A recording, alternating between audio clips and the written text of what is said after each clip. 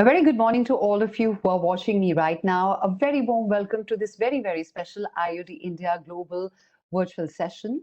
My name is Ritika Jhanji Japtiani, and it is always a pleasure to be associated with all of IoT India's endeavors. And especially during the pandemic, IoT India put in such a lot of effort to bring to you, the board of directors, um, various virtual sessions focusing on all areas of interest that could actually make you realize not just the challenges during the pandemic, but also the opportunities that are arising for the board of directors.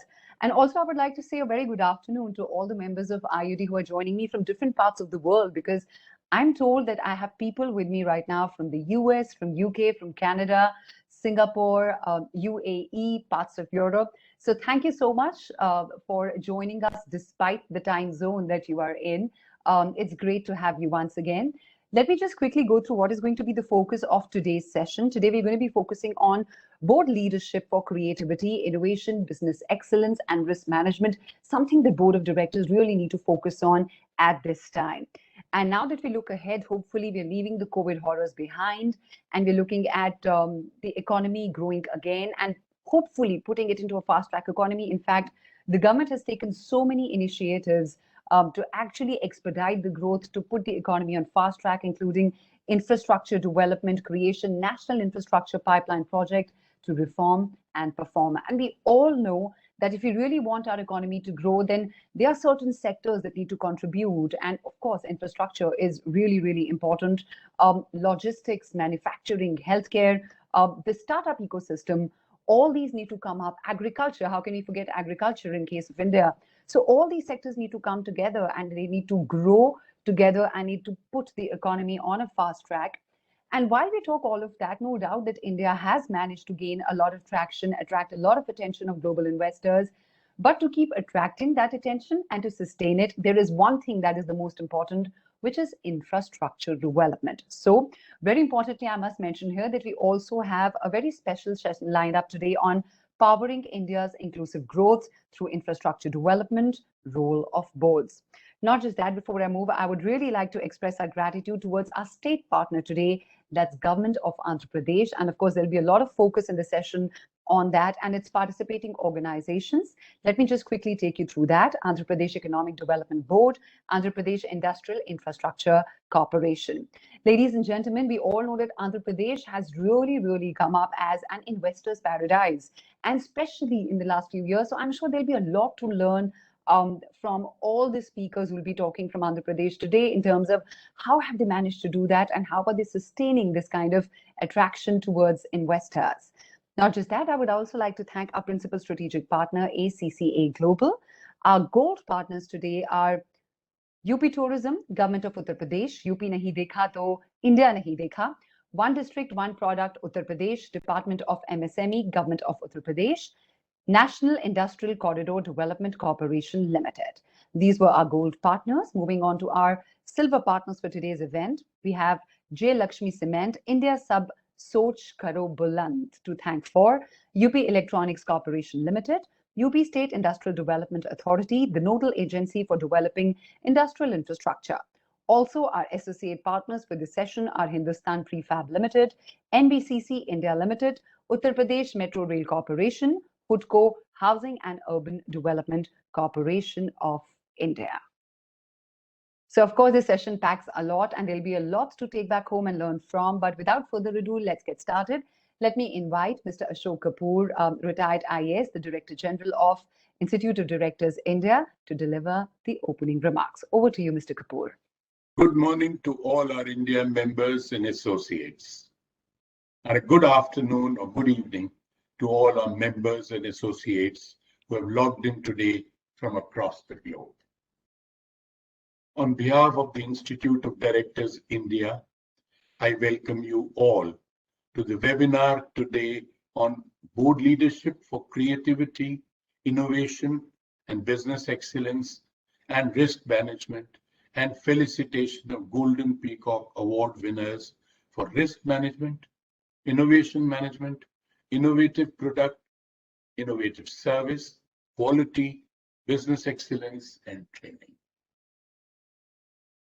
Friends, I have pleasure in welcoming the several distinguished Union Minister and State Ministers, the Union Secretary Housing and Urban Affairs, the Special Chief Secretary Andhra Pradesh, other senior state officials, noted speakers, experts, and directors from India and abroad. I would first of all welcome Ms. Rachel Johnson, Head Corporate Governance, the Association of Chartered Certified Accountants UK, who are our principal strategic partner for the event. ACCA has 250,000 fully qualified members and 500,000 future members, being the world's largest professional association. This, I'm glad to announce, has enabled IoT India to reach a truly global audience in more than 50 countries.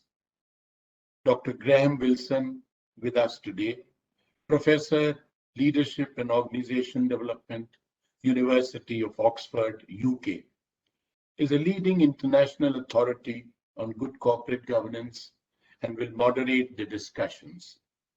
He is rated as one of the top experts in UK, if not in European Union, on business excellence. The famed Golden Peacock Awards, which encompass 15 different corporate verticals, will be conferred today, later in the afternoon, for risk management, innovation management, innovative product service, quality, business excellence, and training. All the winners of these awards, virtually present today, comprise some of the top well-performing companies, both in India and abroad. These GP awards altogether cover almost all the 17 subjects as listed in the Sustainability Development Goals, SDGs, referred to as Global Goals 2030 by the United Nations. To carry the global goals forward, IOD has combined some of these subjects, say, no poverty, zero hunger, as part of business excellence. We have been asked by many state governments and union government to provide a professional platform for highlighting their achievements in promoting the SDGs. Accordingly, IOD India also organizes annual global business meets in London, Dubai, and Singapore, where the achievements of Government of India, governments, and the private corporate sector are projected annually before a global audience. Today's webinar is basically a curtain raiser for our annual London Global Meet, being held there since 2003. This year, it couldn't be held physically because of the COVID.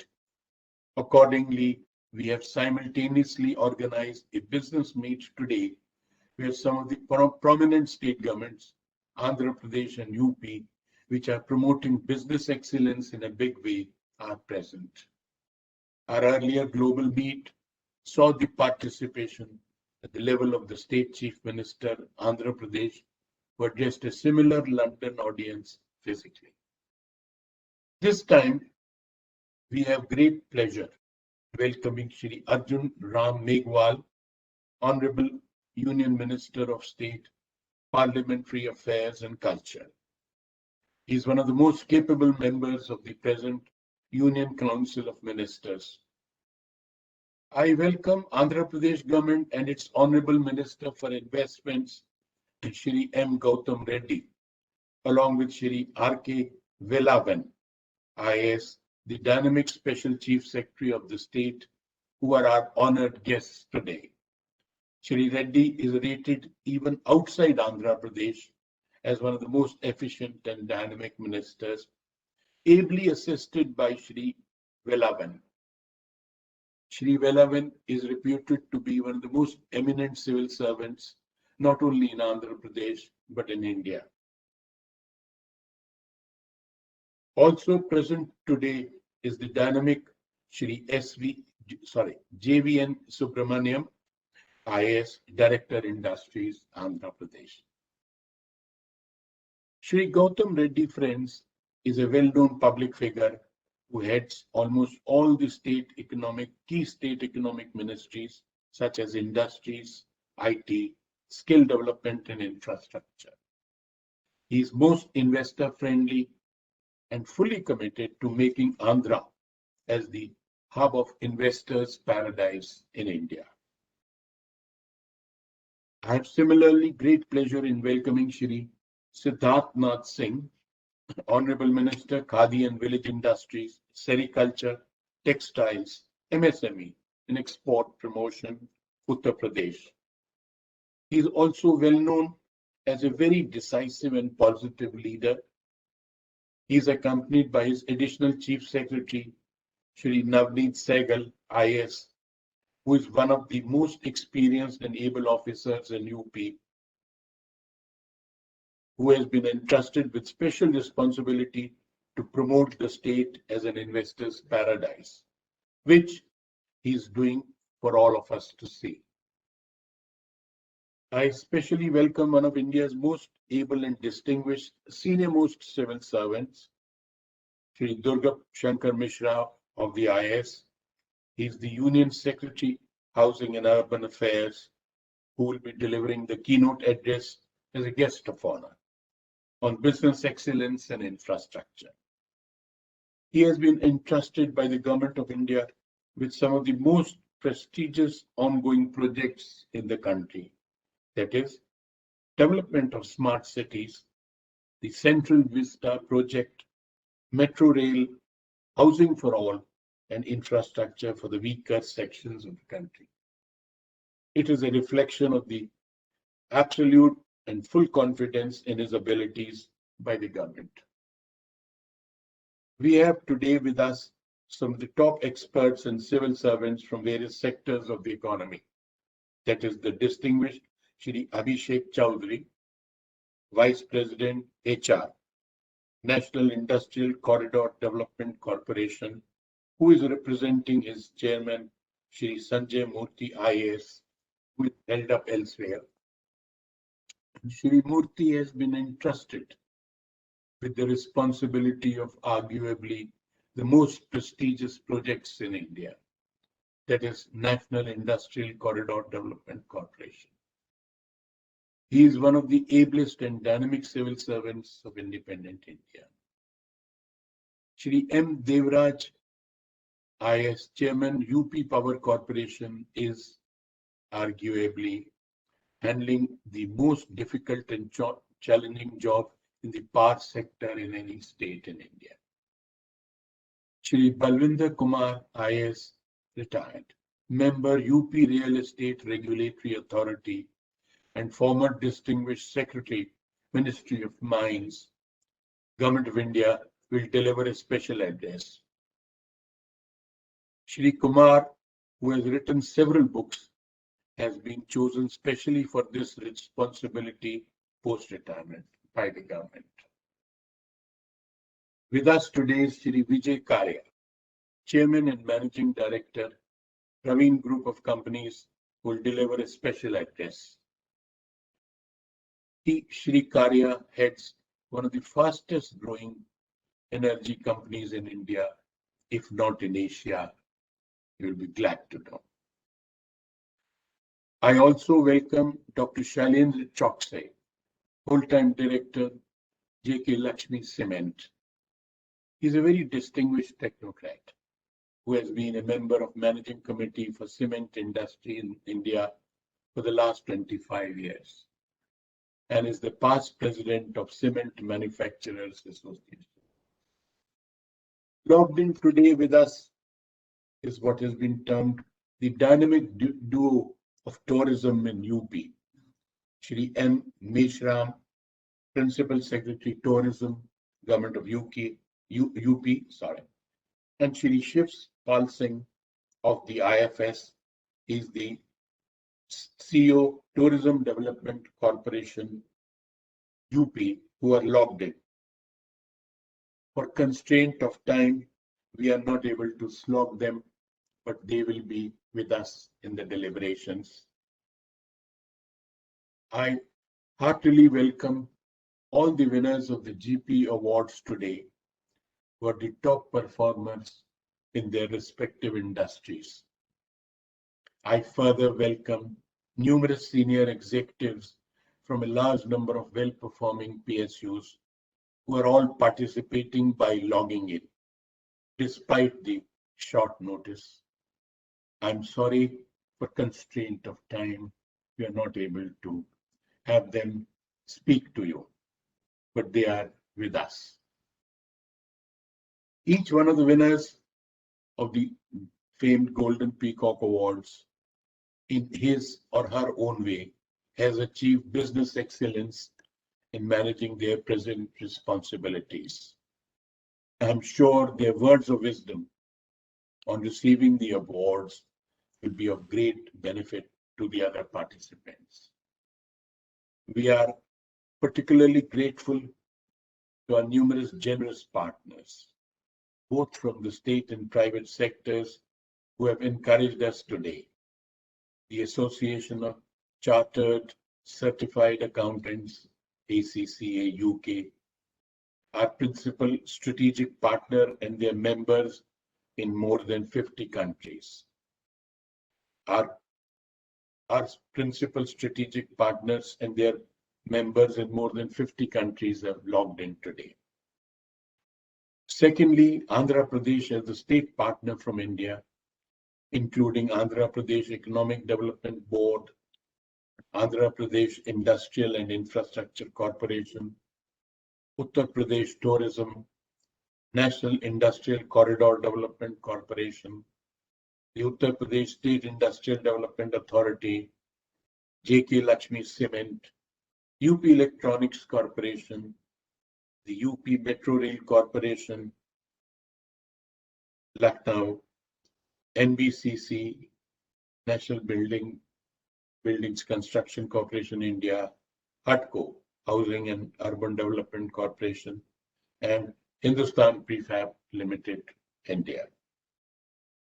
The electronic and print media who are covering the event deserve our special thanks. Thank you, friends, and once again, welcome. Thank you so much, Mr. Ashok Kapoor, for those opening remarks and, of course, outlining the whole trajectory of the event that it's going to be. And as he said that, we're going to have a special focus on Andhra Pradesh today.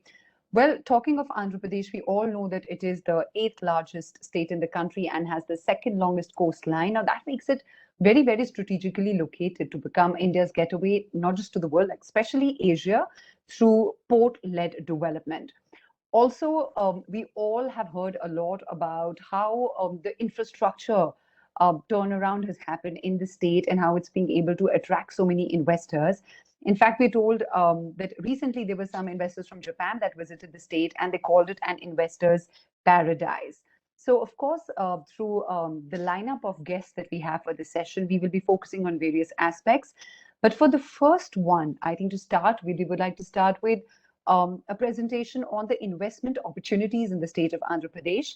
And to make this special presentation, I would like to request Mr. JVN Subramaniam, IAS Director, Industries, Commerce and Export Promotion. He's also Vice Chairman and Managing Director of APIIC Limited, Government of Andhra Pradesh, to please join us.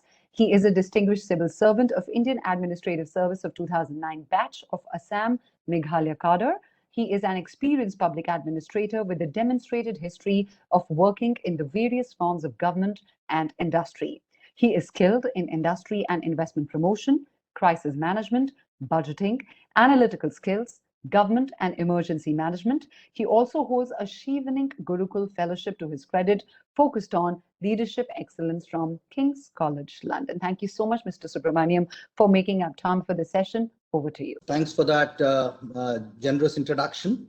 Let me see what best we can do for the audience present here today. In fact, a very august audience.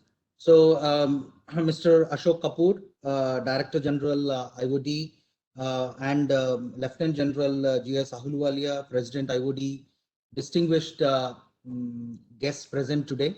In fact, I see that almost 405 attendees already attending the session. That's a great turnout. And all the winners of the Golden Peacock Award. So this is a great place to be and a great place to partner with.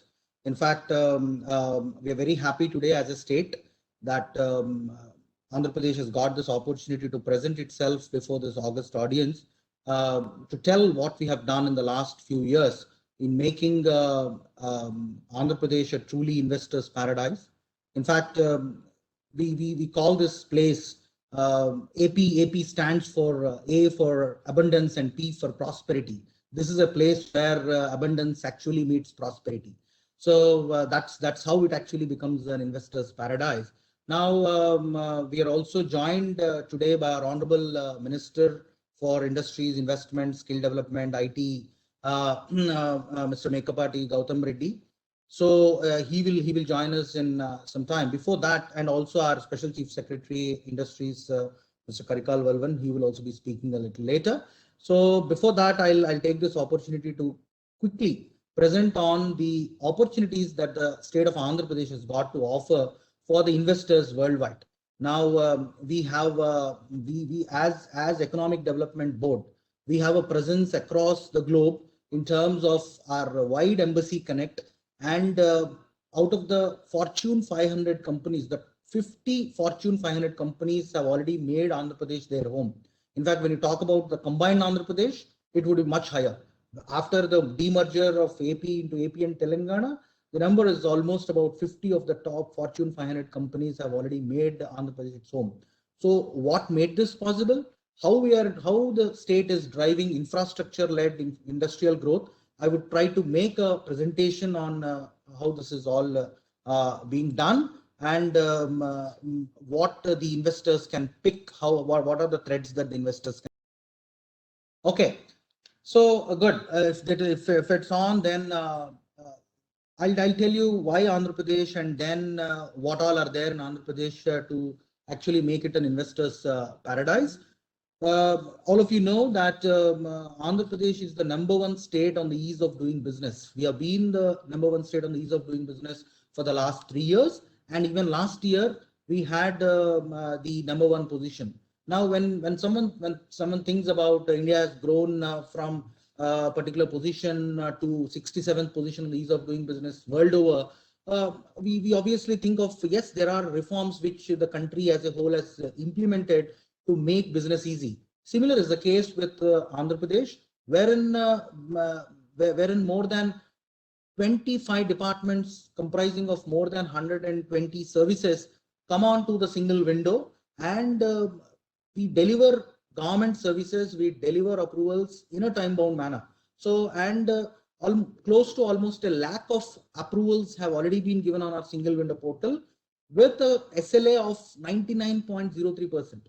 And there is a deeming provision. So many places the investors definitely would have it in their mind. What if a particular approval is not given in a time-bound manner? Okay, government says you give it, but if what happens? There is a deeming provision. If it is not given, it is deemed approved. But let me tell you that although the average timeline for this thing is 21 days, we are giving all our approvals within 11 days, within a specific period of 11 days. Now, we'll speak more about it. I'll also briefly touch upon the availability of skilled manpower that is there. I'll also speak about how infrastructure is driving growth. And I'll also speak about the kind of policy support that we have in the state and the crucial aspects of investment, the land, power, water, and skill. These 4 pillars, as our Honorable CM calls. So these on all the 4 pillars, this is a state which is very strong. When if you talk about India's industrial growth or the $5 trillion dream economy dream of Government of India or Honorable Prime Minister, there are about 8 states in the entire country which would actually make that happen, because on the industrial side, and AP is one of the frontline states or the drivers for that $5 trillion dream, and we move along with Government of India's Atmanirbhar mission and also Make in India mission to make it possible. That's where we put our land, water, and power costs, which at a minimum, so that we have these investments going. I'll speak more about this in my next slides.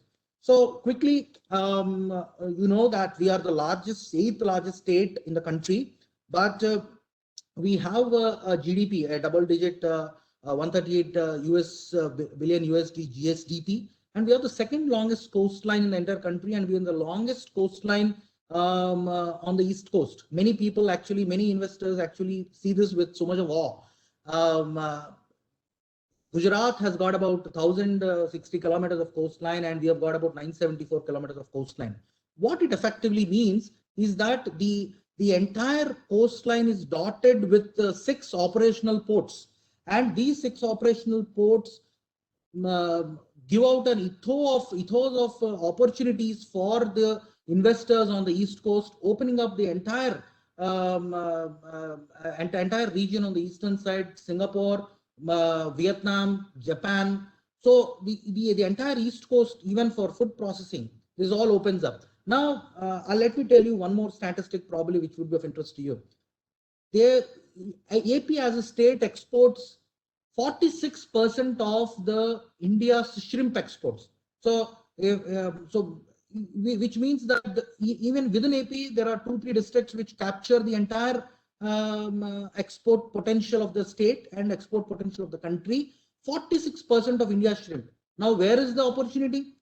Primary processing happens, secondary processing happening, tertiary processing happening in Vietnam, going towards Japan. So there's a huge opportunity on the east coast which can actually be mulled over.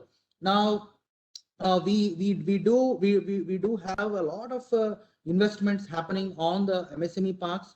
As the AP Industrial Infrastructure Corporation, we invest into building of these MSME parks with trunk infrastructure so that the investors can come, plug and play. So that's how we do it. In fact, the entire land bank of the state is more than 50,000 acres of land, industrial land, which is encumbrance free. Now, let me tell you with a lot of pride that this is one state. In fact, the officials from NIGDIT are also participating today. This is one state which is dotted. Every district of Andhra Pradesh is dotted with one industrial corridor or the other. If you see right starting on the northern side, Visakhapatnam to almost Chennai, that is Tirupati, we have the Visakhapatnam Chennai industrial corridor running along NS16 and running along the coast. This is the longest corridor coming as a part of the east-west corridor and the longest coastal corridor where work is currently happening.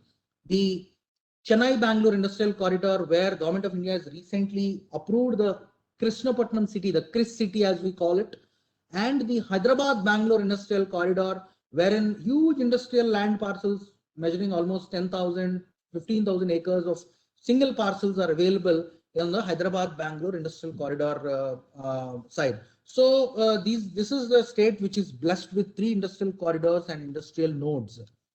Now, as I told you, the state has got 6 operational ports. We almost handle 150 MMT of cargo per annum, and we target almost 326 MMT. There is an excess handling capacity. These are ports with deep draft. Almost 18 to 20 meter draft ports are available, and we have one major port in Visakhapatnam, and the remaining are minor ports. These are well connected to the highways, railway, and air connectivity. Visakhapatnam, we have an international airport. There is one more airport coming up there. There is a Bhavanapadu port which is newly coming up. Similarly, Machilipatnam and Ramayapatnam ports are coming up newly. For all this happening, we actually floated our AP Maritime Board, which is driving growth on the port sector. And for industrialization, we have come up with these port-based clusters. We've got fishing harbors, 8 fishing harbors, which will actually be MSME clusters on the coast, and desal plants to take care of the water. In fact, there is no dearth of water in AP, but still for industrial purposes, desal plants have been planned and are currently under execution. The main aspect of Andhra Pradesh is that any ships calling on to the AP port, they would save 2 to 3 days of travel time rather than the ports on the west coast. So compared to Bombay or compared to any port on the west coast, these Southeast Asian economies would save anything close to 2 to 3 days, and we know the value of that, the value of the money that is saved there. Now, the second point on how much of water we have, as I mentioned to you, we are a water surplus state. We are truly blessed with the Godavari, Krishna river basins, and almost 470 TMC of water in Godavari and 151 TMC in Krishna. So you can ask me, so what? With a wider government order, government of the day has promised 10% of the of the reservoirs for industrial use. So that's a huge water availability. So here we are talking about almost 1000 MLD of water, 1000 million liters of water per day, which is being given from these reservoirs, and at a competitive cost. So we have actually divided the entire region into three places, and that's how water projects are running. Now, when I come to power, we have got a total, we are a power surplus state with the lowest transmission losses, 21 gigawatts of installed power capacity, including the power mix of solar and thermal. And let me also tell you why it has become a solar hub.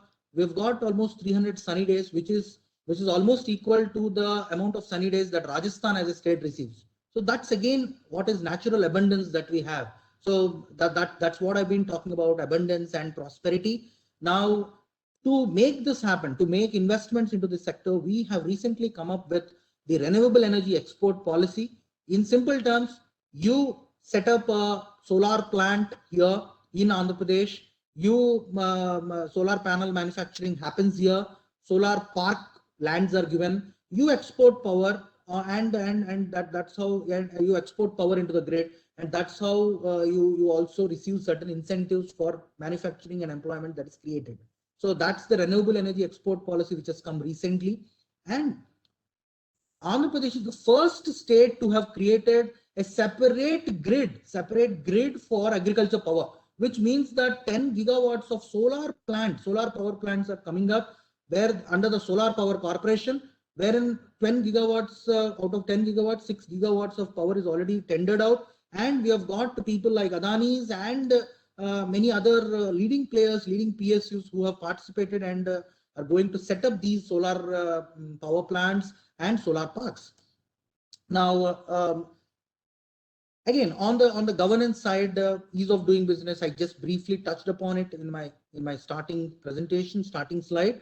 But if you ask me how much of fee reduction, how much of documentation that we have reduced, the kind of inspections that have gone down, 10,000 plus compliance inspections were completed only on the common inspection system, which means that no harassment, no rent seeking behaviors of any in the name of inspections, with utmost clarity on what is being inspected and at what time intervals.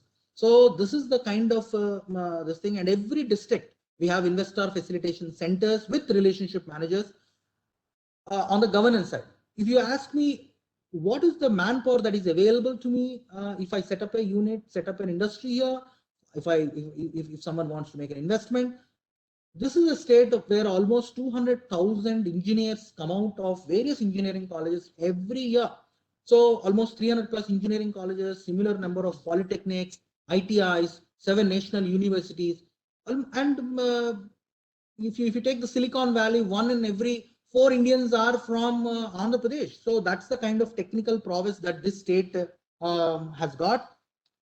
Now, we are a state which has got abundant availability of raw materials on the minerals side. We are a leading producer of barytes. We are a leading producer of granite, and also there are a lot of granite-based industries. Iron ore, which is available in abundance. Now that's what actually brings a whole lot of steel and steel allied companies into Andhra Pradesh, and the metal based and mineral based industries, gas based industries, there is a huge potential for people to come up. In fact, of late, after the PLI scheme has started by Government of India, at least I would have spoken to close to at least 15 to 20 players who are specifically coming only to set up solar panels and using graphite, which is available in the state of AP. So this is the battery manufacturing on EV side and also on solar panel manufacturing. There's a whole lot of interest which has been created. Now, quickly, in the interest of time, I'll touch base briefly on the policies that we have, the supportive policies that the government of Andhra Pradesh gives. We have the AP Industrial Development Policy 2023, under which we give investment subsidy, power, net SGST, 100% net SGST reimbursement, and interest subsidy. And also there is a seed capital for the first generation entrepreneurs establishing micro units. We have a special policy for the SC/ST entrepreneurs. Of course, this is much higher incentives that we give than our industrial policy, but there is a special focus on the weaker sections also. We believe in inclusive growth and we believe in inclusive development even on the industrial development. Now, let me tell you one interesting fact. Andhra Pradesh as a state assembles one mobile phone every second. 30 million mobile phones are assembled in the state of AP every month. We have the likes of Foxlinks, Foxconn, Wintech, Walsem. We have these are all the contract manufacturers for Apple, which have made AP their home. That's because of the good electronics policy that we have, the AP Electronics Policy 21-24, under which we give again investment subsidy, power subsidy. But on the top of all this, of course, all this is available on the skill development side. We give certain things for extra infrastructure and logistics subsidy. And power available at 4.50 rupee. If you see the power that's available in all the other competing states, I told about 8 states. When you make a comparison of all these 8 states, we are the lowest. 4.50 rupee in an EMC is something which is the lowest in the entire country. So now production linked incentives. Government of India has come up with a production linked incentive scheme. All of you must be aware of it. Now, Government of AP has come up with a PLI wherein for 10 years from the starting of the operations, we give 5% of your incremental sales over the base year for a period of 10 years. That is the production linked incentives that we give for the units that are going to be set up in Andhra Pradesh. Now, quickly, I'll just touch upon what are the sectors, focus sectors that we have and close this presentation. So we have, under our industrial policy, we've got about 10 sectors which are of interest to the state and where there is a competitive advantage for the people setting up units on these sectors. Pharma, we are the pharma hub of the country. More than 250 pharma units have made AP their home. 16% of the entire country's production happens here, and we are into API, we are into specialty drugs, we are into biosimilars. COVID, which was a great catastrophe the world has seen and is seeing, has actually been converted into an opportunity because of Andhra being a pharma hub, and we have exported not just pharmaceuticals, but even the COVID test kits and the medical through our AMTZ, the Andhra Pradesh Medical Technology Zone. We have even given ventilators to the world. So that's the kind of manufacturing prowess on pharma and biotechnology that we have. Chemicals and petrochemicals. We are the largest PCPR region, petrochemical industrial region, which is spread across 640 square kilometers. More than 5,000 MSMEs operate in this organic and inorganic chemical sector, and specialty chemicals and agrochemicals. We are predominantly an agro-based economy, and we have got these agrochemicals and fertilizer manufacturing units like the IFCO, which have already made AP their home. Now, there is a huge opportunity for petrochemical intermediaries and downstream industries to come up. I'm just showing you the kind of marquee investors that we have, either in the form of Reliance, ONGC, Berger, who is a leading paint manufacturer, Asian Paints, Aditya Birla Chemicals. There are only a few, but just for paucity of space, I could only present a few, but the list goes unending. Now, on the electronic side, I've already mentioned 10% of India's electronics production happens in India, in AP. And we are probably the first state to have been granted the electronic manufacturing cluster in Koparthi under the EMC 2.0 scheme of Government of India. So which means Government of India and Government of AP are partners in development of these electronic clusters, and Japanese investors, especially Japanese investors, have made the EMC in Sri City and the EMC in Tirupati their home. More than 50 Japanese companies operate in the state of Andhra Pradesh. After Nimrana in Rajasthan, we are the second largest cluster of Japanese companies anywhere operating in the country. So that's the kind of, and I'm sure there would be some Japanese friends who have joined today, and it is like a marriage. And when a Japanese investor believes in a state, believes in an ecosystem, that belief is there for a lifetime, and we are able to deliver there. So that's the kind of commitment that as a state we give. And on food processing, we are the largest producer of eggs, fruits, chili, lemon, and as I told you, 46% of marine products go from here, and huge food processing parks and secondary and tertiary processing, food testing laboratories, agro equipment, a whole lot of opportunity exists. And Kellogg's, Mondelez, Cadbury's, basically PepsiCo, all of them have made AP their home. Now, on the textile side, the other sector that we have a huge focus is on textiles. We are the 7th largest cotton producer. In fact, we have 3.6 million spindles rotating in the state every day, which means this is a huge employment turner because of the availability of raw material and availability of the skill on spinning and ginning. We have the new textile clusters which are being developed under Government of India scheme. On the toys and furniture side, we have the Etikopaka, Kondapalli toys, the toys cluster which has been given as a clarion call by the Honorable Prime Minister. We are there for it.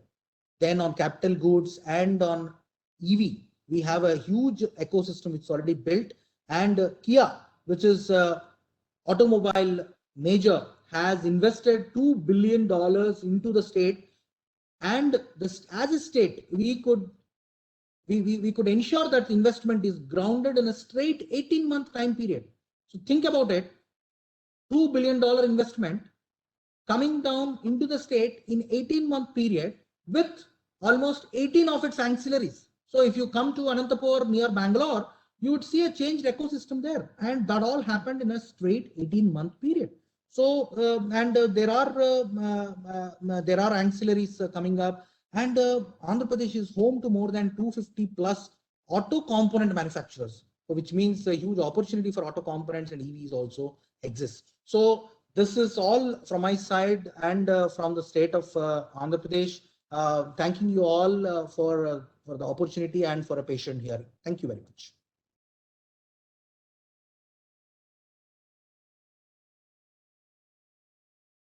So. Yeah, thank you so much, Mr. Subramaniam. Thank you so much for outlining so many details and actually throwing such detailed light on how you are working and how you're putting in efficiencies. And of course, not surprising, I have a whole lot of questions that have come to me. So request you to spare just a little bit of more time because I see a lot of interest from a lot of board of directors. I would like to take up the first question. Of course, when we talk about India hitting the 5 trillion USD economy mark, Andhra Pradesh is going to be one of the states that are going to be instrumental in making that happen.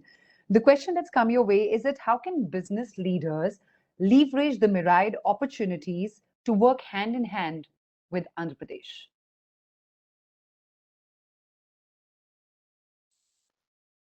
So that's a great question, because just governments will not be able to make this happen. It's a partnership. The right. The business leaders and the government has to come together to ensure that this $5 trillion, the growth actually happens, the economy grows.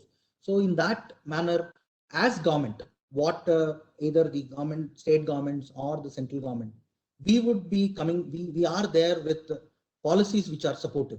Even the Government of India has come up with the ECLGS, the 20 lakh crore package, the PLI scheme. The Government of AP has come up with supportive policies, and we are investing a whole lot of it into skill development. Now, it is And of course, wherever there are clogs in the system, wherever there are clogs on reform agenda, we are very much there. In fact, we have started something called the minimizing regulatory compliance burden. So this is the entire idea is to ensure that let us give this entrepreneur spirit flowing freely from these thought leaders and business leaders, and as government we are there to support, to facilitate, and to ensure that growth happens. So for that, every supportive policy is there from the central government and from the state government.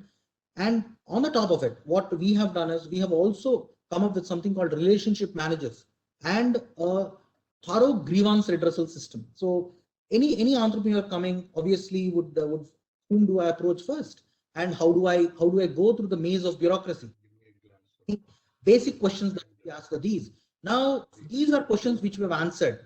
We have got relationship managers who are set up. We have got a very thorough grievance redressal mechanism in the form of Spandana. So it's all there. The ground is there for the business thought leaders to come and then partner. And the what our honorable minister says is, you grow and we grow along with you.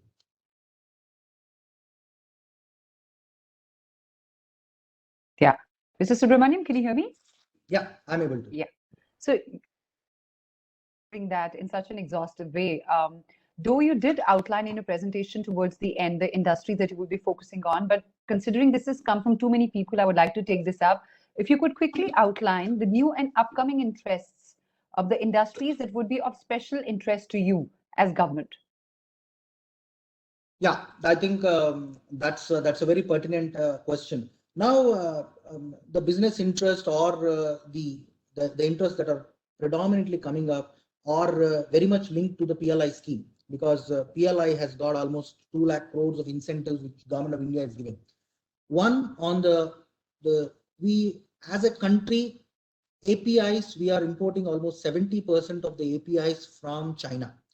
Now, API manufacturing, bulk drug parks, we have bulk drug parks which are there. On bulk drugs and APIs, we have a whole lot of interest in the state and in government of India. Second, on the solar panel manufacturing, again, this is one area where the whole lot of solar panels we import from China. So that's again a place where we can partner, and then there are the solar parks which are coming up. Third thing is, on a whole lot of furniture parks are set up and toys parks are set up. So these are things which people can actually operate on. And we have a huge potential on food processing. The fifth area, I would say, in fact, I would have told this as the first area. This is the food bowl. Andhra Pradesh is considered the food bowl of the country. We are called the Annapurna, which means there is a whole lot of raw material which is available, both one for export and for processing.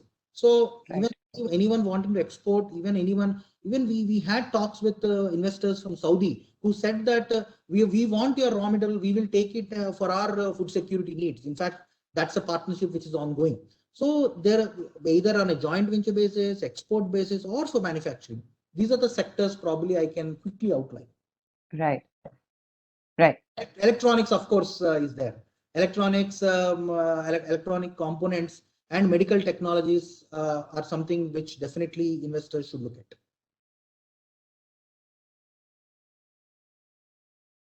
Right.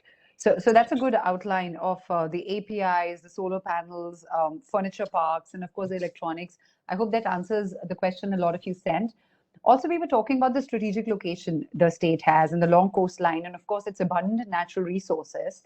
The question that's come is that how do you plan to balance the ESG agenda along with economic growth?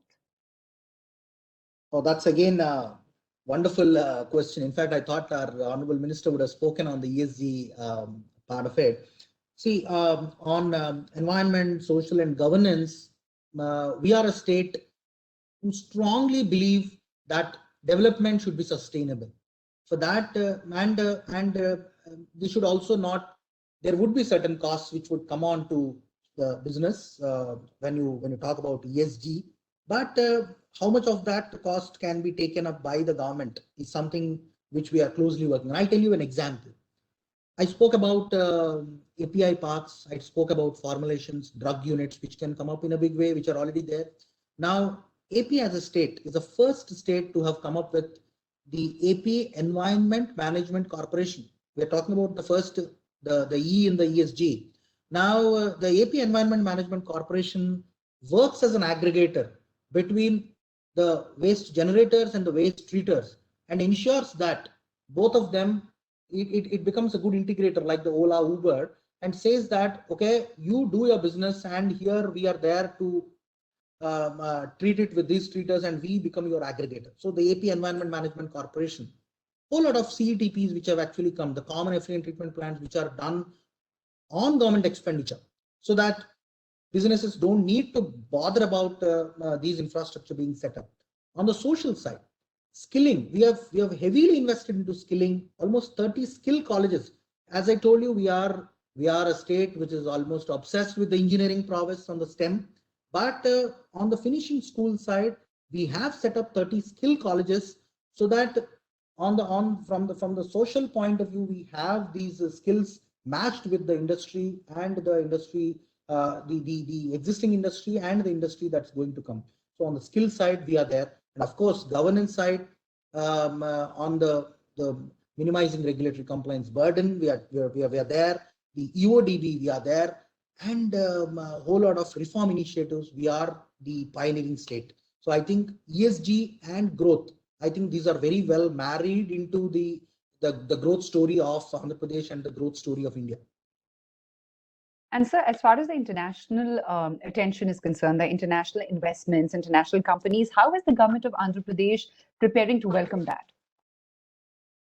Yeah, so as I told you, we are a state which has got international investors, the Japanese investors, the Korean investors mainly. We have got investments from Taiwan and Middle East. Now, as I told you, we have these international desks of the EDB, the Economic Development Board. I head the EDB. I'm the CEO of the EDB too. So we have these international desks which are set up. We have got close focus on 8 to 10 countries, be it the US, Right. the Middle East, the Singapore, the Right. Korea, the Taiwan. Right. So all these countries, we have got international desks which are set up, and we have close connect with the embassies. So we do welcome, and there are a whole lot of road shows which are happening, mostly virtual for the last 1.5 years. But we intend to go physically to these road shows also, and ensure that we give that level of comfort for the international investors also. Great. The next question coming, and there's just so many of them. No, we are just going to partner in the Dubai Fest also, which is going to start in October 2020. Okay, great. Looking forward to that. The next question for you is that it has been estimated that nearly 10 million people lost their jobs due to COVID-19 in India. How is the gap between employment and training being bridged to prepare for the post-pandemic world? We would like Andhra Pradesh's point of view on that. How are you doing that? Yeah, you're right. I think the pandemic has thrown a big challenge on the migrant labor and the kind of skills that this migrant labor were bringing in. We had migrant labor issues in our granite industry, some in pharma, some in textiles. Now, as I told you, one of you obviously any plain thinking economist would say that you have to put money into the hands of the lowest downtrodden people. That's what and that's good economics at the time when the entire economy is bad. So almost 95,000 crores of DBT has been done by the state of Andhra Pradesh in the last 1.5 years. 95,000 crores of DBT, direct benefit transfer. So which means we are putting money in the hands of the last man. Right.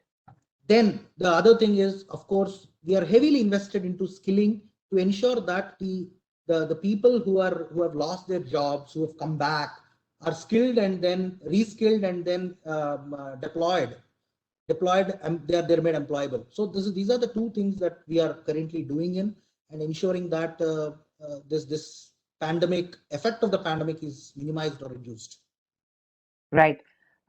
Still a few more questions coming in for you. And there's one specific query that's come, like when you were naming the sectors and the industries that one should be concentrating on, anything on semiconductor fabs? Yeah, see, semiconductor fab, I think I've briefly mentioned it in the presentation, but I did not speak about it. It's a we are having focus on electronics and semiconductor fab. Semiconductor fabs require huge investment and huge water. So that is something which we will be in a position to give, but it requires a huge investment. So that's where we are ready to support any fab industry coming in if the investment to that size is available. Thank you so much, Subramaniam ji. I will have to let you go because we've taken too much of your time and just so many queries came in, even though you had such an exhaustive presentation covering almost every point of view. Thank you so much for your insightful presentation and taking all these questions so well. Thank you so much. Thank you. And now, before we move on to the next speaker, we would like to showcase a very special video which is about Andhra Pradesh, the investor's paradise. Let's take a look.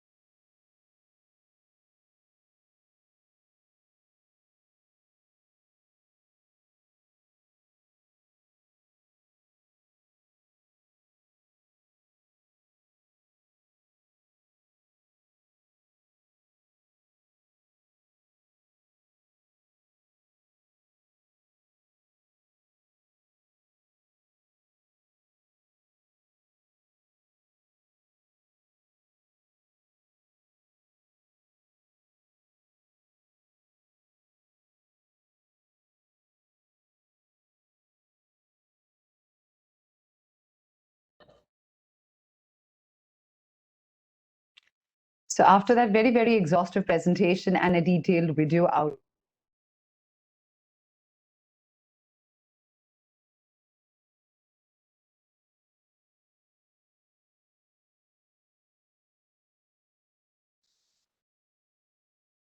Mr. Mekapati Gautam Reddy, we are told that his office is logged in, but unfortunately he is held up with the Chief Minister right now.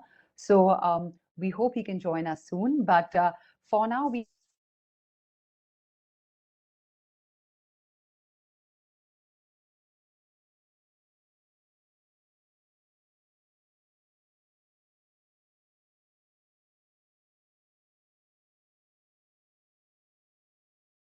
M. Devaraj, IAS Chairman, Uttar Pradesh Power Corporation Limited, UP Power Transmission Corporation Limited, UP Rajya Vidyut Utpadan Nigam Limited, UP Jal Vidyut Nigam Limited.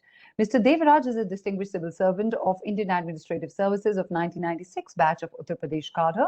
In his 25 years of rich and diverse experience, he has held very important portfolios and positions in the state government of Uttar Pradesh. He has wide experience in policy making in agriculture, horticulture, food processing, rural development, rural infrastructure, education, public works, land revenue administration, and many more. A very, very hearty welcome, Mr. Devraj. Over to you. Good afternoon, everyone. Can I share my PowerPoint presentation? Can you let me share my PowerPoint? Am I audible? Yes, you are, sir. You're audible. Yeah. Can I share my PowerPoint? Can a PowerPoint be shared? Yeah. Let me just check with the IT. Yes, ma'am. Yeah, it can be shared, sir. Okay. 1 second.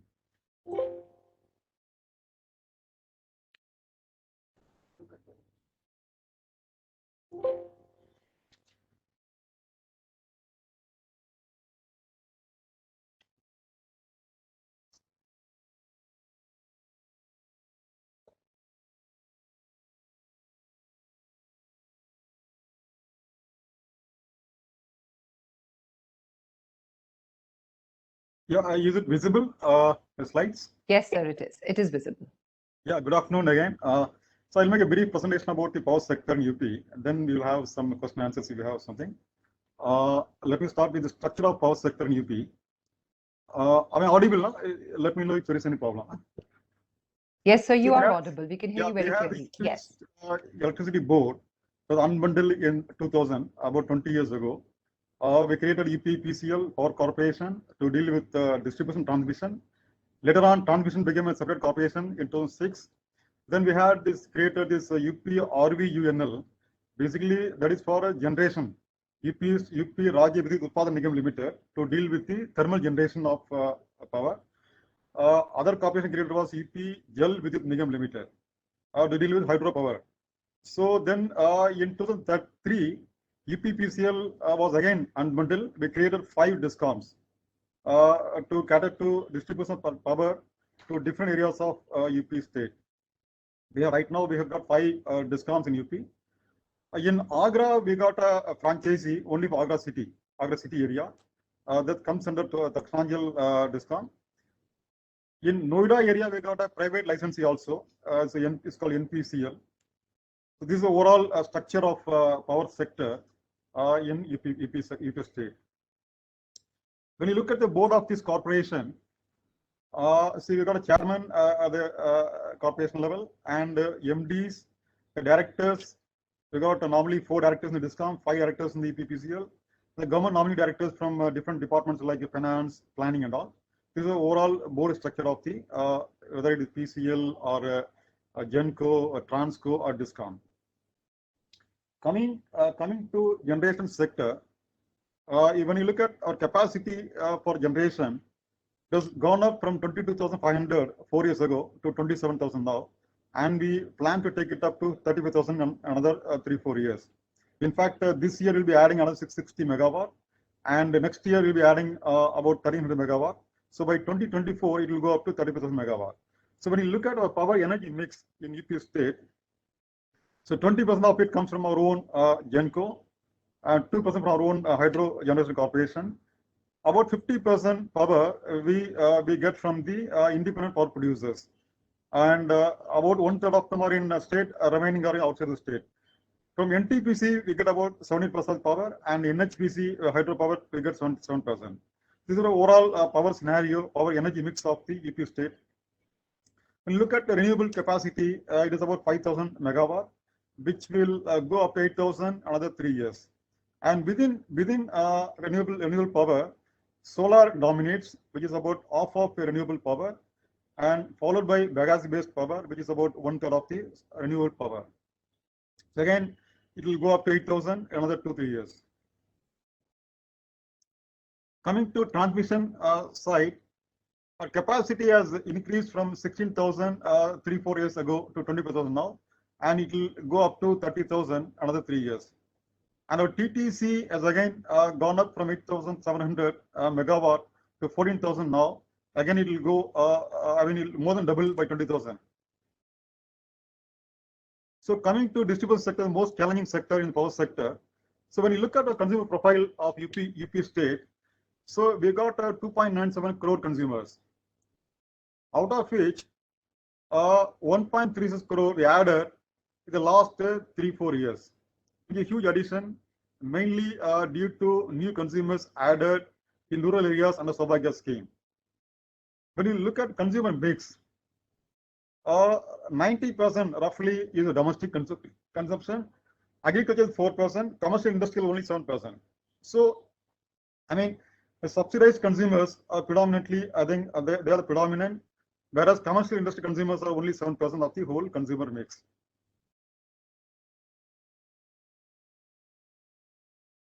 When you look at the UP's power demand, the last 7 years, there's an annual growth rate of 9.35%. So a huge growth.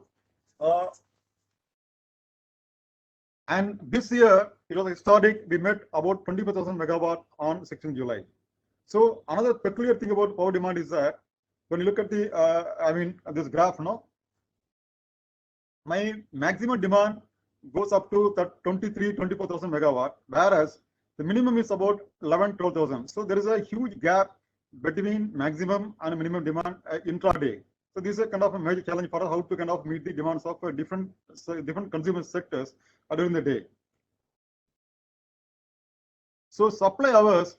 So I think some 10-15 years ago, supply, 24-hour supply was unheard of in UP, whereas today's time, in all municipal corporation and this headquarter, we are supplying 24 hours uninterrupted power supply. Tehsil headquarter, 21 hours, 21.3 hours. Bundelkhand area, which is a backward area in Uttar Pradesh, we are supplying 20 hours. Rural areas, we are supplying 18 hours of power. Industrial feeders across the state, we are giving power 24 hours. Agriculture feeders, mainly for farmers, we are supplying 10 hours during daytime. That is from 7 a.m. to 5 p.m. during daytime, so that they can do irrigation work. When you look at tariff, how do we compare with other states? I mean, UP, I think I won't say the lowest tariff, but we are comparing quite favorably with other states, other state discounts. But you look at domestic tariff in the urban areas, ours is only 6.01 rupee per unit. Rajasthan is 8 rupee, Maharashtra 7 plus, Madhya Pradesh 7 plus. So we are doing, I think, our power tariff is somewhere. I think when we compare different states of India, is somewhere in between. Whether it is domestic tariff, rural, urban, industrial, whatever. Basically, we are somewhere in between tariff-wise. So some of the key achievements of discoms in the last few years. So now in UP, whatever connection you want to take, whether it is for domestic, commercial, industry, everything online. So one has to apply online and is monitored at every level so that you get connection within time without any delay. Number two, the last 4 years, our AT&C losses have come down from 41 to 25%, which is a major achievement. Number three, in the last 3 years, our power purchase cost has not gone up at all. Though our demand has gone up, our index has gone up, but cost of purchase is still like same. And UP is a pioneer state in installing smart meters. So if you look at all the states in India, we are number 1 in smart meter installation. We have done 11.5 lakh smart meters, out of which roughly 1 lakh is in prepaid mode, remaining in postpaid mode. And we want to convert all these postpaid to prepaid. In fact, there is a new scheme of Government of India where the Government of India plans to install prepaid smart meters in all connections. So we are well on this way. Then we got a new, recently we entered into a new procurement agreement, wherein we will be purchasing hydropower only from May to October, when our demand is quite high during summer months. It's a very unique kind of agreement we have entered into, so that we need to buy, we will buy power only during our peak demand period. Then UP Power Corporation, we are very active in real-time market. Maybe I think maybe we are number one if you look at the volume of transaction in the real-time market. And we got an automated dashboard for monitoring purchase sale of power in the RTM market. So how do we support industries? If you look at, we got a TOD mechanism. So the industry, we got a 4 TOD slots. So from 11 AM to 5 PM, the tariff is same. But in the summer months, that is from April to September, if somebody uses electricity from 5 AM to 11 AM morning, early morning, then we give a tariff reduction of 15%. The same manner during winter months, if you use electricity from 23 hours, that is 11 PM to morning 5 PM, again we give a kind of a reduction of 15%. During peak hours, which is basically evening hours, there is a kind of a hike in the tariff. So we got a TOD mechanism in place, so the industries are encouraged to use maximum energy during the, lean period, off-peak period. We also are very open to the idea of open access. We are given, we are giving open access for both long-term and short-term. We are given to 60 plus people so far, and we are very welcoming in giving open access to industries. We also encourage energy banking facility for the generators who supply energy to open access consumers. So even renewable energy generators they are allowed to sell power whether within UP or outside UP. So we are, in a way, UP state, we are very welcoming to industries. To kind of encourage them to go for open access. If they find our tariff structure to be not favorable to us, if they find a better source of energy, we welcome them. Then in ease of doing business, as I told earlier, so if some industrialists want a connection for this thing for industry, they can apply online. The monitor of the top level of the government, so that we give connection within no time. So it is being monitored at every level. If you want a connection for domestic, we got a separate portal for that, JetPet portal, where you can apply for domestic and other connections. Again, is all online. If you want a connection for tubal, again, it's online. So everything is online here. We also create opportunities for different groups of people. See, one of the major challenges for the DISCOM is how to improve our revenue. So one of the major hurdles in revenue relation is that the consumers, mainly those who are in the rural areas, they find it hard to pay the dues online, because many of them, they don't have access to internet. Number two, if they go to the nearby town to pay the dues, they lose one day's job. So to take it to the doorstep, we have enlisted many different kind of groups for collecting revenue at the doorstep. One is, we got self-help groups. The state of UP, we got about 3 lakh self-help groups. So we have started using them for collecting electricity bill from the consumers at their doorstep. So it's a win-win for the corporation, for the consumer, as well as the SHGs. We also enlisted the services of fair price shops in both rural and urban areas, so that any consumer can go to the nearby PDS shop and pay their bill. Third, in the villages, we got Krishi societies, so the farmers especially, can pay the bill in the pact society also. Then across the state, we also engage CSC centers, so that anybody who wants to pay the bill can go to the nearest CSC center and they pay the bill. So we have enabled the consumers to pay the bill either online or at their doorstep or nearby the house, so that they don't have any difficulty in paying their bill. So we got as I told, right now our payment, when we look at the revenue collection, our one fourth is online. We want to bring it, up further. And we got we got a separate line for consumers redress grievances, a grievance redressal. We got a 1912 number dedicated line so that consumers, any complaint they got, whether it's supply or anything else related to bill, they just call the number so that their complaints will be redressed within no time. Then we got social media active, very active in Twitter. Each district got a Twitter handle so that any consumer, they want to post some complaint about their bill, their supply status, they can post on Twitter, on Facebook, we respond immediately. So what opportunities do we have got for the industrialist? So as I told earlier, so the government of India has come out with a new scheme in the distribution sector. It is outlay of roughly 3 lakh crore. So in UP, we may get about 50-60,000 crore. This money will be used for system strengthening of the network, for AB cabling and smart metering. So this is a huge task which we will be doing in another 3-4 years. So we will welcome people who want to be partner with us in this endeavor. Thank you.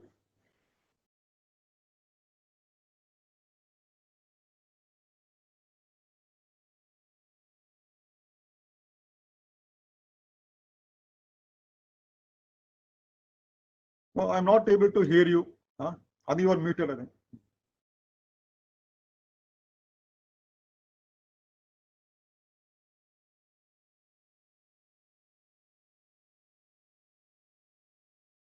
Sir, you are not audible.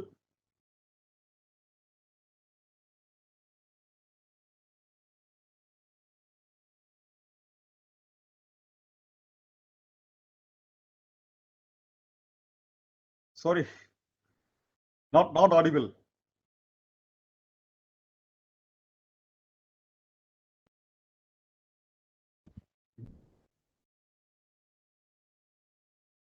Thank you, Devraj. Thank you, sir. It was very comprehensive, a very well-reasoned presentation. I'm really very happy to know, we are happy to know the strides by the UP power sector. So we'll just come back to you. Devraj, there are questions from the audience. I'll, because of paucity of time, I'll just summarize them and tell you. You see, the audience are asking if renewables currently provide only 4% of the energy consumption in the state, how does it plan to meet? Is this okay for renewable energy like solar and hydrogen? The latest union budget has announced a national hydrogen energy mission for this thing.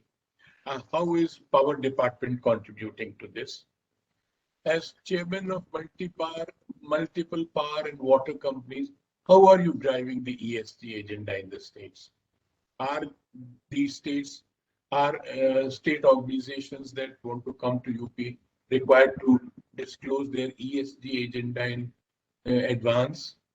And how are you working towards self-reliance in the power sector? Thank you. Sorry, I've combined, because of paucity of time, I've combined all these numerous questions so that you can deal with them one by one. Thank you, sir. So coming to self-reliant power sector, as I mentioned in the presentation also, see, my demand, if at today's date, we are producing more than what we need actually. In fact, we are selling power during off-peak period. So next 4-5 years, we have got enough power in the state to meet our demand. So right now, my maximum demand is about, during daytime 23,000 megawatt. We produce more than that. So we got a pipeline also, a robust pipeline, so that for next 4-5 years, we have absolutely no shortage of power in UP. Number one. Coming to renewable, right now, as I told you, it's about 5,000 megawatt only, out of which half of it is in solar power, remaining is other sources. which will become 8,000 in another 3-4 years by 2024. And we are encouraging solar power mainly by setting up solar power parks in Bundelkhand region where land is comparatively cheap. So government has a policy of procuring solar power from those who set up plant in UP. So the policy is in place. So we are encouraging people to come to UP to set up solar power plant and sell power to us. But right now the thing is the cost of solar power is on the higher side right now. So if more people come and the storage capacity improvement, most likely the rate of solar power will come down.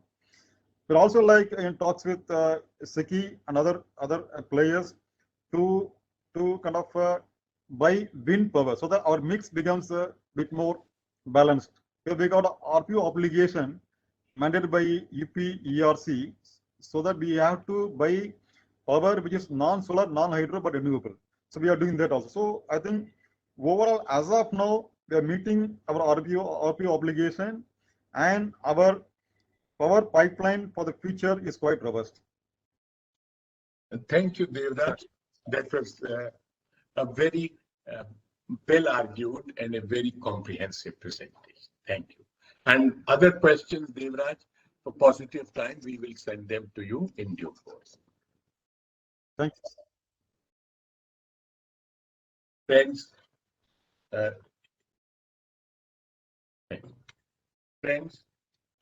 the next speaker now is, I have just welcomed, is Dr. Shailendra Choksey, full-time director, J.K. Lakshmi Center. Thank you, Dev. Dr. Choksey, please.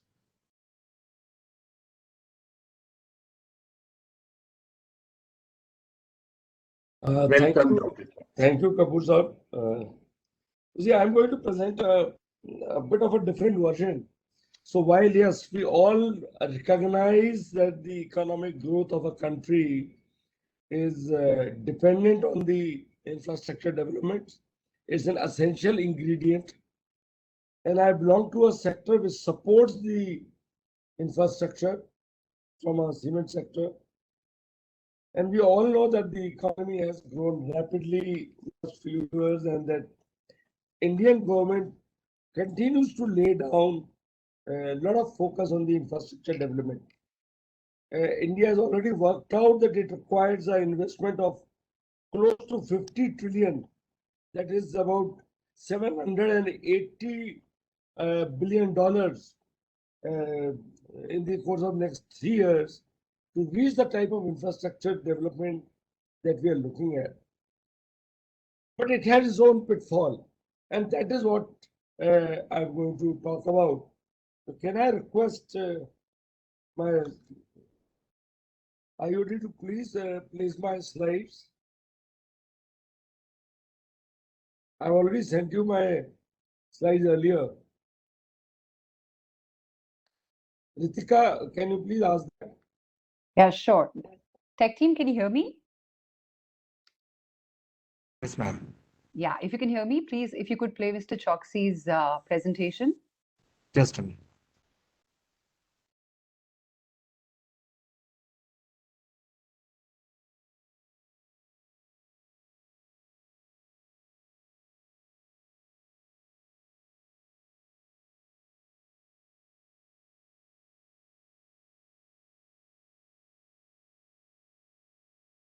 We have it, sir.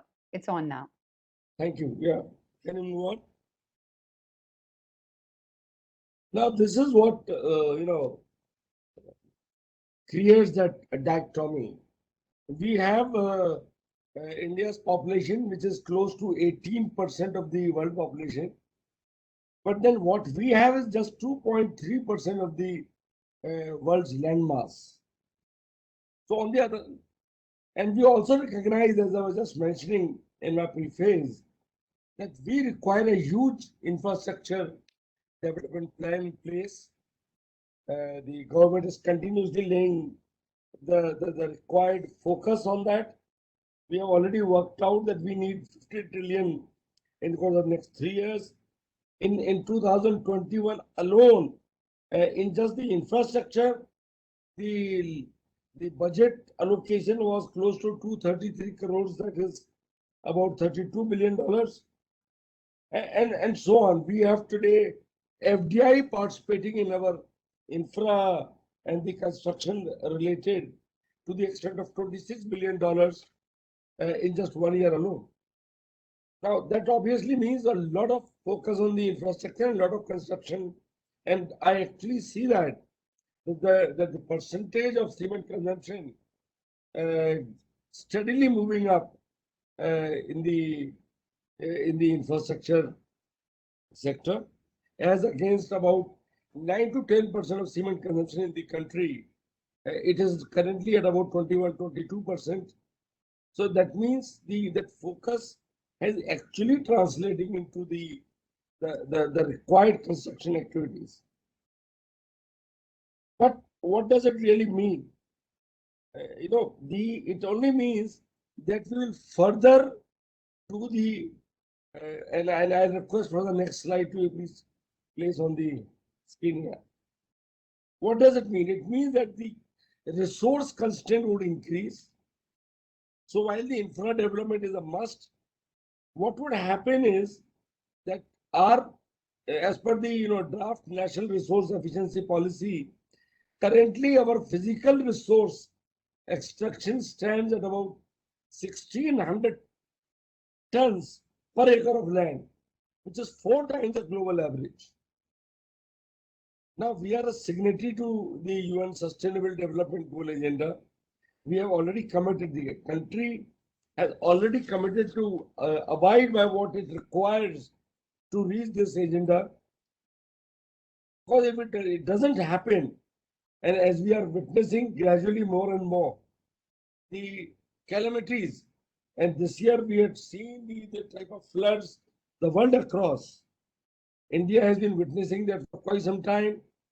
The seasons have taken a total change. The summers have prolonged.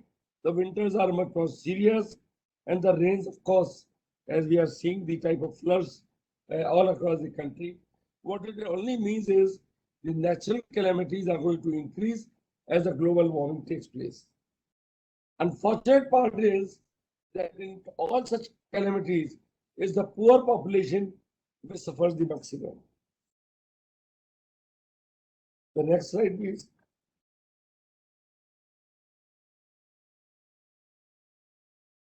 What does the board really have to do in this?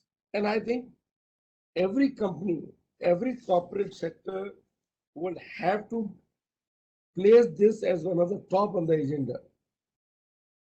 Because if we do not do, we all are fairly, well-read. We all understand that we are leading to practically a mayhem if we do not attach sufficient importance to this particular factor, and therefore the sustainability risk. So while on one hand we have the opportunities, so the companies which are there in the infra, companies like us, we are recognizing these opportunities and we are taking all what it takes to leverage them. But whether we are paying the same amount of focus on the risk which get associated with this development, that is what I am today alluding to. So while we have the CSR as an agent of the board, you have the SEBI regulations, the company affairs regulation, which mandates at least 2 meetings by the board, a board including which must have an independent member, and a mandated amount to be spent on the CSR. So while the Indian corporate is already spending much more than what is mandated, it is a very positive thing. But obviously it has taken a number of years to reach this agenda. And therefore, the next thing on the agenda which all the companies must take is the ESG. That is the environment, social governance as a part of their agenda. And most of the good corporates, they have already come out with their ESG policies. They have, some of the companies have gone to the extent of inducting members in their board who are expert on the subject of sustainability and taking all the other required measures. There are independent members of the board who are encouraged to participate more in ensuring that the companies have the relevant company has the agenda right, that they have a monitoring system through a proper MIS where the sustainability variables are measured. I'll just take an example of what we are doing in this particular field in the ESG. To start with, we had this policy in place almost 3 to 4 years back, which has become a part of our business framework, where every business leader in the group gets exposed to. They are not only made aware, they are made in charge to ensure that the sustainability agenda is pursued to the last T. Can I take you request for the next slide? Yeah, next. So if we here, what I'm talking is what we have done. You see, we are a cement manufacturing company which has obviously a lot of CO2 emission. So one of the first things that we have been doing is keeping a tab on our CO2 reduction. So while in last 30 years, we could bring to about, we could reduce about 18.7. What we have given a target that in this decade, that is from 2021 to 2030, we will reduce our total CO2 to the similar extent, about 18.7 million. That is, we'll accelerate our carbon reduction process by 3 times. And one of the main catalysts for this is increasing our renewable energy share. So while we have plans to about 29% of our renewable energy coming next year out of our total share of energy consumption, by 2025 itself, we are aiming to reach about 87%. So in all our manufacturing units, we have gone in for solar. We have put up solar plants separately. We have converted most of our kiln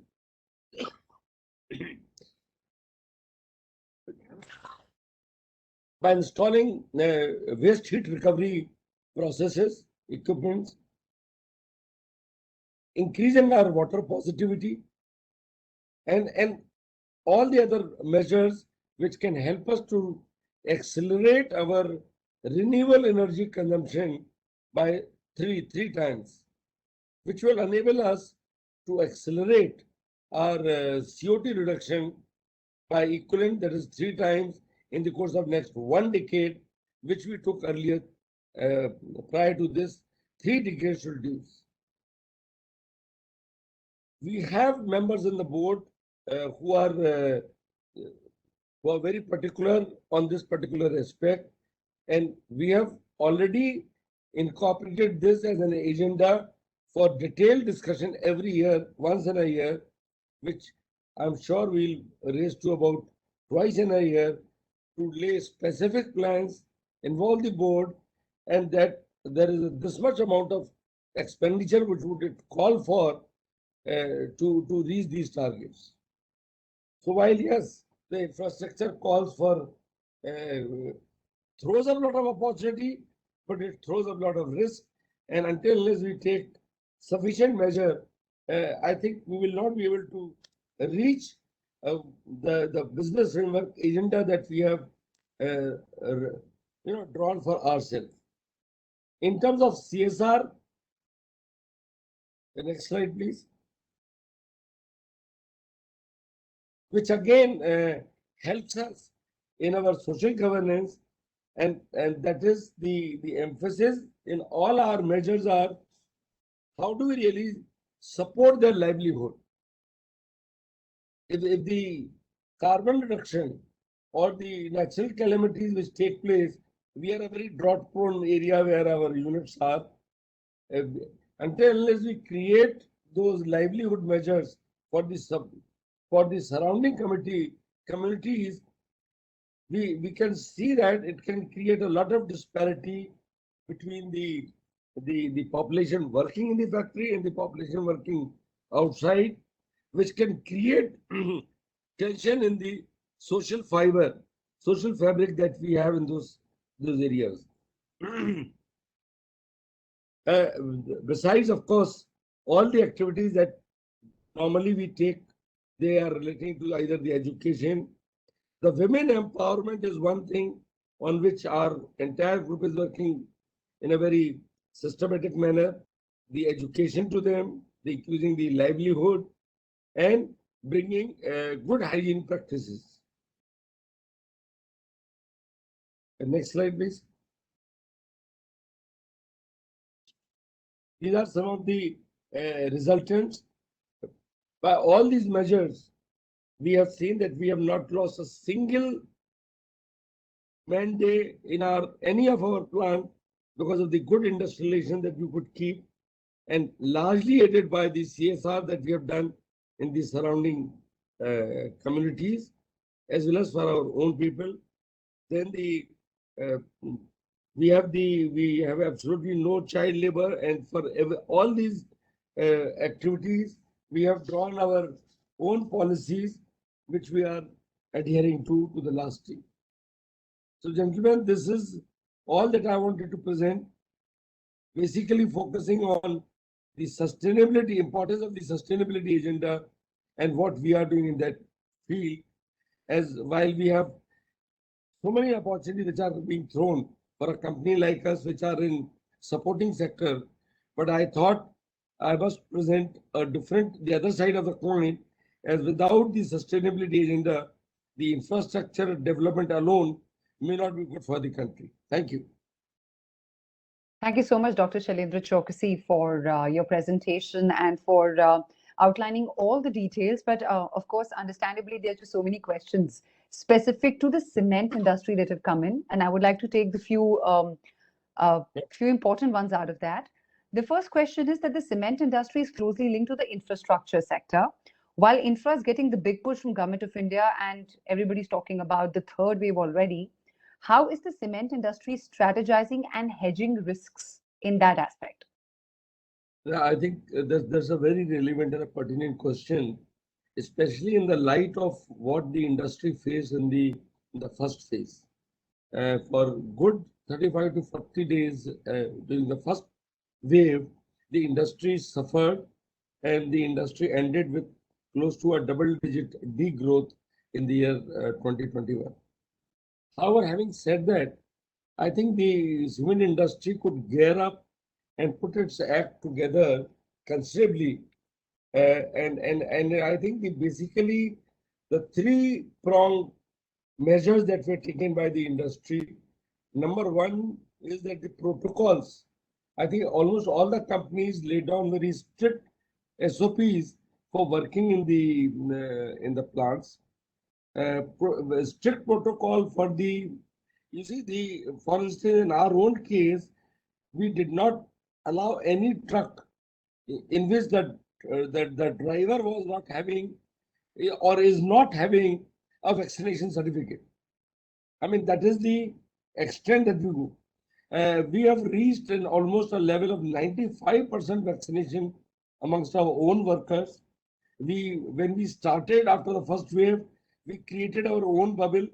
Fortunately, in most of our manufacturing units, we have the residential colony for the workers and officers, and therefore it was comparatively easy for us. But where these options are not available, they resorted to the transportation by the company, which had all the required operating procedure, created bubble near their colonies and the transportation, and even where the material goes, where our output goes, either those construction sites or even at our own dumps, we laid down a strict protocol for our own people to ensure that we contribute to minimum spread of this virus. Sure. We obviously, like most of the Indian corporate, The personal visits were reduced to almost negligible. Everybody was encouraged to connect virtually. And I think today we have reached a level where COVID or no COVID, one is very confident that one can manage business to almost 80% satisfaction without really, the physical touch. I think Thank you these are so some of the much. measures Thank you. which would help. Thank you so much. That was Mr. Shailendra Chokasi, whole-time director at JK Lakshmi Cement Limited, outlining the whole sector view and, of course, what all they are doing. And, of course, the answer very well put to the question on what are they doing in terms of COVID. But then there is one more question that's just come in, and I would like to hold on to you, Mr. Chokasi, for that. How your JK Lakshmi Cement is preparing for 3D concrete printing market, which everyone is talking about and is really expecting to grow. Yeah, I think there's a lot of talk of using the 3D technology for construction, and we have seen the videos where a lot of the construction can be sufficiently powered. We are using 3D ourselves. We have a 3D machine also in our premises, where we are using it mainly for either for our designs of a prototype of the cementitious products, but we have not yet used for the entire construction to be shifted to 3D. But what I believe from my people who are working on this, that it does offer opportunities, and I think that will enable us to be far more probably sustainable, and as well as will enable the industry to insulate itself against very many vacancies. But I have honestly yet to really go into much more into depth in the actual construction application. So while we are using 3D in our manufacturing process or design or instrumentation, but we have not yet gone in for application side in the construction. Sure. Thank you so much, Mr. Shailendra Chokasi, for sparing your time and throwing light on all the insights that you did. Thank you so much again. And now, ladies and gentlemen, it's time to move ahead in the session to our next distinguished speakers, who is none other than Mr. Abhishek Chaudhary. He is the Vice President, Corporate Affairs and HR, National Industrial Corridor Development Corporation Limited. He is a gold medalist in law and also a fellow member of the Institute of Company Secretaries of India, has a wide experience of various affairs, infrastructure within the government. He has been associated with Industrial Corridor Program for over the last 11 years. Involved in strategic aspects and initiatives. And today, Mr. Chaudhary is with us with his vast experience to share his deep insights. Welcome, Mr. Abhishek Chaudhary. Thanks, Ritika. Thanks, Institute of Directors, for giving me this opportunity to just throw some light about the developments under the National Industrial Corridor Development Program.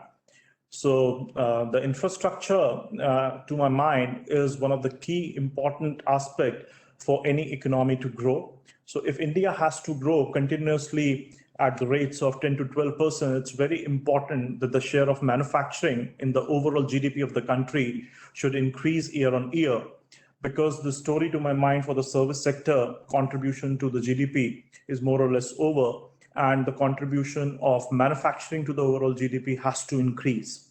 So this project was conceptualized way back in 2009, 2010, whereby the whole objective is to solve two major problems which our country was facing. The problem of urbanization, because most of the people in the search of livelihood, in the search of job, they have a tendency to move to the urban centers, to the cities, which leads to congestion and which leads to a situation whereby a lot of slums gets developed. So we solve the problem of urbanization by way of planning and implementing new greenfield cities. The second problem was to increase the share of manufacturing in the overall GDP. So the whole objective is to develop new greenfield industrial smart cities, taking manufacturing as the backbone. So what we are doing is we are creating new greenfield industrial smart city, though I'm calling it as an industrial smart city, but out of the total city development area, only 40 to 50% of the land is reserved for the industrial use. The balance is a mixed-use development with a lot of green spaces, a lot of institutional spaces, commercial, residential, retail, etc., etc. But the backbone of the city is, and the economics of the city works on the manufacturing. So what we have done is we are planning these cities from the scratch in a greenfield location, right from the acquisition of the land, consolidation of land holdings. We do detailed engineering, detailed master planning, take environment clearance, sign shareholders agreement and the state support agreement with the respective state governments, and move ahead with the implementation of the project. The structure of project is like this, that the government of India, through our organization, contributes money towards the development of trunk infrastructure, and the state government contributes land as their equity to the project. The money of the government of India is utilized for the development of roads, development of underground utilities, common effluent treatment plant, sewage treatment plant, water treatment plant, landscaping, ICT, command and control center, etc., and etc. And the USP of the project is that we just make the infrastructure available for the industries at the plot level. All the cities which we are developing will have underground infrastructure. The cities, what you see above the ground, it will have a similar amount of city development below the ground through the use of fully serviceable ducts and tunnels. And the industry has an advantage. Number one, in terms of getting environment clearances and the permissions, it's completely single window. And secondly, in terms of infrastructure availability, they need not to spend the initial amount of capex for building a CETP or a STP or a WTP, and that is being made available to them at the plot level. So they have to just come in, they have to construct their factory, they have to just start the production in a very small frame of time. So far, we have started our planning activities, etc., way back in 2010, 2011. And thereafter, the instruction of these cities started in the year 2014-15, where we just rolled out our first set of contracts. And I'm very happy to inform you that we have already delivered 4 cities so far. One is Dholera, which is in the state of Gujarat. The second is Shendra Betkin in the state of Maharashtra.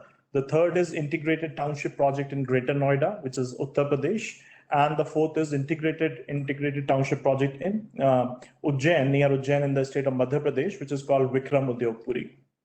So not only implementing the infrastructure, but also attracting industries and investments to this area was the key challenge. Acquisition of land was a key challenge. Getting environment clearance at this citywide level was a key challenge. So we tried to iron out each and every single challenge, try to de-risk the project for the ultimate investor, and offer them the infrastructure which is truly world-class and truly appealing, so that we can make India a global manufacturing destination, not only in terms of infrastructure, but also in terms of promoting the cost competitiveness. So far, we have already allotted around 116 plots covering an area of around 750 acres. Totally, we have managed to attract an investment to the tune of around 16,000 crore rupees, and this number is increasing. At present, we have nearly over 3,000 acres of land, industrial developed land, which is completely available for putting up a factory, right from a size of 50 acre or a 5 acre plot to a 200 or a 500 acre plot. The complete fully developed plots are available where the utilities are available at the plot level.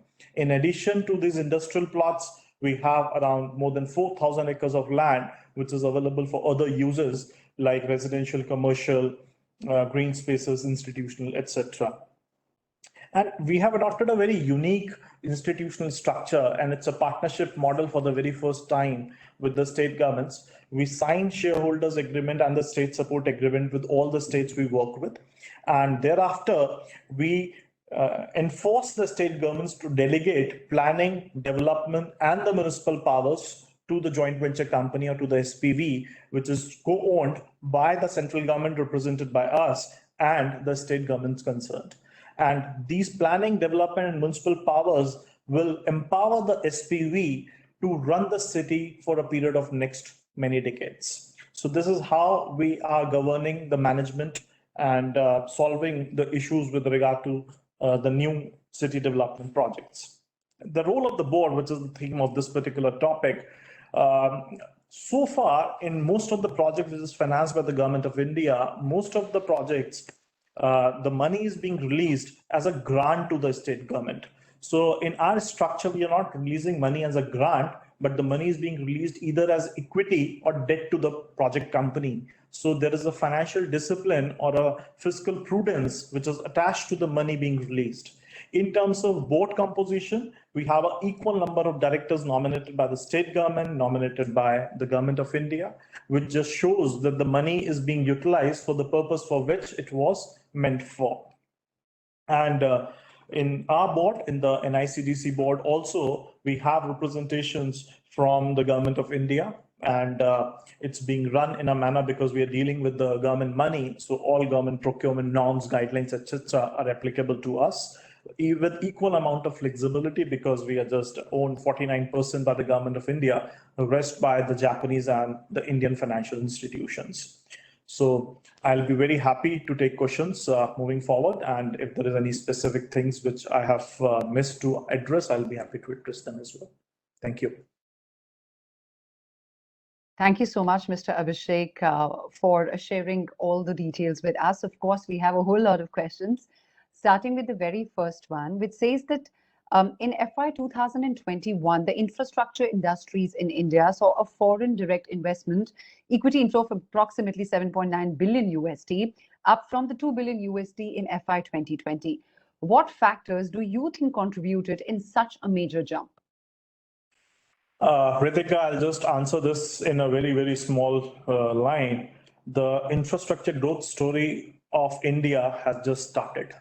We have just started to urbanize. We have just started to lay emphasis on infrastructure. Infrastructure as a sector has gained importance in the past 4, 5, 6 years. That's it. So now the way we are planning our metros, the way we are planning our waterways, the way we are developing our ports, the way we are creating the dedicated freight corridor, the way we are creating our high-speed rail connectivity, the way we are building expressways, we are building greenfield corridors. So the infrastructure story has just started, and across the world, wherever we have developed nations, the opportunities of infrastructure growth is very limited. So the entire world is looking at infrastructure growth story of India right now, and I think it will continue for next 2-3 decades. All right, that's great to hear.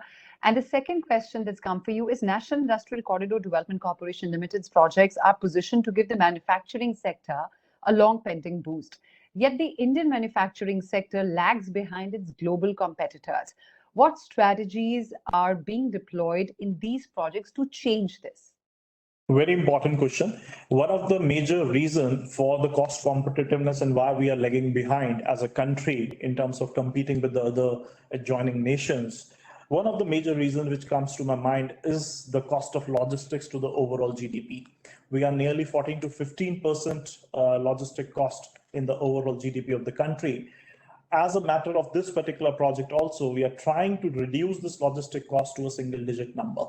In fact, I've failed to mention in my initial remarks, we are working, we have already delivered one project in the logistics space, which is called Logistic Data Bank, whereby we are tracking and tracing the movement of all the containers running across the country. So we track and trace the movement of all EXIM containers. Till today, we have covered nearly 40 million containers, 100% port coverage, and we provide information about the exact location of that container on a near to real-time basis for exporters, for importers, and for various stakeholders across the supply chain. And that has actually helped us in naming and shaming the best performing port, the best performing ICD, the best performing CFS, the best performing operator, and it has drastically changed the performance levels of various stakeholders and brought in a lot of efficiencies. Thank you so much. I think that answers it very, very satisfactorily. Thank you so much, Mr. Abhishek Chaudhary, for your time, for participating in this session. And I'm sure it's made a lot of us learn a lot of things about what needs to be done and what is actually happening in the infrastructure space in our country. Thanks for your time again. Thank you very much. And now it's time we move on to our next speaker. It's time for the concluding remarks, and to deliver them, may I please request Mr. Balwinder Kumar, retired IS member UP Real Estate Regulatory Authority, former Secretary Ministry of Mines, Government of India, for his concluding remarks. Mr. Kumar is a distinguished civil servant of Indian Administrative Services of 1981 batch of Uttar Pradesh cadre. In his more than 36 years of service, he has rich and diverse experience in public policies, administration and management, has held very important portfolios and positions in the central government. He has also brought a purpose into the function of Uttar Pradesh's Real Estate Regulatory Authority and is pushing developers to complete stalled housing projects. He has taken novel steps to force the pace and has instilled confidence in buyers by taking up the issue of incomplete projects in a forceful and determined manner. Over the course of the coronavirus lockdown, who's also a writer, thinker, and follower of New Age spirituality, he has penned down and published his fourth book. So, ladies and gentlemen, let's extend a very warm welcome to Mr. Balwinder Kumar.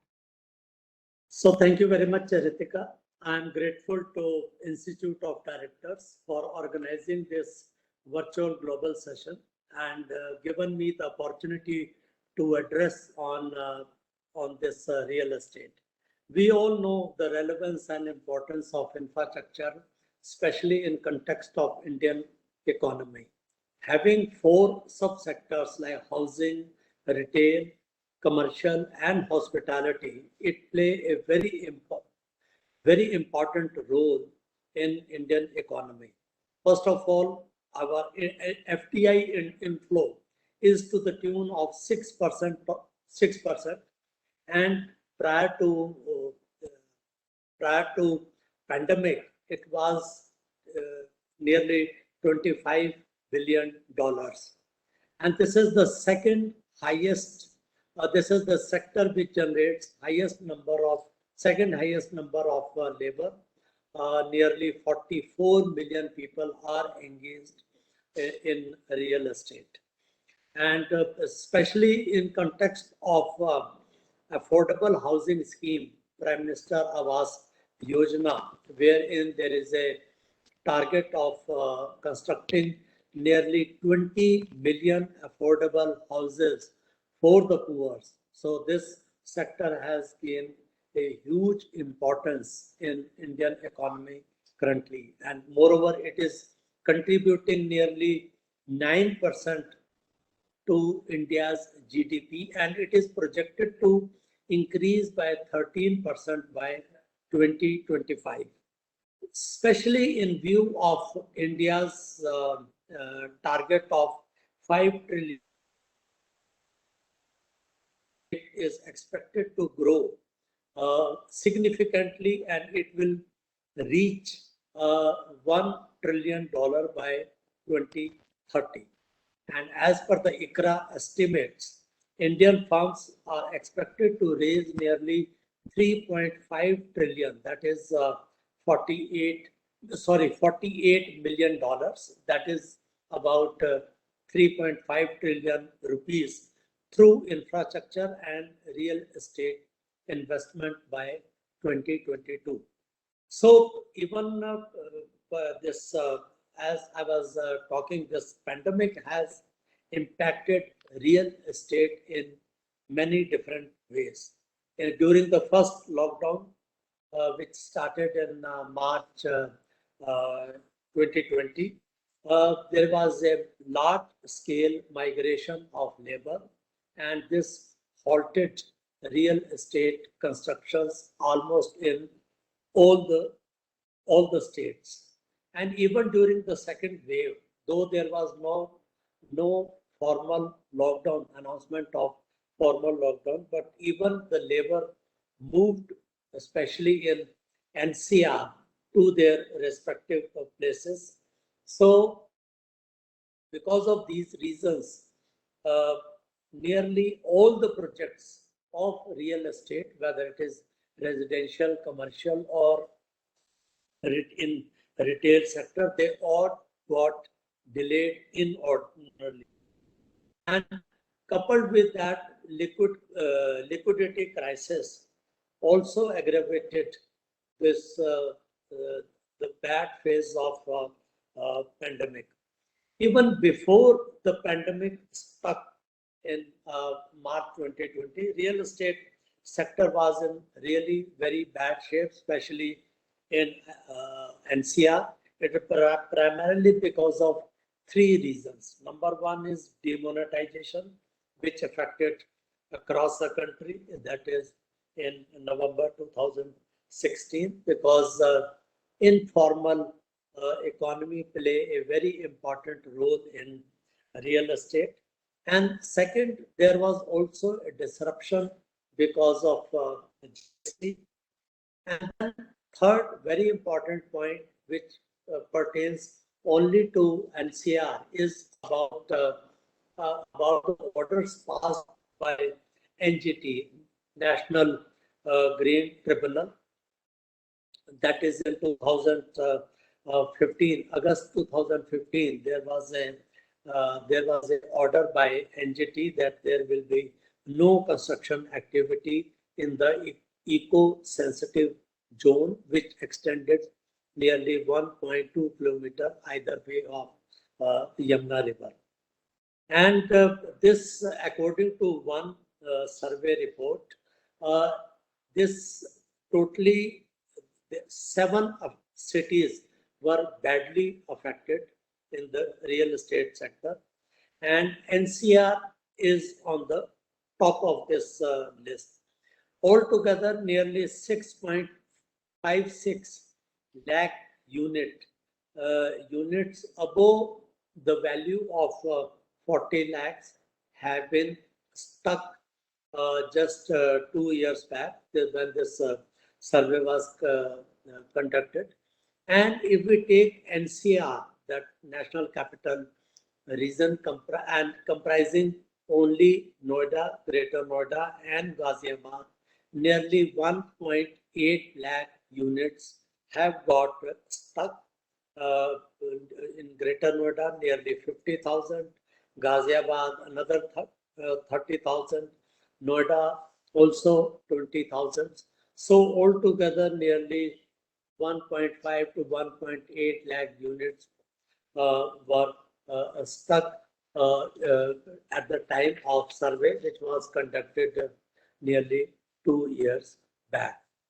Now, we all know that RERA was enacted in March 2016. Subsequently, rules were framed. In UP also, rules were framed.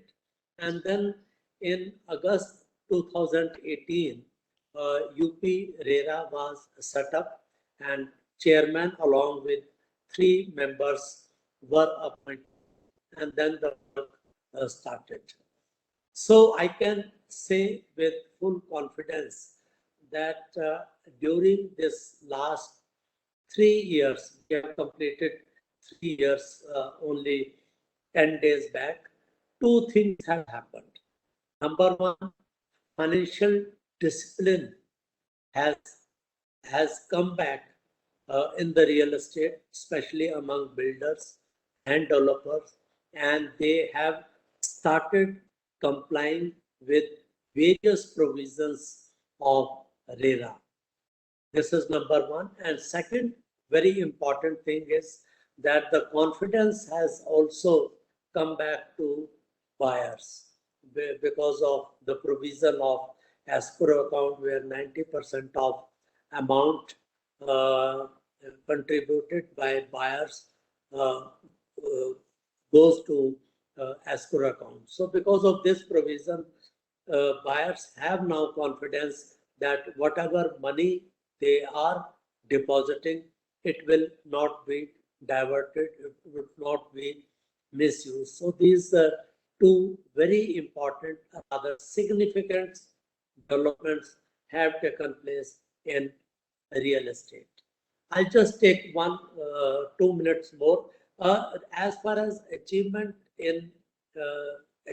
of RERA in NCR is concerned, I want to say 2 things. Number one, that nearly 610 new projects have been registered, and another 963 projects are ongoing. So altogether, 1,573 projects as on date are under implementation in Noida, Greater Noida and Ghaziabad. And second is nearly 27,700 complaints have been instituted in NCR region. Out of that, we have been able to dispose of 21,600 complaints. So it is a huge the task which RERA has performed in bringing back the confidence among buyers because they were badly affected prior to RERA. So now what is the way forward? Way forward is there are three main challenges which RERA or rather real estate sector is facing. Number one is stuck projects. Still, there are more than 100 of projects which are badly stuck from since last 2 years, 3 years because of various reasons. How to revive those stuck project is one of the biggest challenges before RERA. And the second important challenge is execution of our own orders. Because out of 21,000 cases which we have disposed of, we have received requests from 8,200 buyers about execution of RERA orders. So we are taking steps. We are issuing recovery certificates to recover back the amount from builders and then refund to the buyers.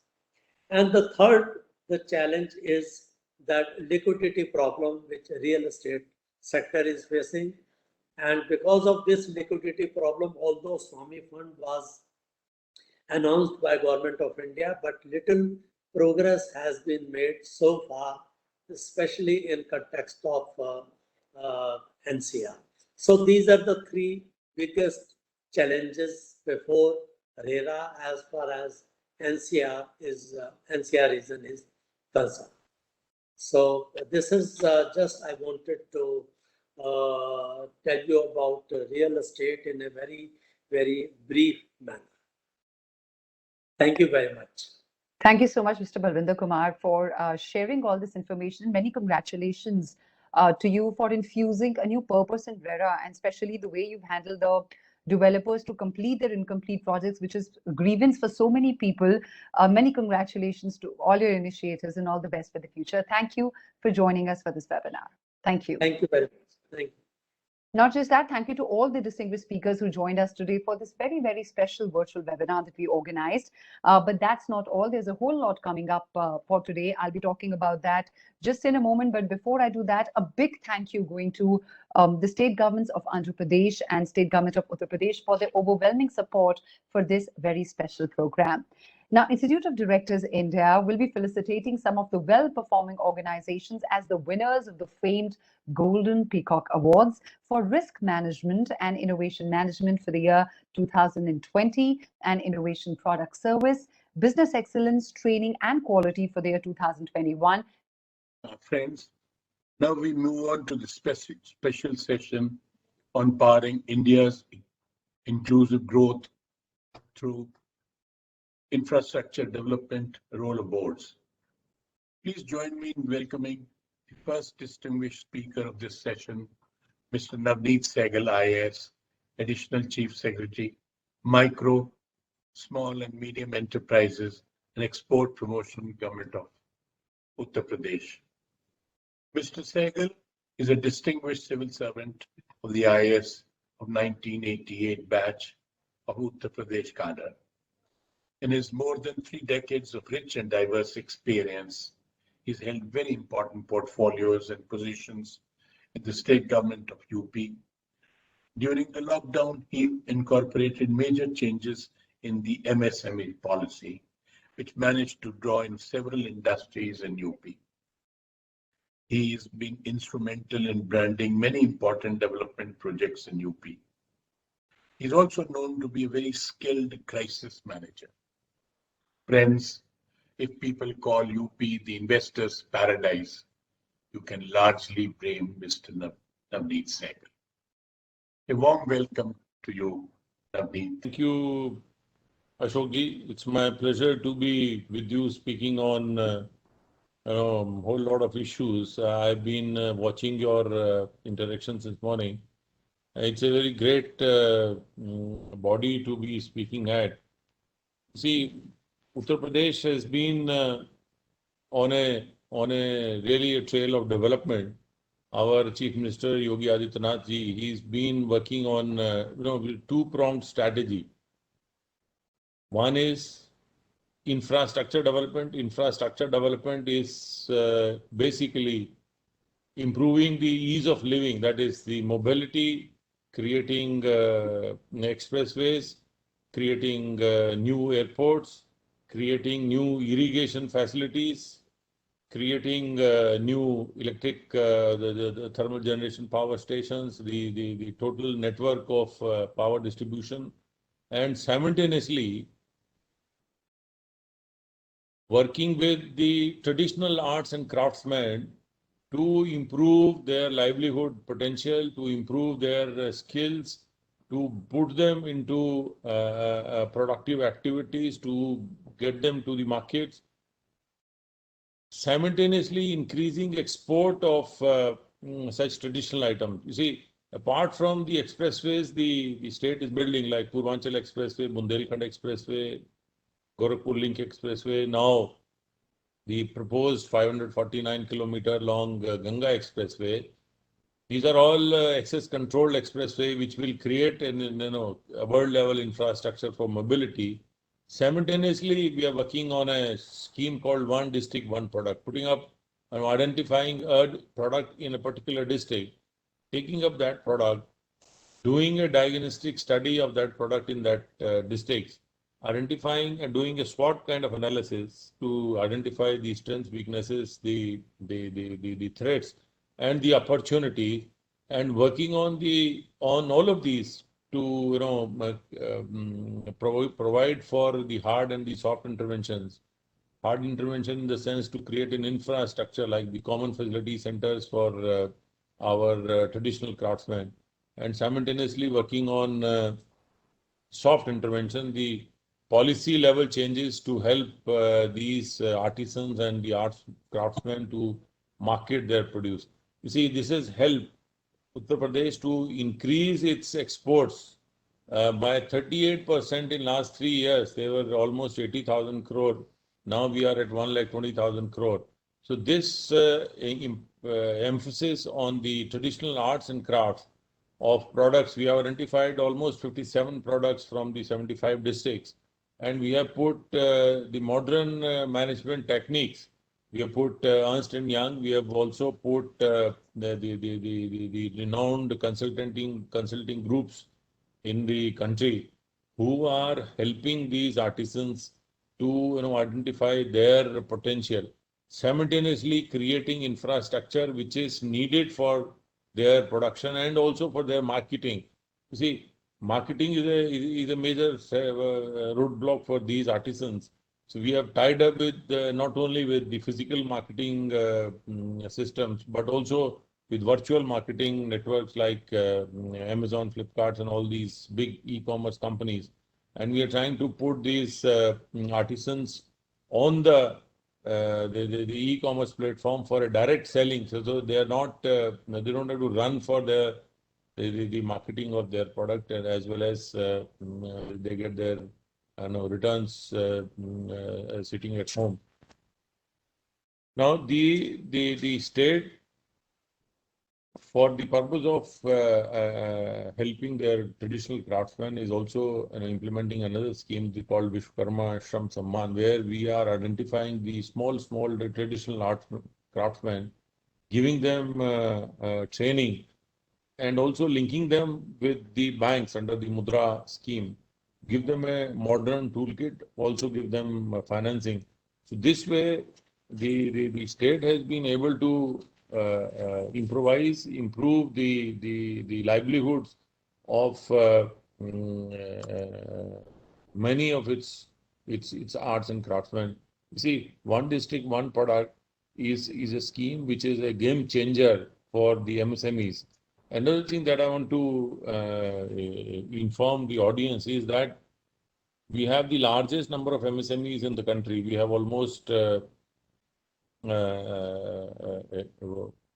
million MSMEs in the state, which is almost 15% of the country's total numbers. The MSME is the backbone of industrial development in the state, and that is why the state has been pushing the development of MSMEs. We have linked them with the financial opportunities available, and to tell you that for last 4 years, the banks have been able to finance almost 7.8 million new MSME units in the state, which is and a finance of almost 2 lakh crore, thus generating an investment of almost 3.5 lakh crore in the state in the MSME sector, which is catapulting the state into a large MSME industrial base. Now, all these, the efforts and all these, the planning have been done under Honorable Chief Minister Yogi Adityanath for his perseverance that we must look for inclusive growth, and inclusive growth is not possible unless we work on one, a large-scale infrastructure, simultaneously on our traditional arts and craft, catapulting these traditional art and craft into the world market, into the global supply chain. And of late, because of Corona, as everybody knows, for last 1.5 years, the entire country and the world is suffering, from this Corona pandemic. And because because of the Corona, the supply chains and the global supply chains are shifting. Our local MSMEs are also, we are trying to weave them into an international or global supply chains for their improved marketing and production capacities. So these are some of the efforts that the state government is making under the leadership of Honorable Chief Minister to improve the infrastructure, create new world level infrastructures, and simultaneously handhold the local artisan, the traditional craft art into a world-class global supply chains to improve the export potential of the state. Thank you, Ashokji. Thank you so much. And thank you so much, very Mr. happy to be Navneet. Thank you. part of Thank your, you. thank you. Mr. Navneet, if you could just spare us a little more time, we have a few questions for you, which we would like to put forward. The first question that's come is that the export sector is witnessing resurgence in foreign orders, which can be a big boost for MSME sector as they emerge from the pandemic hardships. What steps have been taken by the government of UP in facilitating financial capabilities of MSMEs? See, we have signed MOUs with public sector banks, as well as we are hand-holding our exporters to help them to reach out to financial institutions. We have created a portal also called MSME Sathi, where we have requested all our MSME entrepreneurs, particularly with their export potential, to put their issues on that portal, and through that portal we have been talking to the banks and getting the financial institutions to handhold and help these the exporters. Also, we have brought a new export policy. We are providing incentives for capital investment, as well as for helping our exporters to access the global exhibitions, to visit global exhibitions, to publicize their products in global markets, to enable them to reach out to the global supply chains for improved exports. And for the last 3 years, our exports have gone up by almost 38%. And we have kept a target for ourselves. Currently, we do 1,20,000 crore export. We want to increase it to 3 lakh in next three years. And on that, we are working very, with our exporters. Thank you. And just one last question coming your way, Mr. Navneet, which is that in West India has recently proposed making UP a 1 trillion economy. How is the one district, one product unique strategy of the state contributing to achieve that? You see, our Chief Minister has given a target of creating $1 trillion economy in next 5 years. So their ODOP would be one of the contributors apart from a large and medium industry, because you see, the MSME, particularly ODOP, has a large production base. The large production base in the sense that these are smaller and medium units which are churning out world-class products at a very competitive cost and with a good quality. So we are helping them with the Institute of Packaging to help them package. We have tied up with Quality Council of India for their quality improvements and quality the standards. We have tied up with the NIFT, National Institute of Fashion Technology. We have tied up with IITs to give them an access to latest technology, give them access to latest tools in marketing and packaging, so that they can improve their sales and improve their turnovers. That way, improve their productivity, add to the GDP of the state. So this is one of the strategies, and for that we have put almost a team of 50 odd the consultants, and they are handholding such units and tying up for their technology gaps, financial gaps, or other gaps which are there to help the state reach $1 trillion target.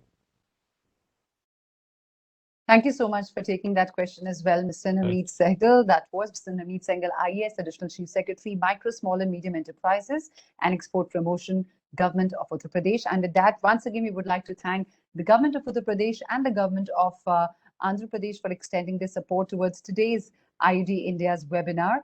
And with that, we're signing off. But just for now, we hope that you get back very, very soon. In just a short while, that's about 2:45, we're going to start the felicitation ceremony of the Golden Peacock Awards. So make sure you have a quick lunch and join us back. Ladies and gentlemen, Your Excellencies, good morning, good afternoon, good evening even, depending on whereabouts you are, to all of our distinguished guests. I'm delighted to be your host on this momentous occasion. It's a particularly good feeling because I have been part of the IOD's journey for nearly 30 years now. On behalf of the IOD, it's my pleasure to welcome you all to this, the IOD India's virtual global session on board leadership and risk management, and also the celebration of the Golden Peacock Award winners. As we all know, innovation is a very important and key differentiator in times of crisis and a key driver of economic growth. In a rapidly evolving digital world, the post-pandemic year has seen many significant innovations and new business models. For many years, through its conferences and its publications and courses, the IOD has championed quality, business excellence, and innovation. And the Golden Peacock Awards recognise achievements of all sorts of organisations in these areas. The IOD India also takes pride today in announcing some of the well-performing organisations based on the Golden Peacock Excellence model as the winners of the awards for risk management and innovation management for the year 2020, and innovative products and services, business excellence, training and quality for the year 2021. We will be celebrating them later today. We've been joined today by guests from various parts of the world. Apart from India, the UK, the UAE, the United States, Europe, Canada, Singapore, South Africa, and I may well have missed some others too. So a hearty welcome to all of you joining this truly global event. We're very thankful to our various partners, the state partner, the government of Andhra Pradesh, and its participating organisations, the Andhra Pradesh Economic Development Board, the Andhra Pradesh Industrial Infrastructure Corporation. And today, Andhra Pradesh is very proud to have really become an investor's paradise. We'd also like to thank our principal strategic partner, the ACCA Global, Think Ahead, our gold partners, Uttar Pradesh Tourism, the One District, One Product Uttar Pradesh, the Department of MSME, also part of the government of Uttar Pradesh, and the National Industrial Corridor Development Corporation. Our silver partners for this event are JK Laxmi Cement, the Uttar Pradesh Electronics Corporation, and their State Industrial Development Authority, the nodal agency for developing industrial infrastructure in Uttar Pradesh. We also add our associate partners, Hindustan Prefab Limited, MBCC India Limited, Uttar Pradesh Metro Rail Corporation, and the Housing and Urban Development Corporation of India, HUDCO. Over the last 30 years, the Institute of Directors has been debating a number of boardroom issues for governance, development, sustainability, and inclusive growth. And the IOD is committed to its endeavour of building boards for the future. Today, I feel, is a very special day for all of us as we celebrate the achievements of some of the outstanding leaders and recognise the winners of the Golden Peacock Awards, particularly given that their efforts have been devoted to a period of time of incredible difficulty and incredible challenges. Is Dr. Vivek Agnihotri, who's the Director General of the Golden Peacock Awards Secretariat and former Secretary General of the Rajya Sabha, the Parliament of India. He's going to deliver the welcome address, and so if I could hand over to Dr. Agnihotri, please. Thank you, Graham. Am I audible?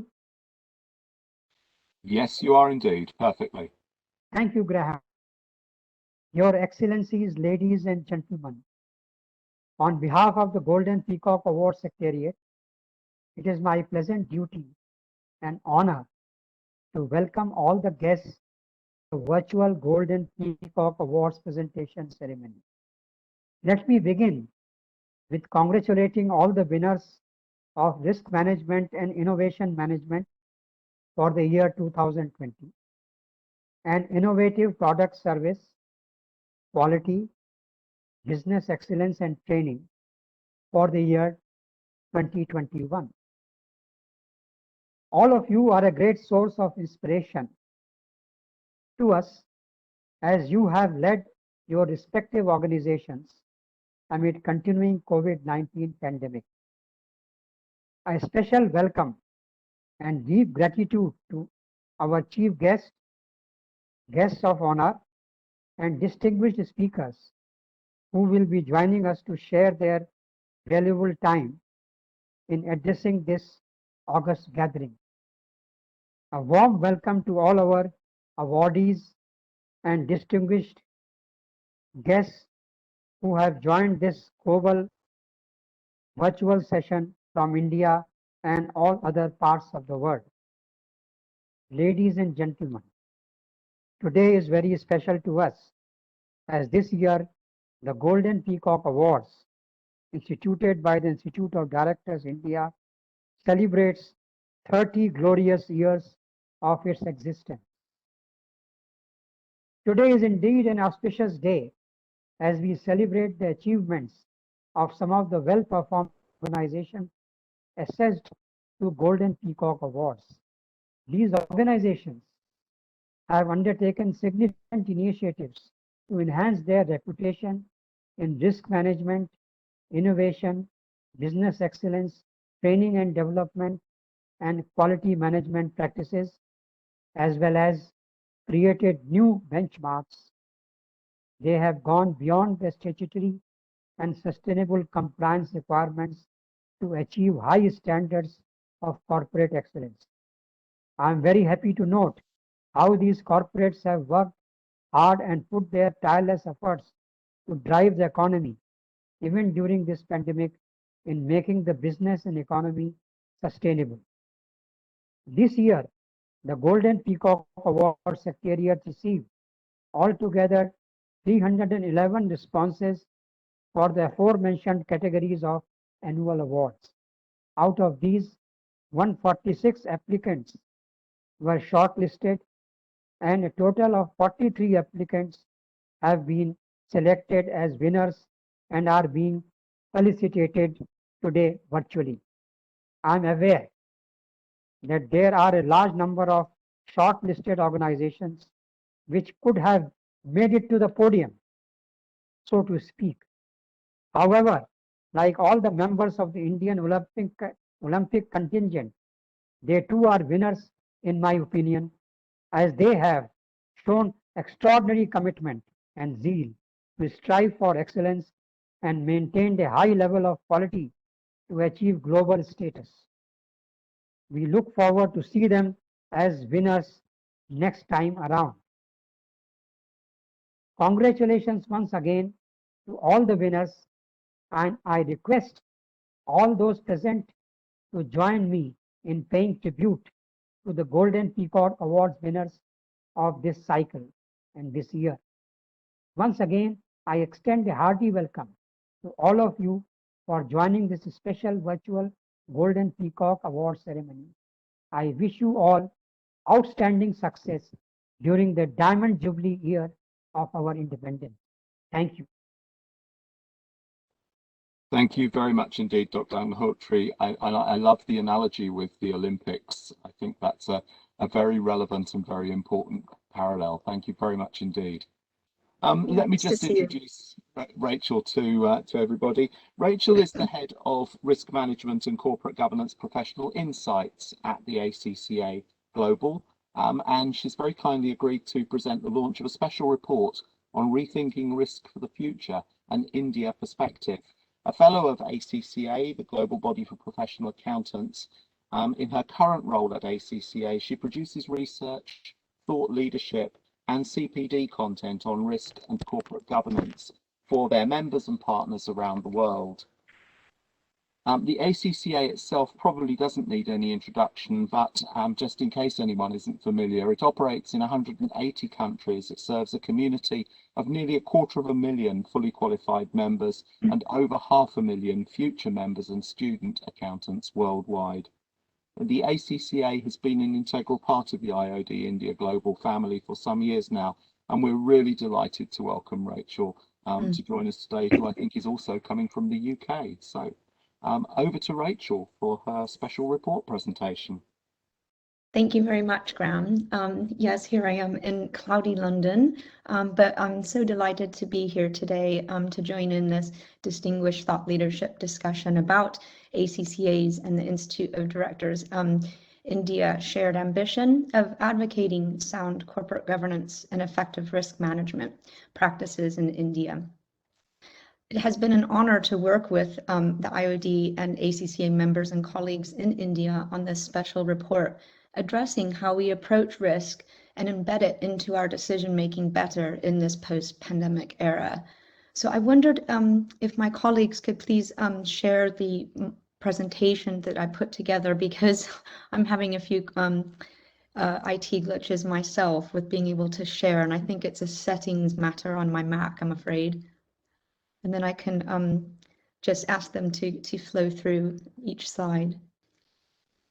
So on slide 2, as Lieutenant General Ahluwalia noted earlier, the role of boards in ensuring effective risk governance has been put under the spotlight like never before, and financial professionals have been presented with an unmissable opportunity to make sure board members and senior management are well informed of the risks that lie beneath, so that they can plan and prepare better for the universe of uncertainties that organizations face today. So next slide, please. Okay, next one after that, please. Slide 3, thank you. As guardians of information, those professionals with an accountancy background can leverage their data analytics skills to provide more insights and narratives around the numbers to help boards and C-suites put the risks and opportunities into context better, so that they can understand both the likelihoods and consequences and help them to choose the right risks and optimize their decision-making in all that they do. Incorporating more scenario analysis, simulations, value at risk, and other risk accounting tools, for example, to provide decision makers with a lot more foresight by giving them a more granular picture of the risk landscape affecting their organizations, their impacts, their future, and their ability to fulfill their purpose. Okay, slide 4, please, the next slide. Thank you. We spoke to ACC members all over the world and in India about how the COVID-19 crisis created unprecedented opportunities for organizations to reflect about this new universe of risks, of emerging risks, and how not taking advantage of this time to rethink how they navigate them in this faster changing environment could make or break their future. Next slide, please. So slide 5. Thank you. If there's one thing certain about this new norm, it is that failing to address sustainability, again, the organization's impacts on environment, society, and corporate governance, this could be the biggest risk of all. We discuss in the report how organizations have their own risk and sustainability journeys, and that making sure they focus on the matters and the key risk indicators that are relevant to their own operations and supply chain. This is what matters most. This is what is most important as they embark on this journey and make sure it is leading them in the right direction. So next slide, please, slide 6. Thank you. Rising expectations of institutional investors and regulators have been getting boards to ensure their strategies are more aligned with the United Nations 17 Sustainable Development Goals. ACCA members in India discussed how new requirements set by the Securities and Exchange Board of India and the Reserve Bank of India are encouraging decision makers at larger listed companies to instill the mindsets that are necessary to address these existential risks of today and indeed consider the consequences of failing to do so.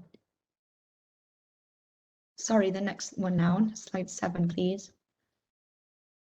ACCA members in India, excuse me, have attested that enterprise risk management, although newer to corporates here, has come to the fore because if it is applied practically, it really can allow organizations to see that bigger picture and provide a uniform platform for oversight and accountability.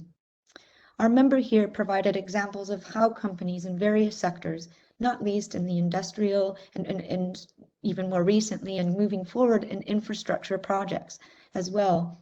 Also in the pervasive sectors such as financials, IT, telecom companies, and other companies, groups which are involved in multiple sectors, how they all are beginning to realize the business benefits of addressing risk from an enterprise-wide perspective, since doing so only in silos has proved to be ineffective in today's complex environment. So next slide, please, slide 8. Of course, rising expectations of institutional investors and regulators have been getting boards to ensure their strategies are more in line with these 17 SDGs, and how the new requirements set by the SEBI and RBI are encouraging them to think about what they are there to do.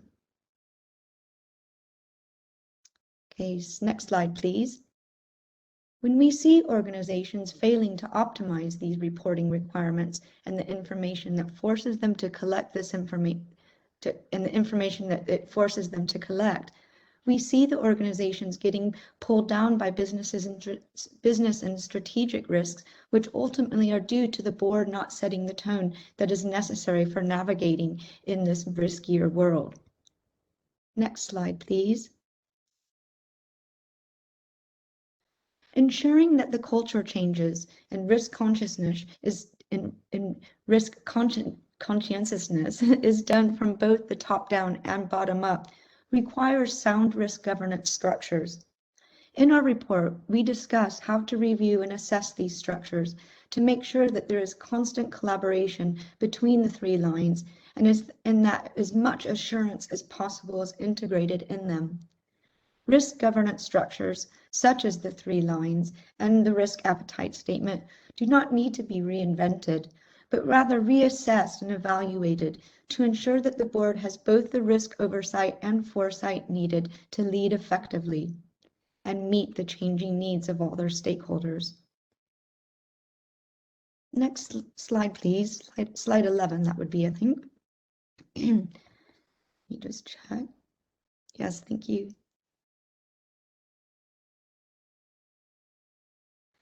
As members from all 3 lines, not least in internal audit, have attested, many of us in our profession have been in an after it happened mode and in a mindset of finding out why something happened. Auditors around the world would focus on identifying historical root causes, for example, but now business leaders are saying this is not good enough because we need to know about those red flags before the risks materialize. Boards need to have an indication of where the weaknesses in the chains are so that they can make decisions to remediate the risks ahead of the impact. This is where digitally empowered risk monitoring also comes in, with the vast quantities of data that can now be mined. It is key to build teams of open-minded, flexible thinkers who can adapt to all kinds of new situations and who are comfortable utilizing new technologies. So the next slide, please, to see where we are on these slides. Thank you. Here we see another member who spoke last month at our Rethinking Risk in India roundtable, where Lieutenant General Aliwalia spoke as well. We discussed how regulatory change management is becoming so integral to strategy. Businesses of all sizes are having to think about macro risks and how governments are going to pay for the pandemic bills and in what ways that may affect them. New and updated regulatory requirements for reporting on operational business continuity plans and resilience have made companies take additional steps in ensuring that they can deal with the emerging global risks and adapt to this fast-changing environment. So next slide, please, 13. We found that so many companies from across all sectors in India are building different risk processes and documentation, which ultimately forces everyone to think and interact in new ways. This means upskilling and workshops have also become a key focus and will continue to do so throughout 2021 and beyond. Standard setters and regulators, as mentioned, are also thinking about their roles. And given the pervasiveness between all these sectors, for instance, again with tech and financial services, we envision regulatory change management to become a major aspect of corporate strategy moving forward. So it is important to be able to adapt and address these issues in terms of obtaining the appropriate license, for example, and avoiding fines. This will become increasingly challenging for organizations of all types. So next slide, please. ACCA members in India who work as risk advisors also noted how those companies that can demonstrate sustainable outcomes are the ones able to attract investment and more efficient financing. If organizations do not have the knowledge or visibility of the risks they are exposed to or potentially exposed to, then they cannot change the mindsets needed to adapt and survive the dynamic shifts that are happening all over the world. Members speaking at our roundtable event last month with IOD India said that SEBI's recent amendments to the listing obligations and disclosure requirements underline how holistic approaches to risk management are crucial to improving corporate governance standards of listed companies that are operating not just in India but around the world today. And that was one of the things we noticed too in the discussion, is how the regulators are increasingly trying to align all of the new changes with internationally accepted standards. And we hope at ACCA, we hope to see that even become more universal as times evolve. Next slide, please. Thank you. As other members have reiterated, organizations will need to think about what these new requirements mean and why they are put in place. The fintech industry in India is a good example of how new regulations and reporting requirements will be driving their strategy more. Its growth has picked up even more pace since the COVID-19 crisis started, and we expect the RBI to continue to enhance its reporting requirements regarding data protection and the safeguarding of end users, for example. But this cannot be a tick box, as our panelists last month reiterated many times. It really needs to be that mindset, a mindset that drives the company's long-term performance. So next slide, please. Slide 16. Boards really need to think carefully about how they lead in this fast-changing world and how they meet the evolving needs of all their stakeholders, from the well-being of staff to the risk management of third parties and ESG-related matters within their supply chains. There is a bigger picture here, and the only way boards can lead in this world today is if risk and sustainability are integrated into every decision made across the organization. And this needs to be driven by this mindset, a mindset that focuses on value creation, how we take on the right risks and make sure we allocate the right resources to dealing with the materiality of them. On this note, I'd really like to end by saying that if we board members, non-executive directors, committee members at the board level, senior management, C-suite, if we are to lead and serve our stakeholders better, then we need to make sure that we help them achieve their objectives better. So thank you very much for your time and attention today, and I look forward to hearing the thoughts and perspectives from the rest of the panel. Thank you, Graham. Thank you very much, Rachel. I think we've got a short video to show that celebrates the report, and I'm hoping that it's going to suddenly happen in front of us.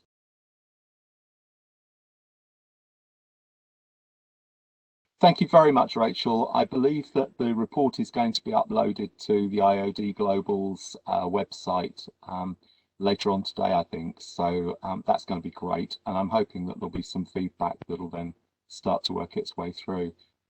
We're going to move on to the special address from Mr. Vijay Karia, who's the Chairman and Managing Director of the Ravin Group of companies. He's offered to deliver a special address on preparing your business for the post-pandemic world, finding your 3 key essentials. Mr. Karia has been a visionary with vast knowledge and experience in the power and electricity sector, especially over the last 30 years. He's played an important role in identifying the relevance of harnessing solar power systems, reducing the cost of electricity and promoting both clean and green energy. Today, he's going to be sharing his insights and wisdom with the 3 takeaways as we prepare for this post-pandemic sustainable world. Over to Mr. Karia. Thank you, Graham.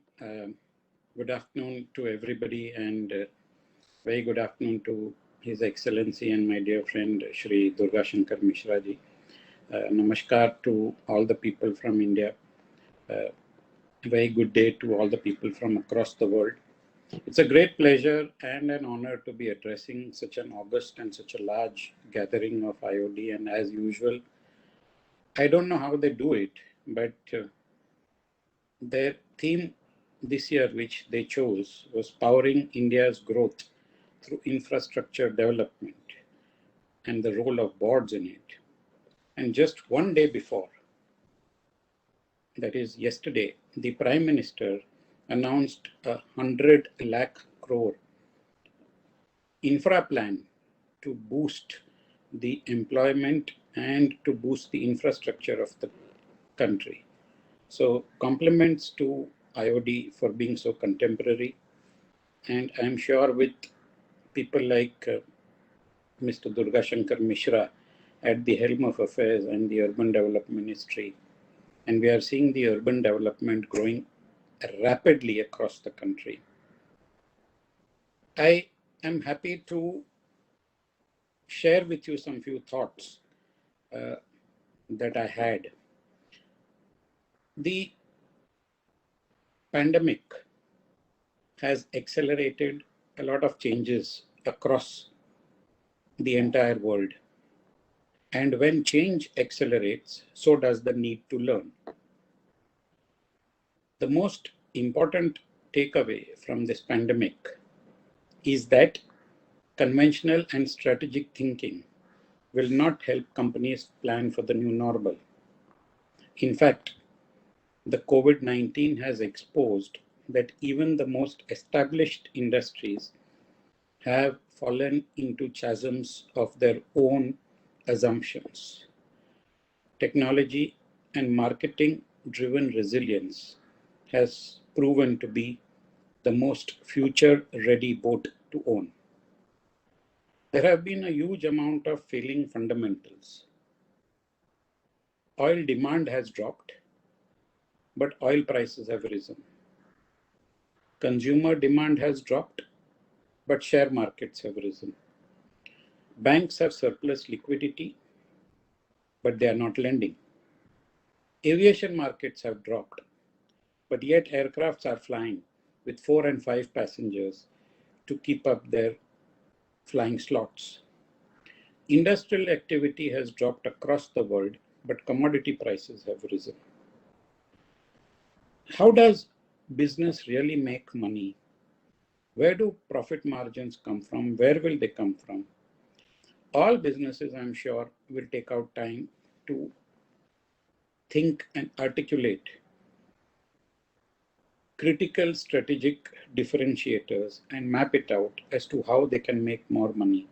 Where their profit margins will come from, they have to look at their supply chain management. They have to look at their information flow. The work from home has a new norm today where most of the companies have adopted to a hybrid model of working from home as well as working partially from home. But I would say here India has been a huge advantage and has benefited tremendously and is poised for a huge digital adoption. From a total population of about 1.39 billion people, we have 1.1 billion mobile connections, 624 million internet users, and 448 million or 33% of the population are active social media users. In 2021, the top value industries are all the ones which have integrated technology into their business models. If we look globally, Apple, with over $2,000 billion of market capitalization, just does not manufacture and sell mobile phones, but it is also into music, into artificial intelligence, laptops, iPads. They are into cloud. They are into credit cards, home automation, and other services. A company like Tesla has moved from battery manufacturing into electric vehicles. Amazon is not any longer an online marketing place, but has got a personal assistant in Alexa. Is into grocery and also into home security systems. Look at the case of our own homegrown Ola, which has moved so rapidly from being a cab aggregator into a manufacturer of electric scooters and electric vehicles. And suddenly from nowhere, they have emerged at the top of the heap, overtaking even established companies like Hero, Bajaj, etc., in terms of at least capturing the imagination of the people.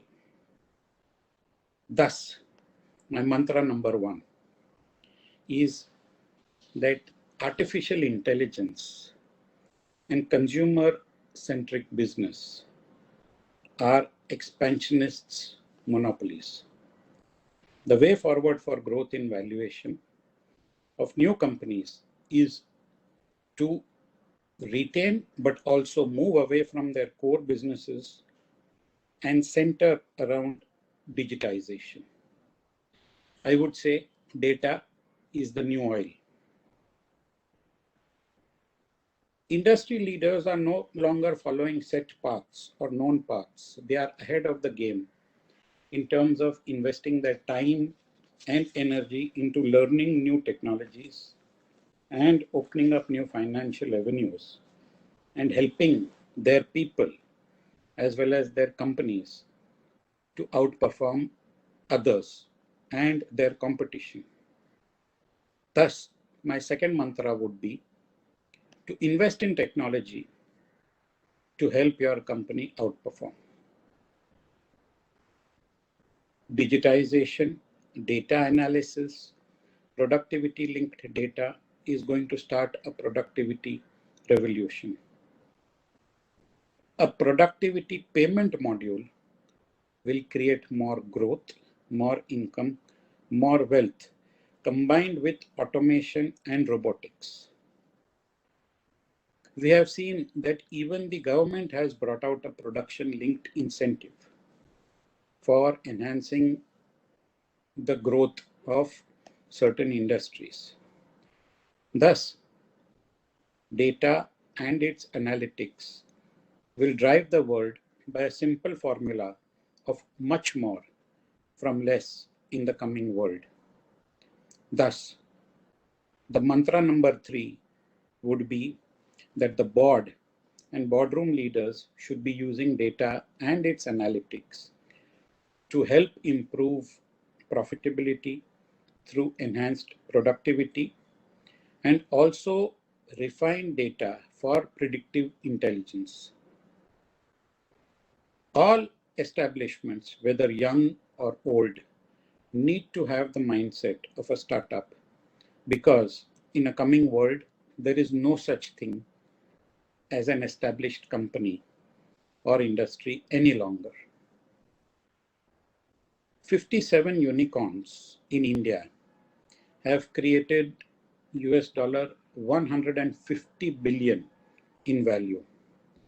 In the next 4 years, it is anticipated that India will be having 130 plus unicorns. The question here and the challenge here to all the participants, and I congratulate all the people who have won the Golden Peacock Awards, and I wish them the very best in the future. But my question and my challenge to all of you participating in this session would be that can any of us, any of you, become a unicorn in the next 4 to 5 years? Thank you very much. It was great addressing you all. It was my pleasure and it's an honor being here once again. Thank you so much.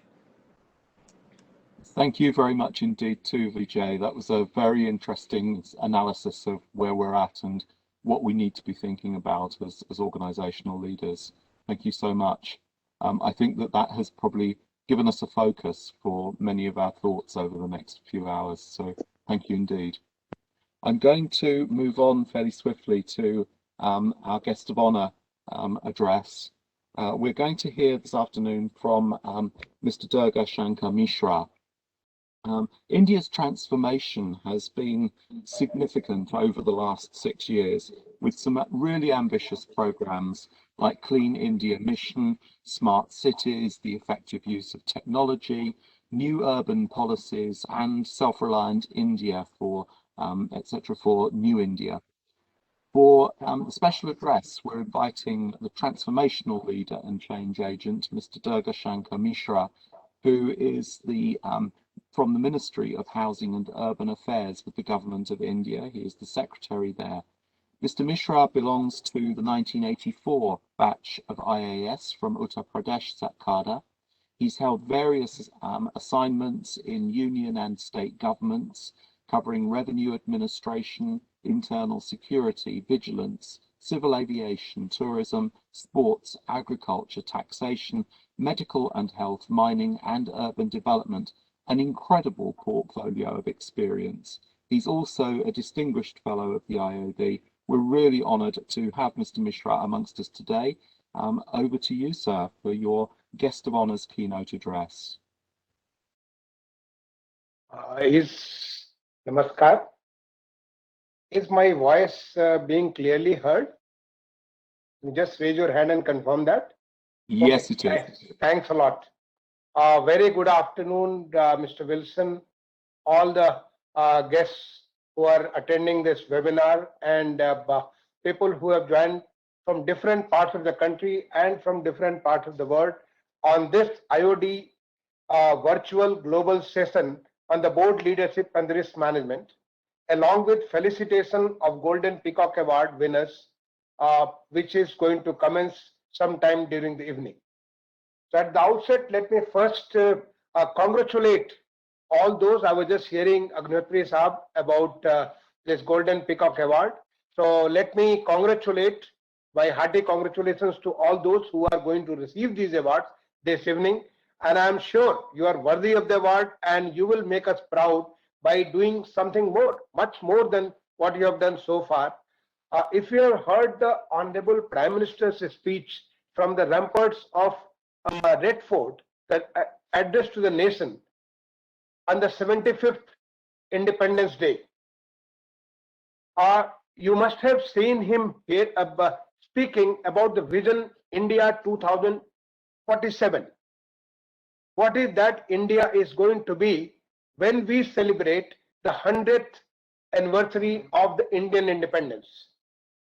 We are right now into the 75th year after India's independence. The whole year, the celebrations started from 12th of March from Ahmedabad, from the Sabarmati Ashram, and that is going to be there for 75 weeks. This is the 75th year of Indian independence. All that which has been done in the last 7 years, since this present government under the Prime Minister Sri Narendra Modi has taken over in May 2014, that shows it lays a foundation of what is going to come up, and that is where you all need to be part of the Vision India 2047. Well, just mentioned, Mr. Karya mentioned about the Honorable Prime Minister mentioning from the ramparts about his announcement for PM Gati Shakti Bharat Master Plan for 110 crore Indian rupees, which is equivalent to $1.35 trillion. This is going to be a huge investment on the infrastructure, and that is going to make the country quite strong.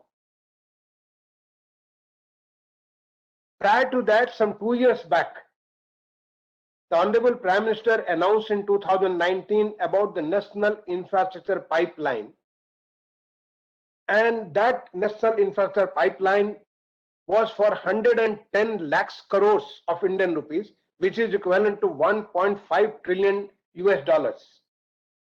And out of that, over 16 lakhs crore, which is almost like about 12%, 13% of that, that is responsibility of my ministry, the ministry which I hold, Ministry of Housing and Urban Affairs. That's equivalent to nearly $220 billion. And what we are doing with that $220 billion, we are working on building our urban transport infrastructure, metros in a big way. In 2014, we had metro operational for around 240 kilometers in just 5 cities in the country. And today, when I'm talking to you in 2021, we have 725 kilometers of metro operational in 18 cities in the country. But more than that, we have 1,060 kilometers of metro under construction, which are going to be completed in next 5 years. And this also includes a regional rapid transport between Delhi to Meerut, the first regional rapid transport corridor in the National Capital Region. And the first sector of that, some 17 kilometers of that regional rapid transport is going to be made operational by December 2022. Because the year 2022 is so important, we are working fully to make it happen when we toward the end of the next year. And the whole nearly 90 kilometers from Delhi to Meerut, where stopping at 15 stations, one can cover this distance, which currently takes around 3.5 hours by road, in less than 1 hour, just 55 minutes. So that is the speed, that is the way our infrastructure is going on. In fact, while taking this journey of this metro development, we have also focused on Atmanirbhar Bharat. In these last 7 years, we have got the new companies, either the multinational companies which have been set up in India and they are supplying our various things related to the metro, or the Indian companies in collaboration with some foreign companies, they have worked together and they have developed a capacity. So in the last 4 years, we have purchased more than 1,000 metro trains, and all those trains have come from those who are manufacturing within India. And it is not only this, we are building up our capacity like National Common Mobility Card, through which just use your debit or credit card, and across the country and all metro and all kinds of the urban transport modes, one can travel just using his debit card and credit card. We have developed our own standard, National Common Mobility Card standard, which was launched by the Honorable Prime Minister in March 2019 at Ahmedabad, while he was inaugurating the first sector of Ahmedabad, the Gujarat Metro in Ahmedabad. We have also developed our own automatic fare collection gates. I mean, that's going to be used across in various kinds of sectors where the collection of money and is the whole thing. I mean, this IT makes things possible. We have run our first driverless train on line 7 in the last December. It was done by the Honorable Prime Minister, and the next one, line 8, is going to come up in September 2021, only the next month. And then we are going to be the largest metro network in the world, having the driverless metro train. We are developing indigenous automatic train supervision system. So there are a lot of things, our own system for platform doors. So various kinds of things, the country is working on developing its own capacity so that the development in the metro sector, it becomes our Atmanirbhar, it becomes our self-reliant. We have gone beyond the metro. We have also developed Metro Light and the Metro New. The Metro New is basically a tired metro, and Metro Light is a light metro, and the water metro in the city of Kochi, and they are going to come up with much lesser cost and improving the mobility in the city. And when we improve the mobility, we are also going to address the issues of the air pollution. And why I mean started saying so, because this is directly connected with the kind of the national infrastructure pipeline. We are investing in a big way in our urban development infrastructure. In the last 6 years, since the series of missions, urban flagship missions, for example, Swachh Bharat mission, which is a Clean India mission, Atal mission for urban rejuvenation and transformation, which is a mission for transforming the urban infrastructure in 500 cities whose population is more than 100,000. The Housing for All, Pradhan Mantri Awas Yojana, this Housing for All mission, this is the highest, largest number of the housing infrastructure being created in the country. So then a smart city mission to make our future urbanization into a smarter, I mean take the smarter route. All this kind of infrastructure projects which have been taken up in the last many years, and they form part of the national infrastructure pipeline. And now with this PM Gati Shakti Bharat Master Plan, which is going to integrate the whole country into some kind of a major infrastructure growth, this is going to give further fillip into our whole development. In fact, when I talk about briefly, I'll mention about some of the missions which my ministry is carrying forward. One of the first missions is the Swachh Bharat mission, where when we started in 2014, I mean when the mission was launched in October 2014, we did not have any city across the country. When I talk of the cities, the number of cities across the country is 4,400. No city was open defecation free, and now we have got 100% cities are open defecation free. We have got almost 3/4 of them on the open defecation free ODF plus, and now we also have got the water plus cities, like various level of standards. On the municipal solid waste, we were just treating around 14% of the waste in 2014. Today, we have got 97% of wards having the door-to-door collection. We have got more than 70% wards where the segregation is at source, so that we are able to get the wealth out of the waste, and then 68% of the waste being treated. Though we have to travel further some distance so that we come to the 100%, and that's going to take maybe a couple of years, but we are towards making our city absolutely clean. And the beauty of the whole program is this is not a government program, this is being run as a people's movement. More than, I mean, when we have the Swachh Sarvekhan, the Swachh Sarvekhan is the largest survey of the people across the globe.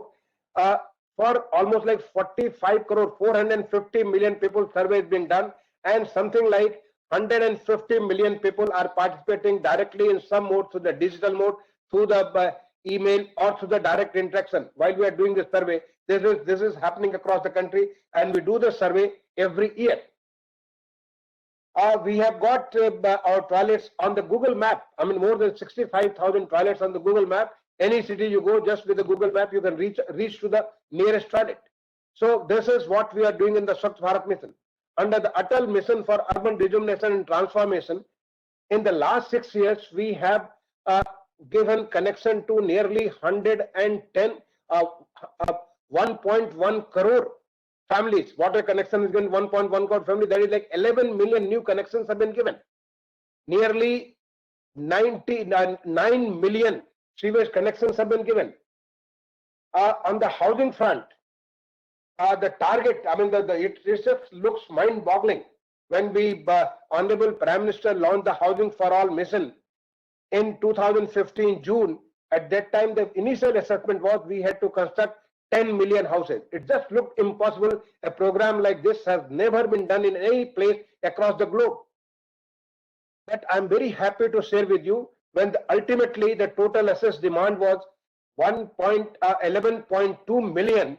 Against that, we have already sanctioned 11.3 million. We have already grounded more than 8.5 million houses and completed and delivered more than 5 million houses to the beneficiaries. When I say houses, houses means it is not simply four walls. A house which gives wing to the families to realize their potential, to realize their aspirations, to realize their dreams. And this is done through making every house getting water connection, electricity connection, gas connection, and having a toilet. I mean, this is a full package. That is how we consider a house being completed. We had launched an affordable rental housing complexes when the whole world was fighting through the challenges of the COVID-19. India came up with the Atmanirbhar Bharat campaign, and under the Atmanirbhar Bharat campaign, we launched one of the scheme called affordable rental housing complexes. Just yesterday, I sanctioned 6 lakhs. So no, 60,000 new rental housing just yesterday, and that has come from the private as well as the public sector. We have already made something like 4,000 houses are already being put on the housing, rental housing and affordable rental housing, and some 7,000 are under different stages. So this makes, these are the housing close to the universities, close to the working place, close to the places where the people come, so that the people who are migrating from the rural area to the urban area, they get rented houses at affordable rate, and they are able to contribute their best, so that they, I mean, it also protects their health. They are not exposed to moving long distances, exposed to the various other kinds of the natural vagaries, so they can do their best to the economy. In fact, in the address to the nation yesterday, day for yesterday, on the 15th August, Honorable Prime Minister's one of the major focus was on developing India as an inclusive India, where we are able to make sure that there is no divide between the rural and urban. We are able to provide all kind of infrastructure facilities in even the rural area. There is we provide all kinds of facility to the poor in the urban area. So we are taking care of everybody, so that everybody gets integrated to the economy. So that has been our development. In when I talk about the Smart City Mission, a Smart City Mission was launched in June 2015, and for the first time, it's a completely change in the paradigm, the developmental paradigm. From 2015 onwards, we've selected 100 cities through a national challenge method, and cities of all sizes, small size, big sizes, they've been selected, and they've been selected to realize their aspirations, realize their dreams, and they are like lighthouses for us. They are like lighthouses. We learn from these smart cities, and we are going to expand that to the all other cities across the country. That's our learning from the missions, making it a movement across the country, so that the India, which is urbanizing very fast, whose total urban population is projected to be nearly 880 million by 2051. That is, we are going to add the same number what we have today. This development takes a smarter path. In recently, we are also working on the global construction technology. The global construction technology. This was, this has been identified through a global challenge held in March 2019. We have selected 6 different technologies where these constructions are taking place currently in Chennai, which is in the southern India, in Rajkot, which is in the western India, in Indore, which is the central India, in Lucknow, which is northern India, in Ranchi, which is the eastern India, and Agartala, which is the northeastern India. So all 6 regions, we have selected 1 city each. That again through the challenge process, and the construction is taking place. More than 1,000 houses are coming up in just 8 to 10 months. We are mastering such construction technology because that is what is, the technologies which are resource efficient, which are climate resilient, which are disaster resistant. Such technology which uses such things where the usage of water is reduced, usage of earth is reduced. We cut down on the cost, we cut down on the time in the whole construction period, and that is how we can construct the future of the urban India. So this is, just to give you a glimpse of what is happening in my ministry under this, and this is happening across the country in different kinds of ministry. Whether it is you take the port sector, you take the air sector, whether you take the railways, you take the urban transport, you take the IT. Mr. Karia was speaking about our learning from the COVID-19. During the COVID-19, we have come out with plenty of programs and the missions and various kinds of things where the country as a team India is working on towards making the Prime Minister's vision of India at 2047 realized. So this is, we are also while we are doing this, we are trying to benchmark. We are trying to benchmark things. We are trying to index things. For example, for the first time, we had ease of living index. All these things are available in our website. Ease of living index, where we got all our smart cities, and now we are getting not only smart cities, even cities whose population is more than 500,000 are being ranked on the ease of living index. They are being ranked on the climate smart city index. They are being ranked as the municipal performance index. They are being ranked for various things, and also the city innovation exchange, so that we promote innovation. We promote the new initiatives. We get the best from the world and try to make it a part of India, so that we become, ultimately we have to become, make this local to the global. In fact, our SHG, self-help group members, who are in the large number manufacturing various kinds of art and artifacts and various kind of the textile items, food items, and that is through the global e-commerce portal is being exported to the different part of the world. We are integrated to the rest part of the world. So what I would like to say, there is a huge focus on the infrastructure development across the country. India is becoming a place where the investment is possible. India is focusing on the ease of living. India is focusing on the ease of doing business. Our rank in the ease of doing business in the World Bank ranking, it used to be 142 not far back, just 5 years back, and it has gone up to 63. That is the rise of nearly 79 ranks. In my own ministry, in the ease of doing business, construction permits, our rank in the world standard of World Bank in 1986, in 2016, it was 186, and now our rank is 27. That means we have gone up by 159 places. That is the focus given to the ease of doing business. And when we are doing this, we are not doing it only for corporate cities, but we are doing it across the country. Large number of cities are adopting this kind of practices, which makes doing business much simpler and much better, so that people in the country and outside the country, those who can come and invest in the country, they get an opportunity to invest here, do business, and from here we can also serve to the rest of the world. So our focus is on the infrastructure development, and this is what I wanted to share with you. I wish all the very best to all the awardees who are going to receive the Golden Peacock Award this evening. And I hope you are all part of this Team India who are going to make the vision of India 2047 realize. And the major part starts right now, because this 1 year, the year of the 75 weeks, year of 75th year of Indian independence, this kind of event come there for us to challenge and to give our best to the nation. I wish everybody all the very best. Thank you.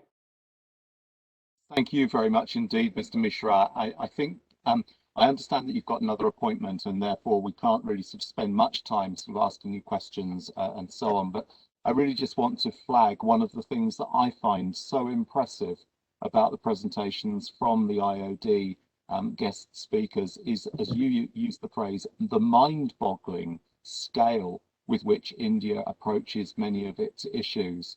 The development of its infrastructure is an incredible opportunity, not only for India, but for the rest of the world to learn those lessons. And the IOD and the ACCA will be able to help facilitate that kind of process, because there is so much that we can gain from learning from your experience. So thank you very much indeed for your presentation. Very interesting and very challenging to all of us. Thank you. I'm conscious that we've been running a little bit behind, and so I don't want to hold up any longer in inviting the chief guest to make his address. A leader from being a weaver to working his way to the Indian Administrative Service, the most prestigious central service of government of the government of India, then being elected as a member of parliament, and now to becoming a union minister, whose journey through life has been an inspiration for many.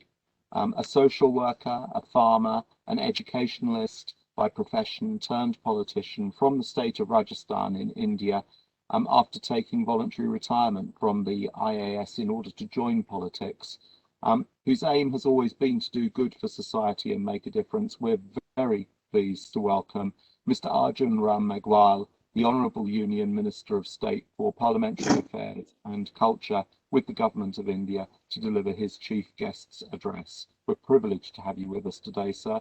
A hearty welcome. Over to you. Thank you, Mr. Graham Wilson, for my introductions.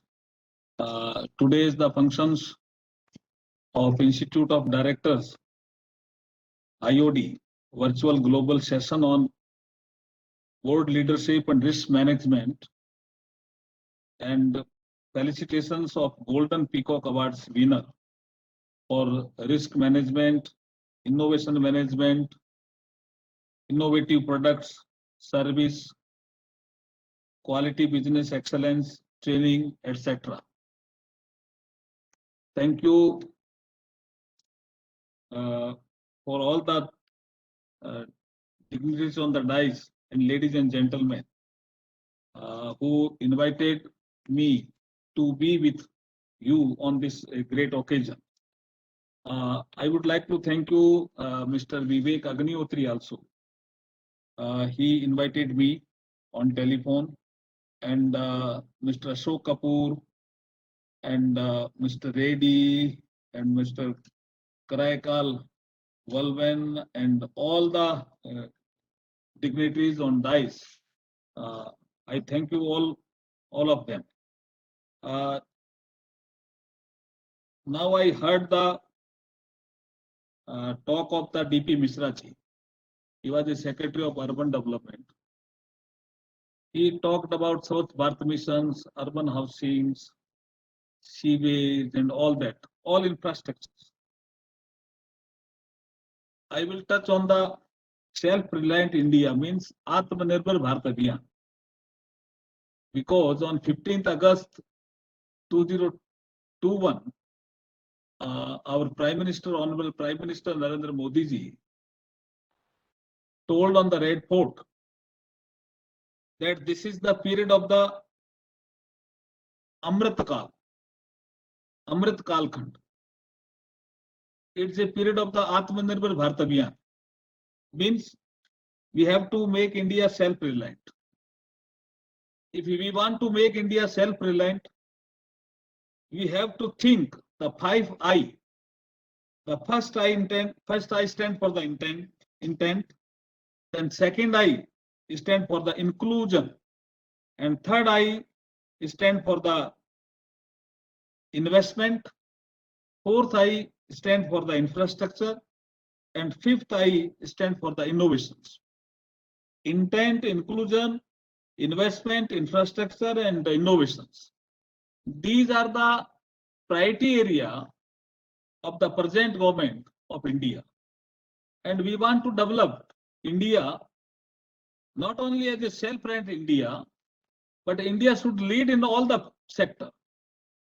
And you have seen the data of our GDP that in the core sector of India, whether steel, whether coal, whether mines, all the in coal sector, India is progressing day by day. Data show it. Even we are in the pandemic period, even that the India is progressing. Mr. D.P. Mishra also talked about the vocal for local. And I thanks the IOD that they have choose the subject of the risk management. In the pandemic period, risk management is a very relevant subject. We have a risk in the health sector, we have a risk in the infrastructure sector, because sometimes we face the problem of the labor, sometimes we face the problem of the credit. But in such type of pandemic situation, people have taken a risk. They have developed in so many sectors. The India GDP data, even the GST collections increased. I think in every month, our GDP collection is 1 crore and 1.3 crore, sometimes in 1.6 crore also. The data shows that the India is progressing. India is getting day by day progress in so many fields. तो मेरा आपके माध्यम से ये कहना है कि जैसे प्रधानमंत्री हैज टोल्ड कि अमृत कालखंड from 2021 to 2047 we have a 25 years. ये अमृत कालखंड है. And अमृत महोत्सव, आजादी का Amrit Mahotsav means we have to introspect ourselves कि हम कहां तक चले इन 75 सालों में. और जब मंथन करेंगे, चिंतन मनन मंथन करेंगे, तो निश्चित रूप से अमृत निकलेगा. और अमृत निकलेगा तो सबको मकान मिलेगा, सबको नल से जल मिलेगा, मींस वाटर सप्लाई मिलेगी, सबको बिजली का कनेक्शन मिलेगा, सब रोजगार के अवसर मिलेंगे. तो हर सेक्टर में जब हम तरक्की करेंगे तो यही अमृत कालखंड है. Honorable Prime Minister has rightly pointed out this अमृत कालखंड. He defined also अमृत कालखंड कि हम 75 साल में कहां तक चले. एंड जो अभी यूथ है वो जब 2047 आएगा, 2047, हमारे लिए वो शताब्दी वर्ष होगा. लेकिन जो आज यूथ है वो उस समय श्रेष्ठ नागरिक बने. और जब वो श्रेष्ठ नागरिक बनेगा तो वो श्रेष्ठ समाज की रचना करेगा. और जब श्रेष्ठ समाज बनेगा तो श्रेष्ठ देश बनेगा. और जब श्रेष्ठ देश बनेगा तो वो पूरे विश्व में भारत हर सेक्टर में नेतृत्व करने के लिए, लीडरशिप देने के लिए सक्षम होगा. यही भावना प्रधानमंत्री जी की है, क्योंकि इसमें लीडरशिप का भी एक विषय और रिस्क मैनेजमेंट का भी आज आपके आईओडी वर्चुअल ग्लोबल सेशन में विषय है. जिनको भी अवार्ड मिल रहा है उनको मैं बधाई देना चाहता हूं. और मैं पुनः विवेक अग्निहोत्री जी को धन्यवाद देना चाहता हूं. आई congratulate all the winner of the Golden Peacock Awards in the area of risk management, innovation management, innovative product, service, quality business, excellence and training. And you are the champion and you are the ones driving for the economy forward. जैसे मैंने कहा, Covid कालखंड है, लेकिन हमारा GDP का data ये बता रहा है कि हमारे हर सेक्टर में हम महंगाई को भी कंट्रोल किए हुए हैं, हम बैंकों की क्रेडिट सिस्टम को भी ठीक किए हुए हैं, हमारा जो बैंकों का एनपीए है उसको भी हमने सुधारा है, और हमने इसमें डिजिटल डिवाइड के माध्यम से, क्योंकि अभी आपने देखा होगा कि इस कोविड कालखंड में कुछ बच्चे गांव में इस वर्चुअल मोड से पढ़ना चाहते हैं, लेकिन शहर में तो आपको डिजिटल कनेक्शन और डिजिटल सुविधाएं ज्यादा है, लेकिन रूरल एरिया में नहीं है। तो ये डिजिटल डिवाइड है। Some area is rich for the digital purpose, but some area is not rich. तो ये जो डिजिटल डिवाइड है, इस गैप को भी हमें भरना है, इस गैप को भी हमने भरा है। ओएफसी केबल के माध्यम से जो गांव के ग्राम पंचायत में भी जो कनेक्शन हो रहे हैं, उससे डिजिटल डिवाइड कम हुआ है। इससे कम होते ही डीबीटी बढ़ा है। डीबीटी जब बढ़ा है तो सारा पैसा डायरेक्ट बेनिफिट ट्रांसफर स्कीम के माध्यम से ट्रांसफर हो रहा है। तो जो बेनिफिशियरी है उसके खाते में सीधा पैसा जा रहा है। प्रधानमंत्री किसान सम्मान निधि का पैसा हो, चाहे प्रधानमंत्री फसल बीमा योजना का पैसा हो, हम डायरेक्ट पैसा भेज रहे हैं। तो हमने करप्शन पे भी रोक लगाई है, और जो बेनिफिशियरी है उसको सीधा पैसा मिलने से जो पैसा है वो सीधा अकाउंट में जाता ही 100% मनी उसके खाते में जा रही है। तो वो भी इकोनॉमिकली इंपावर हो रहा है। To empower rural person economically and socially, that is the aims and object of this present government. और यही जो आपका पुअर और रिच का गैप है, इसको भरेगा, एक ब्रिज बनेगा। जो ये डीबीटी स्कीम है ये इस गैप को भी भर रही है। और मैं कई बार I come from the rural area, when I visit my parliamentary constituency and I ask the people whether you are getting the fund from the Pradhan Mantri Fasal Bima Yojana or not, they are telling that you can give the thank you to the Honorable Prime Minister. We are getting direct fund from Pradhan Mantri Fasal Bima Yojana, from Pradhan Mantri Kisan Samman Nidhi Yojana in our account. No mediator is in between. तो हमने corruption को भी कम किया है और सीधा beneficiary को पैसा पहुंचाया है, उनको इकोनॉमिकली और सोशली इंपावर्ड भी किया है। तो आगे हम 2047 तक, मीन्स 2047 तक, जब हम शताब्दी वर्ष मनाएंगे, जैसे प्रधानमंत्री जी ने कहा, इस अमृत काल खंड में हम क्या कर सकते हैं, ये हमारा बड़ा काम होना चाहिए। Nowadays, I am looking after this Parliament Affairs and this Ministry of Culture.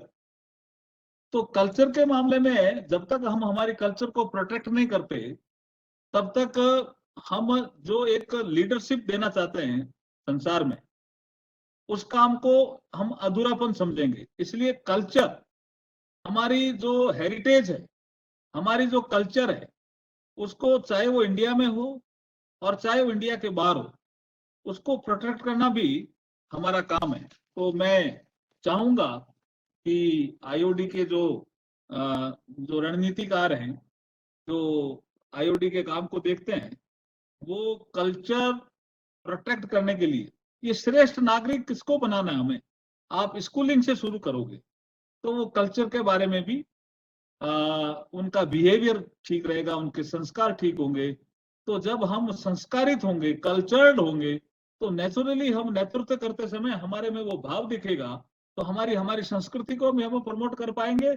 और इंडिया जो एक लीडरशिप क्वालिटी पूरे संसार में देना चाहता है, उसमें भी हम कैपेबल होंगे, एबल होंगे। इन्हीं शुभकामनाओं के साथ मैं मेरी बात को समाप्त करता हूं। मुझे आपने आमंत्रित किया, मैं पुनः धन्यवाद देता हूं। जिन्होंने भी अवार्ड जीता उनको मैं बहुत बहुत धन्यवाद देता हुआ मेरी बात को समाप्त करता हूं। बहुत बहुत धन्यवाद।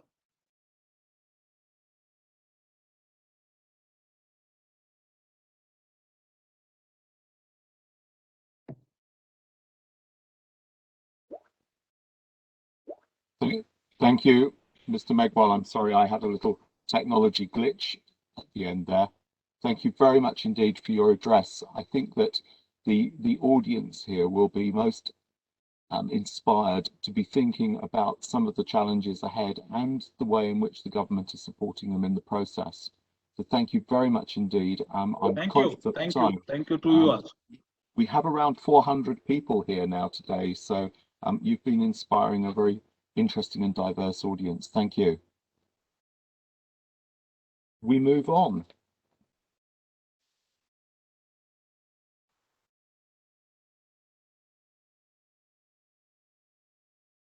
The Golden Peacock Awards. So many pieces of paper here. A challenge. Okay. We are here today to celebrate the achievements of some of those well-performing organisations that have been assessed as valid recipients of the Golden Peacock Awards. We're going to be doing so in 3 sessions. However, my introduction really applies to all of them. Competition brings out the best amongst business and society. That's something which has been demonstrated many, many times. One of the main initiatives of the IOD has been the institution of the Golden Peacock Awards some 30 years ago for corporate leadership and institutional excellence. They have become a hallmark of performance and excellence both locally and increasingly globally. This year's winners are very special to us because this is the 30th year in which the awards have been made. We have seen the number of applications rise over the years, and obviously it's been affected this year by the pandemic. But typically in a year we will receive over 1,000 applications for the various categories. This is largely due to the transparent evaluation process and the way in which very clear criteria have been evolved in order to allow determination of the winner's status. The criteria are based on internationally recognised awards and other metrics, the earnest intention being to try and recognise achievements that are the best of their kind. There's no other business award, frankly, around the world that actually receives the same kind of recognition and appreciation amongst peers than the Golden Peacocks. The jury for the Golden Peacock Awards is chaired by the Honourable Justice Venkatacharya, who's the chairman of the IOD's National Advisory Council and was a former Chief Justice of India and former chairman of the National Human Rights Commission of India, as well as the National Commission for Constitution of Indian Reforms. So we're going to be rolling out the red carpet for our winners. There are going to be, as I say, a number of categories and a number of sections. The way that this process will work is that I will introduce the award, introduce the sector in which the award has been offered and the company name. There will then be a very brief video for a few seconds and the citation will then be read out. After that, the name of the awardee will follow a brief acceptance speech.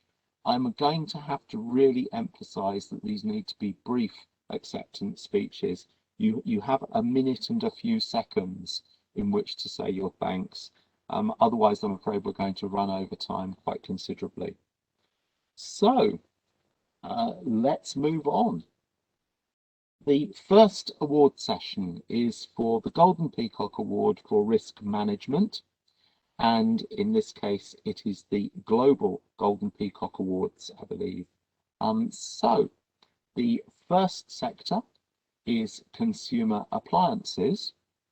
And the winner in that sector is the Blue Star organisation from Mumbai.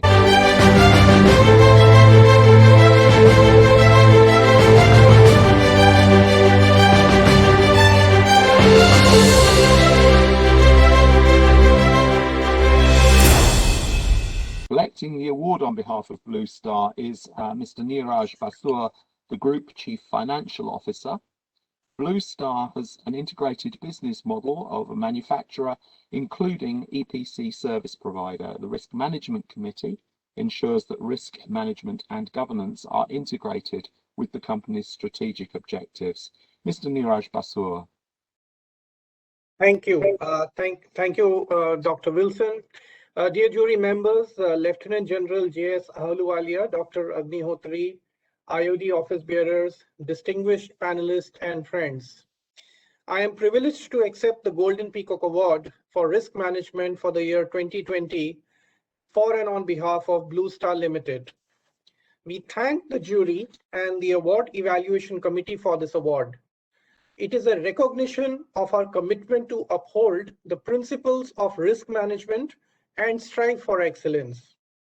At Blue Star, we are committed to implementing best-in-class risk management initiatives. We lay great emphasis on enterprise-level risk management and have put in place a robust framework for risk identification, evaluation, and mitigation in line with COSO 2017 Enterprise Risk Management Framework. Our risk management governance, integrated with strategy, help us in pursuit of achieving the strategic business objectives and desired performance. Our strong governance structure sets the tone at the top to reinforce the importance of a robust risk management framework and a pervasive risk culture across our organization. The risk governance structure also enables the demonstration of a commitment to the company's core values. Over the years, we have strengthened our risk management practices and empowered our business leaders to make risk-based decisions. We endeavor to continuously learn and benchmark ourselves with globally best-in-class risk management practices. We also believe that our integrated risk management framework enabled us to respond to the challenges thrown by the pandemic in an agile and resilient manner. I congratulate all the winners and extend our gratitude to the award jury and the organizers once again. Thank you very much. Thank you very much indeed, Mr. Basur, and congratulations to Blue Star from Mumbai.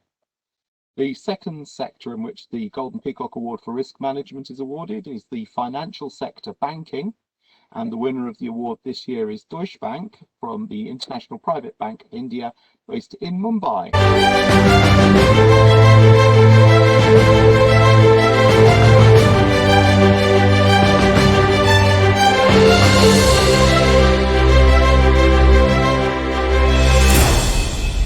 Deutsche Bank is a German multinational investment bank and financial services company.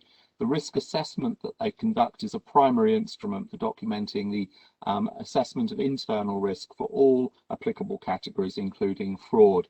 Collecting the award on their behalf is Mr. Amit Bhatia, the Managing Director and Head of the International Private Bank for India. Mr. Bhatia. Thank you, Mr. Wilson. Honorable Union Minister Shri Arjun Ram Meghwal, Dr. V.K. Agnihotri, Shri Ashok Kapoor, all dignitaries, management staff of Institute of Directors, ladies and gentlemen. Thank you for the Golden Peacock Award for Risk Management 2020. I am honored and privileged to accept this on behalf of all my colleagues in TV. I believe we as bankers perform in a volatile and complex environment. And I am happy that our risk management team, led by Manoj Nayak and Preeti Parameswaran, have done a tremendous job, not only in managing and mitigating risk in these volatile and uncertain times, but also ensuring that we serve our customers well. Our belief is that as bankers, we cannot eliminate risk completely. But our job is to manage risk, manage it well, build a risk culture, and we do that continuously by emphasizing that risk management is each individual's business, and we keep investing in their training. We keep investing in on a day-to-day basis on risk management. We also have a clear communication channel, and it starts right from the top. So that so what is very important from our perspective is that the tone from the top has to be clear, concise, and very, very clear as far as risk management is concerned. We continuously evaluate our controls and governance framework from time to time and adapt to changing times and circumstances. We continue to track significant and critical KRIs which might have a negative impact and mitigating them. Like I mentioned, our job is not to eliminate risk. Our job is to manage and mitigate risk, because we are also, after all, we are also lenders. So before signing off, once again, many thanks to the organizers and the entire jury, management and staff of Golden Peacock family and all the other winners of this award. Thank you so much. Thank you, Mr. Bhatia, and congratulations again to Deutsche Bank for winning the award. The third sector this morning is the FMCG sector. And winning the award this year for the Golden Peacock Award for Risk Management is Godrej Consumer Products Limited from Mumbai.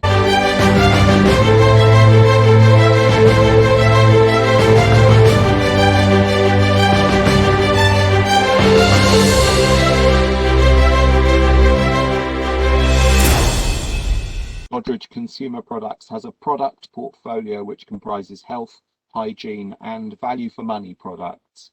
Its risk management includes risk identification and a definition, classification, assessment, prioritisation, mitigation, reporting, and monitoring. Collecting the award on their behalf is Mr. Swaminathan, who is the head of the Corporate Audit and Assurance and their Chief Risk Officer. Mr. Swaminathan.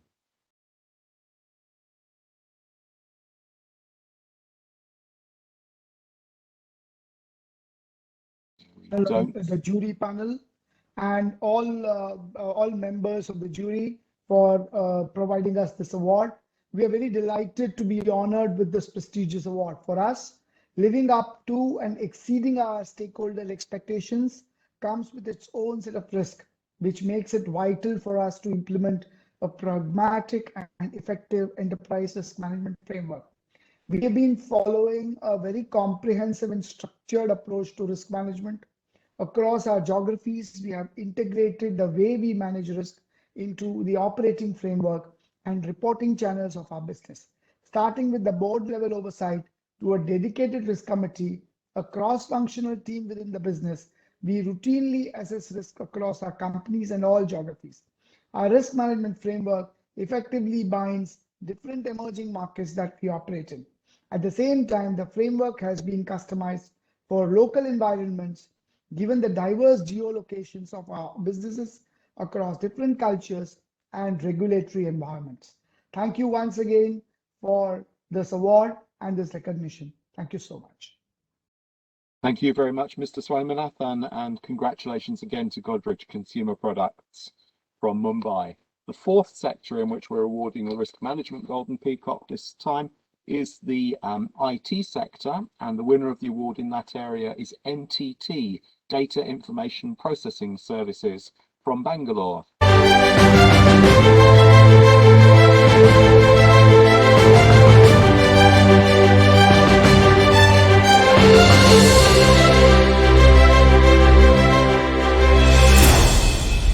NTT Data is involved in industry consulting and solutions, digital business and technology consulting. Risk management plans are dynamic in nature. They consider emerging risks with periodic reviews as necessary. Their cybersecurity concerns are obviously paramount, a key enterprise risk because of the reputational impact. Collecting the award on their behalf is Stephanie Liebman, who is the Senior Vice President and Chief Risk and Compliance Officer for NTT Data Services. Stephanie. Thank you, Mr. Wilson. Hi, everybody. So NTT Data is very pleased to be declared the winner of this prestigious award. I would like to thank the jury, the Golden Peacock Award Secretariat, and the Institute of Directors for giving us this opportunity, as well as recognize all the winners today and other participants. Risk management is a key focus at NTT Data Services and has always been a top priority for our management team. As a global company with team members and operations in many countries around the world, including India, it is vital that we drive good risk focus throughout the organization. We view risk management and compliance not just as an opportunity to meet regulatory requirements, but as an excellent mechanism to help achieve our strategic and operational objectives. Our global risk governance framework, combined with our India statutory compliance programs, have helped our business identify and respond to key risks proactively and timely, allowing us to continue delivering excellent client service while also protecting our team members, clients, and business partners. This has allowed us to stay on top of the evolving regulatory and risk landscape, even in a remote work environment. Winning this coveted award will enhance our brand equity and further accelerate the pace of risk management within NTT. Once again, thank you for recognizing our efforts, and please stay safe. Thank you, Stephanie, and thanks and congratulations to NTT Data, winners of the IT Sector Award in Risk Management. The final sector for the Risk Management Award this year is the Telecom Infrastructure area, and the winner of the award in that area is Indus Towers Limited from Gurugram.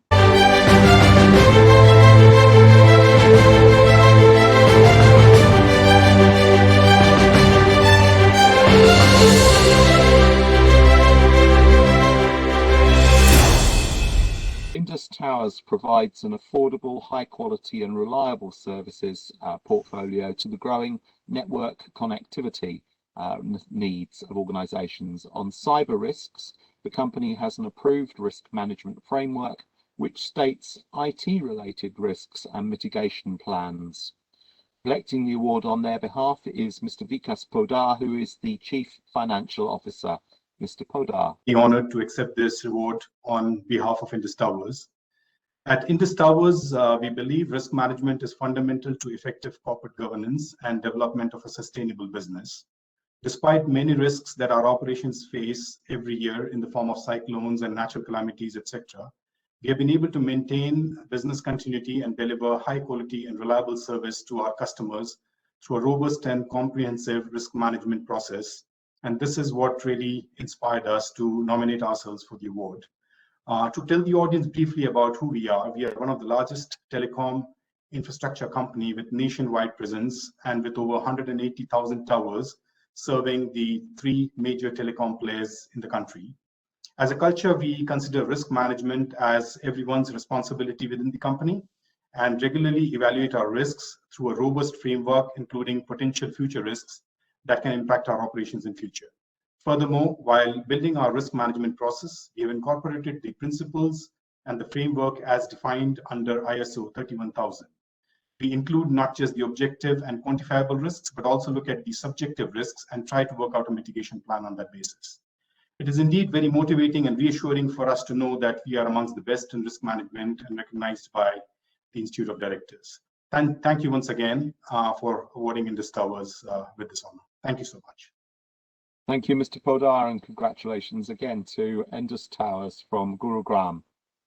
Congratulations. The next award that we're going to be looking at is the Golden Peacock Innovation Management Award. And there are 2 sectors that are recipients this year. The first one is the IT sector, and winning the award in that area is HP PPS Services Limited from Bangalore.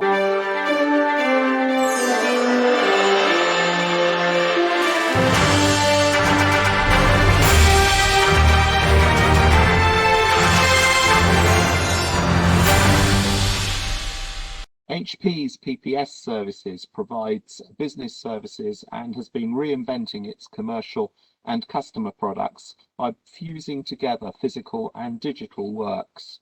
Collecting the award on their behalf is Satish Betadapur, who is the Director of HP's Customer Care Centre from Bangalore.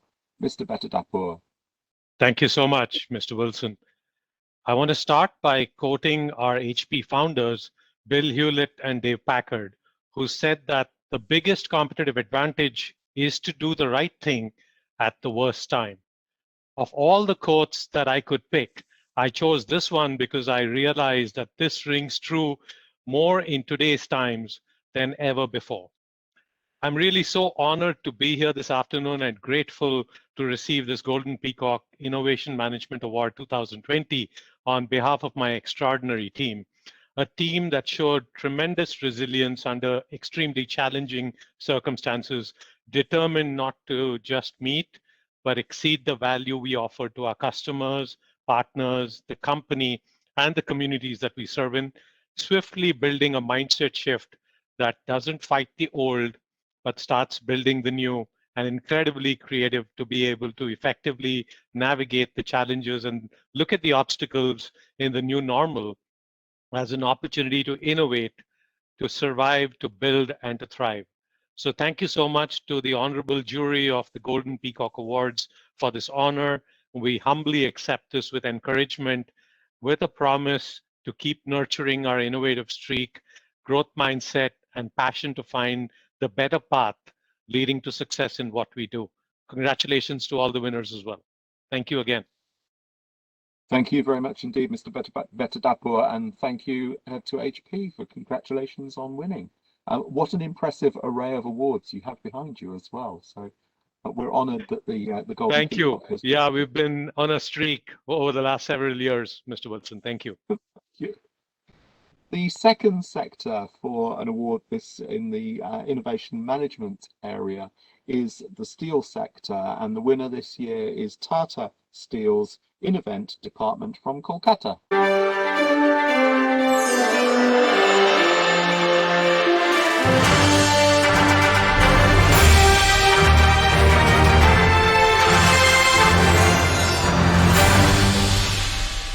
Tata Steel's Innovent department follows and develops innovations for the company in its existing processes, operations, and also in establishing new products. The focus on opportunities leverages the company's core competencies, delivering high innovation quotients and business potential.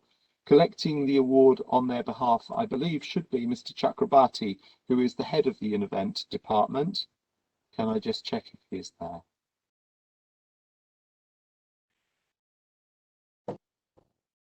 Yeah, good afternoon. Thanks, Graham. It's a privilege and honor to receive this award on behalf of Tata Steel Limited. Thanks to Honorable Justice Venkatacharya and all the jury members for bestowing us with this award.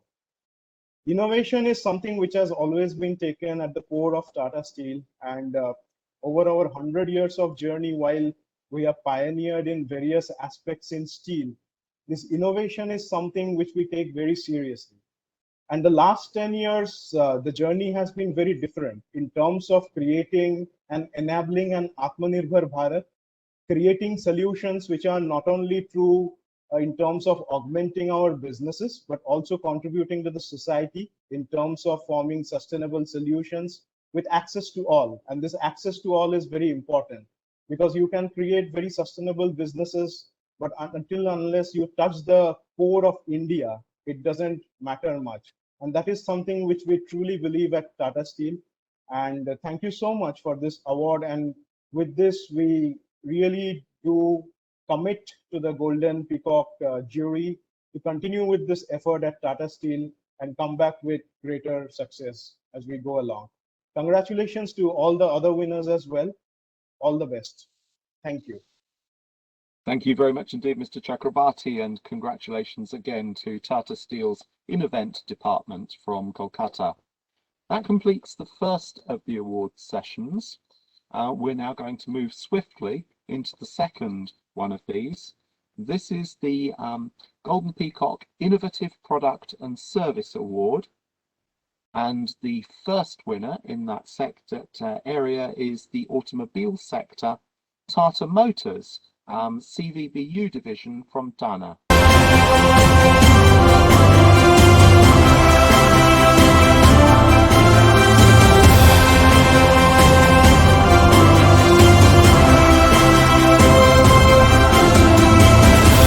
Tata Motors CVBU division is one of the largest commercial vehicle manufacturers in India.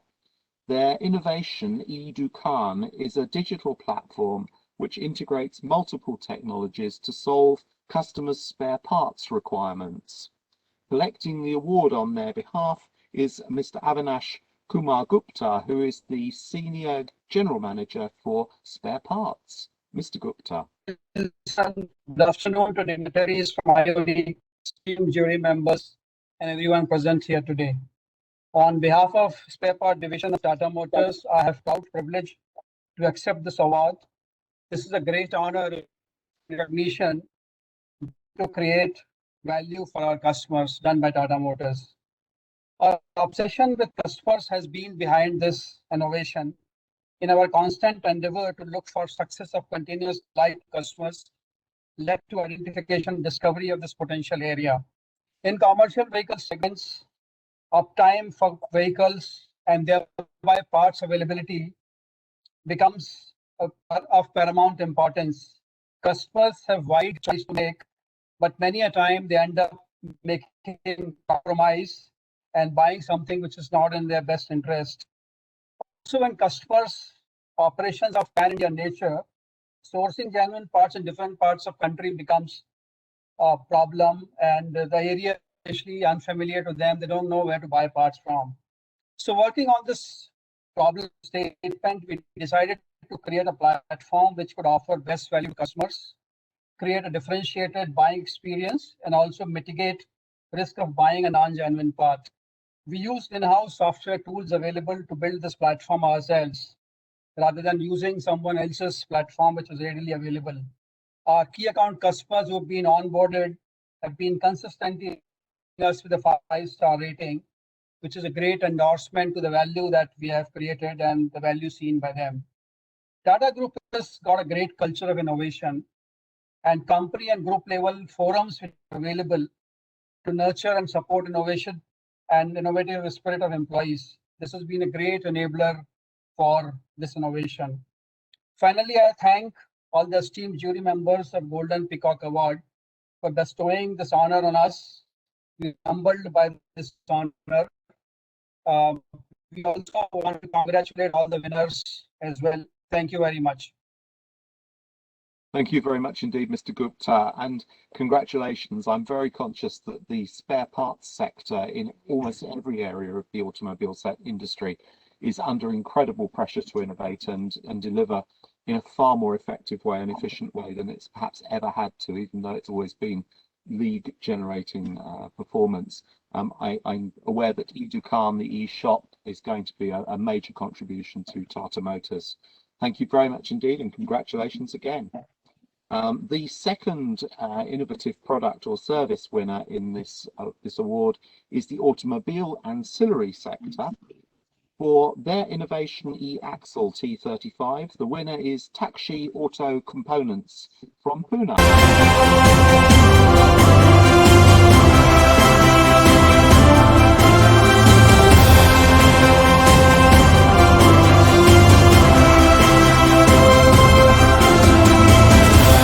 Takshi Auto Components is an auto ancillary manufacturing company. Their innovative product is e-axle T35, which is a compact unit which integrates an electric motor, power electronics and transmission. Collecting the award on their behalf is, I believe, going to be Mr. Patel, the Managing Director. I'm fairly sure that he's not going to be doing so, but is it Smita Patel who is there? A very good afternoon to all of you. It is indeed my pleasure to receive this award on behalf of my team at Takshi Auto. We at Takshi believe in passion for excellence, and definitely this award will boost the morale of our team, wherein they have put in their best effort to design this e-axle, especially for the three-wheelers. And we are very proud that it is a 100% indigenous product, wherein it stands and has been designed and developed in-house under our Honorable Prime Minister's Make in India drive. And I would also like to congratulate all the award winners and thank the Institute of Directors and the jury members for bestowing this special award to us, and also for all their valuable inputs. We will always strive to do better. Thank you, everyone. Thank you very much indeed, Mrs. Patel, I believe it is, and congratulations indeed to your organisation. Am I right in thinking that this is a family-owned business? Yes, it is. It is. Excellent. Well, congratulations, and I look forward to Thank you hearing so the much. name of the organisation again in more awards in the future. Thank you. Thank you. The third sector is the commodity exchange sector and its innovative products. And the winner this time is the National Commodity and Derivatives Exchange from Mumbai for their options in goods for agricultural commodities.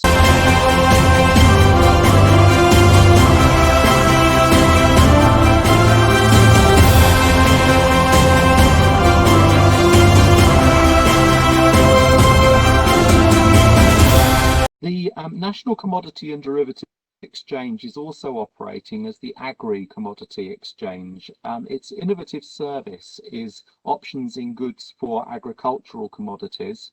The put option not only takes care of the price risk management of farmers independently or collectively, but also helps to choose the right crop based on the put option strike levels and premiums that are available before sowing, making it quite a game-changing instrument for the farming and agricultural sector.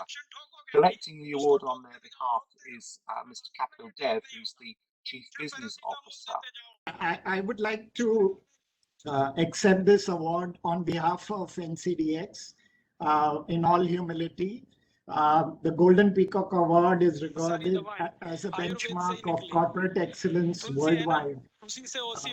We're delighted with the recognition that we have received for our work, which we believe could be a game changer in the field of agriculture, and would like to thank the jury and the organizers of the Golden Peacock Awards. Year after year, we have seen the repeat of the cobweb phenomenon, in which a large number of farmers sow a crop based on high prices at the time of sowing, and then face a big drop in prices due to a huge crop.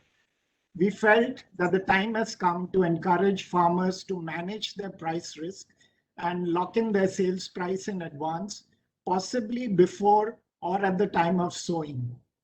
We designed a new product called Options on Goods, which allows farmers through the FPOs to buy put options on NCDX at the time of sowing the crop by paying a premium of 3 to 5% of the value and locking in a price that they are assured of at the time of harvesting.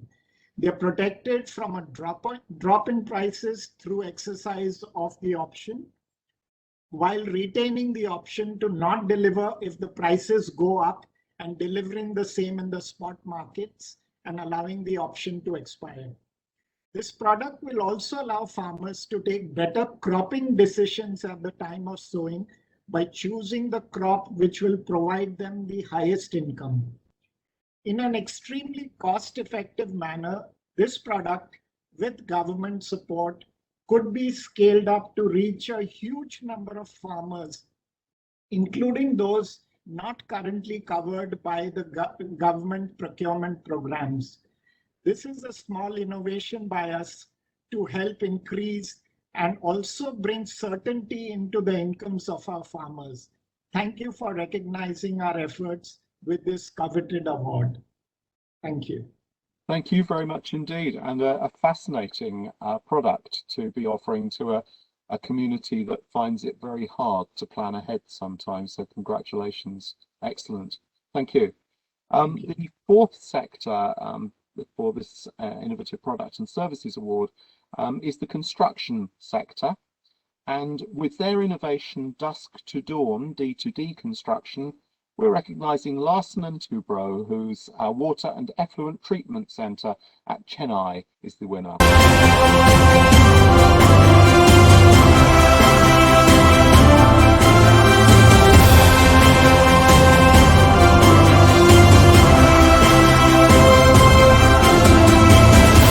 Larsen & Toubro's Water and Effluent Treatment IC, the wastewater BU, has capability to execute underground drainage networks, meeting the requirements of any large town or city.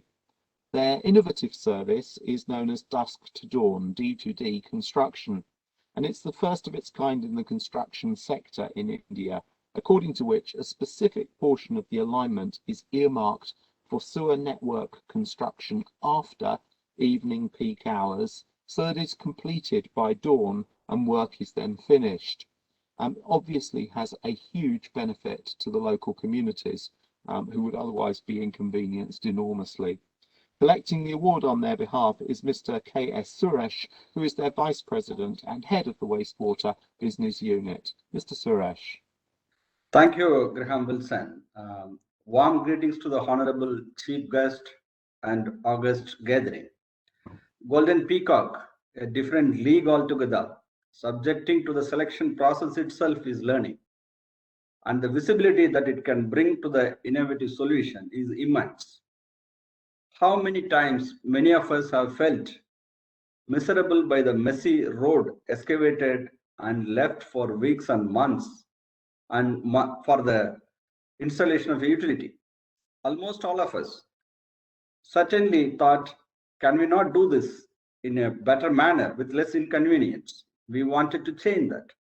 We at Larsen & Toubro addressed this common man inconvenience by integrating state-of-the-art technology, best practices, and solved it by introducing the innovative dusk to dawn (DTD) method of construction.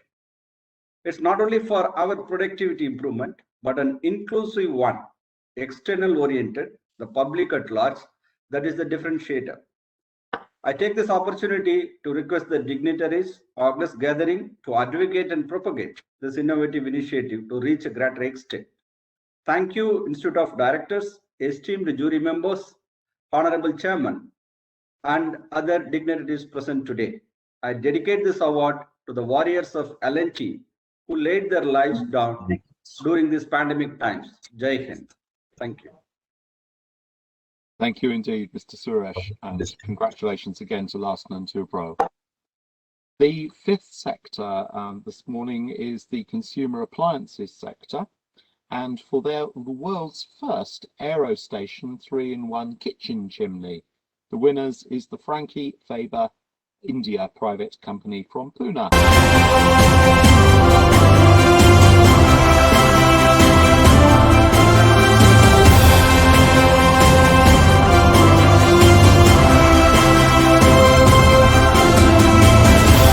Frankie Faber is engaged in design, production and servicing of electrical households and air exhausting, purifying and small domestic appliances and related accessories.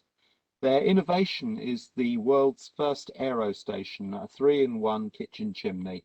The product has an integration of an air purifier and a fan that means you can quit smoking, stop sweating and breathe pure air in the kitchen. It uses a 3-dimensional chimney with T2S2 technology with a 3-way suction.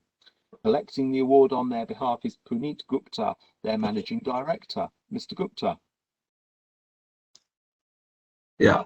Good afternoon to all the distinguished delegates, respected jury, and friends on the call. I humbly accept this award on behalf of our company. Being a 110-year-old Swiss organization with operations across 120-odd countries, we have always been customer-centric to the core and have extensively worked on compelling propositions to take care of all possible consumer issues. An example of this is our AeroStation, where for the first time in the world, we could integrate a fan, air purifier, and a chimney, which works so well for a hot country like ours. Our marketing and R&D team relentlessly worked on the project for about 18 months once we identified this latent need of our Indian consumer.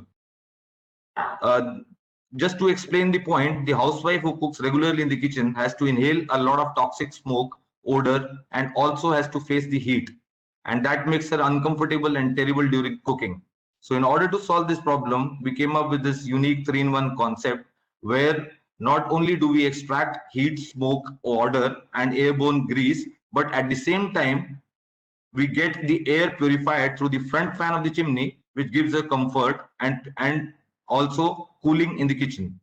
This breakthrough innovation addresses almost all the problems related to the cooking in the kitchen in a country like ours. We are in the process of exporting this technology and the final product as well to many countries across the globe. So it is conceived in India, designed in India, made in India, and sold world over, which is our mantra. We are working on many such projects, and let me assure everyone that every year we shall be coming up with many more innovations, which will be a delighter for our Indian consumer and help us further our brand, product, and market share leadership. Thanks to the organizers of this esteemed award for bestowing us with this honor. Thanks once again. Faber organization. Congratulations. The sector, the sixth sector, is in education and training, and the winner in that sector is the Global Indian International School Smart Campus at Punggol in Singapore. Their innovation is establishing a global centre for innovation and entrepreneurship within the school.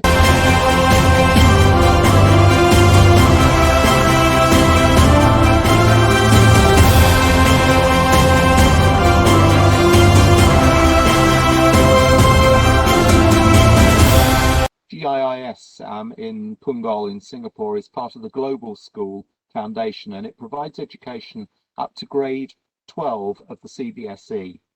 Their innovative service is the Global Centre for Innovation and Entrepreneurship, or GCIE. The objective of setting it up was to inspire creativity and foster innovation while instilling a spirit of entrepreneurship amongst their students. Collecting the award on their behalf is Atul Tamunika, who is the chairman and co-founder of the school. Atul, to you. Hello, everyone. On behalf of Singapore-based Global Indian International School, I wish to thank the jury of Institute of Directors for choosing us as the recipients of the Global Peacock Award, Innovative Product and Services Award for 2021. This beautiful recognition accorded by IOD to Global Center for Innovation and Entrepreneurship, which is an initiative of the Global Indian International School, is an immense honor for all of us. This is indeed a testimony to our vision to ignite and nurture innovation and entrepreneurial spirit among our students. The Global Center for Innovation and Entrepreneurship was started to provide the students with a formal platform for mentorship and expert guidance, training and assistance to bring students their dreams and ideas to life. The GIS students were encouraged to be innovative, critical thinkers, develop multi-skilled strengths to navigate a more challenged post-pandemic world, to pursue capabilities beyond what the schools teach, and think of new solutions and prototypes to bring those ideas to life. This has helped students to think outside the box and build their self-confidence and self-esteem. It was also a grooming ground to shape them into leaders of tomorrow. With IOD recognizing our effort to nurture this innovative streak among our students, we are encouraged to do more in the future. Receiving this prestigious award inspires us to continue our efforts towards excellence and nurture creativity and innovation for our students. I am pleased to share that since June 2021, with over 250 Excellence Awards, Global Indian International School is now recognized as the world's most awarded school network. We wish to extend our heartiest congratulations to all of the winners today. I would like to once again express my gratitude to the highly respected jury of IOD, General Ahluwalia, President of IOD, and the IOD team, and our entire team at GIS for this wonderful recognition of the Global Indian International School's journey to excellence. Thank you, and Jai Hind. Thank you very much indeed, Atul. And having had the privilege of visiting the school, I have to say it's simply not a school, it is a community. It's an extraordinary organisation, so congratulations and well done. Moving into the 7th sector, we're in the electronics sector, and the winner of the award here is LG Electronics from Greater Noida. The award they have won for their innovation, Make in India.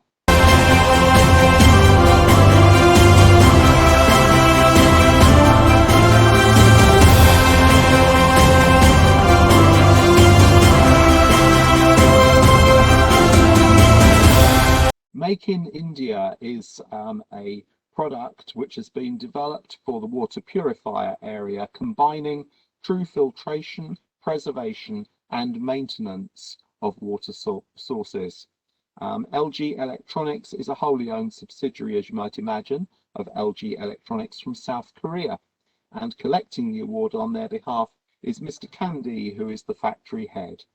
Mr. Kandi. Good afternoon, respected chief guests, dignitaries, and IOD.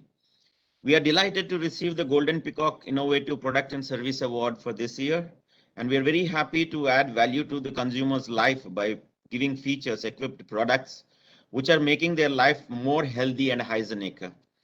And in our endeavor, it is to create a benchmark in terms of technical advancement, which makes customers' life more easy and upgraded. In water purifier, our focus is not only restricted to filtration, but it is widely covering the preservation as well as maintenance part too. And we have many features, namely stainless steel tank for pure water preservation for the 10 years warranty with dual protection, in-tank UV LED for every time clean and fresh water, digital sterilization care for zero-touch maintenance, and water saving for green environment is always a priority for us, wherein we have upgraded our product from 30% recovery to 50% and thereafter 60% now. And further, we are making to reach the lowest level to benchmark. And finally, we will promise to continue our journey with our more advancement for betterment of consumers' life and environment. Thank you once again. Thank you very much for this award. Thank you, Mr. Candy, and again, congratulations to LG Electronics. An extraordinary innovation that you're working on there. Thank you. Thank you. The eighth sector in this award is the financial services sector, and for their new tick web, we have Reliance Securities from Mumbai as the recipients of the award.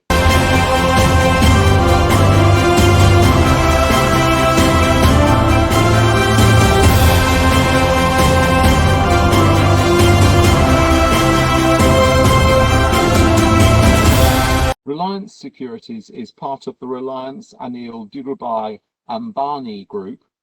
Its main product, Reliance is smartmoney.com, is leading capital market multi-platform digital environment. Their innovative product is called New Tick Web, and it's a platform which was launched with the idea of giving everything that a trader needs in a single screen.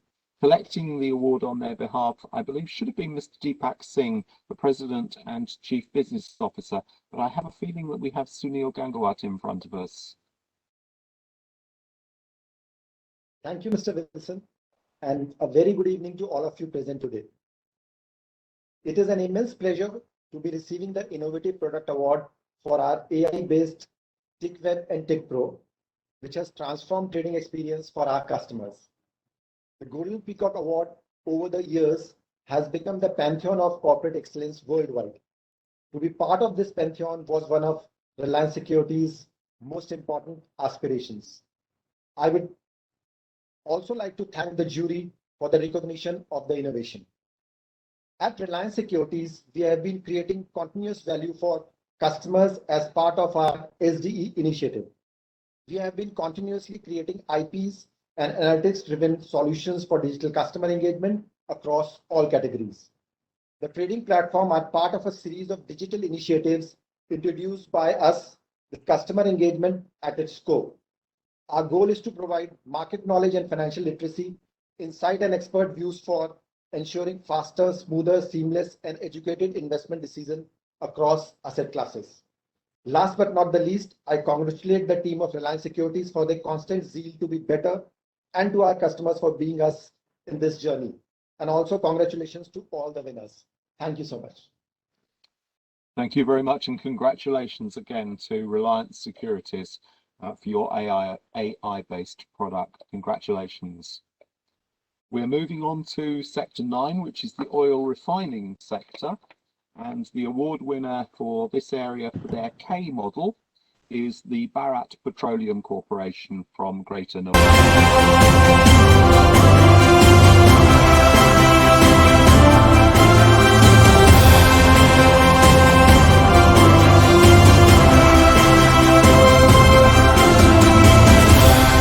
Petroleum's Corporate Research and Development Centre is part of a leading public sector undertaking engaged in petroleum refining and marketing business. Their innovative product is K Model, a software product for quick and accurate prediction of crude compatibility and optimization of numerous crude oils within minutes as compared to weeks previously required for experiments for 2 crude oil samples. A massive improvement in performance and effectiveness. Collecting the award on their behalf is Mr. Ravitej, who is the Executive Director in charge of refineries. Thank you very much, Dr. Graham Wilson. It's a great honor and privilege for me to receive the prestigious Golden Peacock Innovative Product Services Award. We cherish this award, have been winner on many occasions. And to tell a brief about this product, this K model is a software that is developed when the refiners are struggling to source crude from various geographies, with the OPEC cuts being what they are, and also the shrinking refining margins. We are always on the lookout for cheaper crudes availability. When we are taking, we need to be blending these crudes and processing in our refineries. If compatibility is not achieved, there is always a possibility of fouling of the preheat exchangers, and so there will be a lot of energy loss. So as I mentioned, it's a matter of minutes we are able to know the compatibility of the crudes, which times it was taking almost a week's time. So the team led by Dr. Rajiv Kumar, and his team has come out with this great product, ably guided by our R&D head, Dr. Ravi Kumar, made this particular piece possible. And this is a part of our Atmanirbhar initiative, as well as it goes a long way in reducing the carbon footprint. And I once again thank the organizers for encouraging the BPCL R&D team to come out with many more such innovative solutions in future. And I compliment and congratulate all other winners. Thank you. Thank you very much once again. Thank you, and congratulations again to Bharat Petroleums for their award. Also in the oil refining sector, we have a second award winner this time, which is the Hindustan Petroleum Corporation from their HP's Green R&D Centre at Bangalore. They have an innovative product, HP CoSol.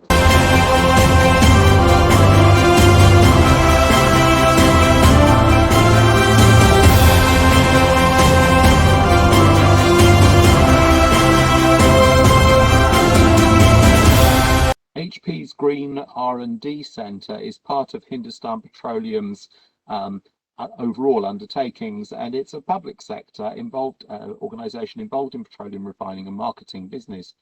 Their innovative product is HP CoSol, a selective solvent for lube oil yield improvement, known through the industry as liquid extraction. It's one of the most common processes for the extraction of aromatics from lube oil distillates to increase their viscosity index. And HP CoSol's system has resulted in lube raffinate yield improvements compared to the base solvent. Collecting the award on their behalf is Mr. Bartan, who is the head of research and development for Hindustan Petroleum. Thank you for lovely introduction. So we at our R&D Center, we really thank you, the organizers of Institute of Directors, for conferring this Golden Peacock Innovation Award for our project HP CoSol. This project was led by Dr. Valavarsu from our R&D Institute. Let me share with you, our R&D Center is the youngest among all R&D centers in oil and gas sector in India, which was started in 2016. Within a short span of time, 5 to 6 years, we were able to file almost 300 patents and received grants of more than 100. We have commercialized and demonstrated many products, as I have the 28 technologies and products in the last 4 or 5 years. Many of our technologies and products are in the pipeline. Of course, many are there, the pipeline of development at different stages. And we are leveraging R&D for making indigenization in India in the field of refining, biofuels, solar and battery, and other alternate energies, etc. Talking about this particular technology, this HP CoSol, as an objective was to maximize the lube base oil yield from solvent process unit, which is usually for Group 1 products, lubricants making. We at our R&D Center, because of our effort, we were able to increase the yield by almost 3%, which is in money terms equivalent to about the saving of 30 to 35 crores per annum. So not only these economic benefits, this particular solvent, what we call as HP CoSol, is cheaper and selective and environmentally friendly and benign compared to any other existing solvent used in this loop making technology. We once again thank the organizers and jury for this encouraging award for our HP Green R&D Center. Thank you very much. Thank you, and congratulations again for HP CoSol and the Hindustan Petroleum Corporation. The 11th sector that we're going to recognise is in the power transmission area, and for their innovation, Skyrob. The winner is Sterlite Power Transmission from New Delhi.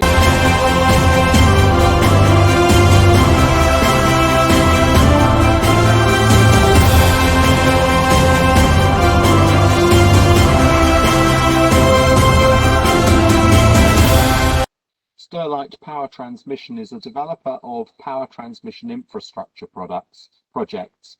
Their innovative Skyrob was put in use for installation of optical ground wire, or OPGW, on high voltage transmission lines. Skyrob is the first of its kind semi-autonomous robot in India, which has the advantage of both safety, efficiency, and of course automation and ease of working. Collecting the award on their behalf is Mr. Vinayak Joshi, who is their Vice President in their supply chain. Thanks, Graham. We would like to thank the jury as well as the Golden Peacock Award, and also delighted to receive this award. Sterlite Power's vision is that we deliver the energy across difficult terrain of India, and we also look forward to innovation to reduce the cost as well as the time and the money. Skyrob is a patented technology which change over the power industry entirely, and team has done a tremendous work to got the idea into reality in an 18 months period. So I think I must congratulate everyone on that. With this, we would save around 30% of time required, 30%, around 100% safe environment, and also we will do the operation with the ease for the 20,000 kilometer area across India. So I'm really delighted to receive this award, and this is the testimony of our best working methodology what we adopted. This is also a testimony for our leadership team who supported us during this journey. So I would like to thank them on this at this junction, and also once again thank everyone, and looking forward to cherish more awards like this, and congratulate the other winners as well. So thank you again, Graham, and back to you. Thank you. Congratulations again, Vinayak, and what an amazing product to develop, a facility to have developed, I think is the best way of putting it. Thanks. Congratulations. The power equipment sector, for their development of a regenerative braking system for WAG7 electric locomotives. The winner is Bharat Heavy Electricals Limited from New Delhi.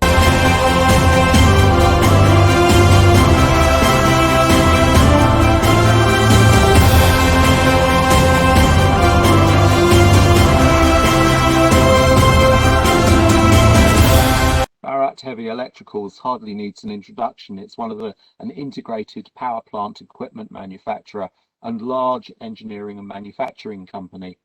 Their innovative product is the development of a regenerative braking system for WAG7 electric locomotives. This is a 2 megawatt water-cooled IGBT-based regenerative braking system for WAG7 DC motor-driven locomotives. The system is estimated to generate approximately 15% of the consumed energy. Collecting the award on their behalf, I was expecting to be Renika Gira, who's the Director of Industrial Systems and Products, but I don't believe that she is with us. Thank you, Mr. Wilson. First of all, I would just like to apologize because Ms. Gira has just now been summoned to ministry, so she could not attend it personally. My name is Rajiv Gupta, and I am heading the Transportation Department of Bharat Heavy Electricals Limited. On behalf of BHEL, we would like to extend our sincere thanks to Institute of Directors and the eminent jury members for recognizing our efforts and honoring us with this prestigious Golden Peacock Award. BHEL is cherishing 6 decades of old bond with Indian Railways, and we are continuously in quest to provide innovative solutions for improving the functioning of railways.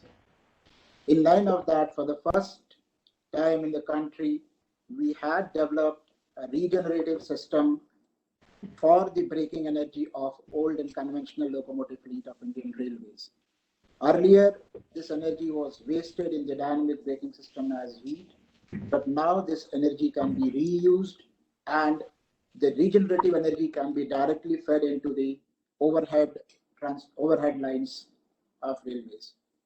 In fact, this system has already been installed in one of the locomotives in Indian Railways, wracked 7 locomotives, and this has been running for last 2 years. Almost 77 megawatt hour of energy consumption has been saved on account of this by Indian Railways just from one locomotive.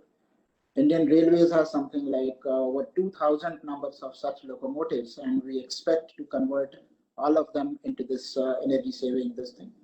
So we are always in the quest of developing innovative products, not only for power sector, but also for the other industrial sectors, transportation being one of the main of them.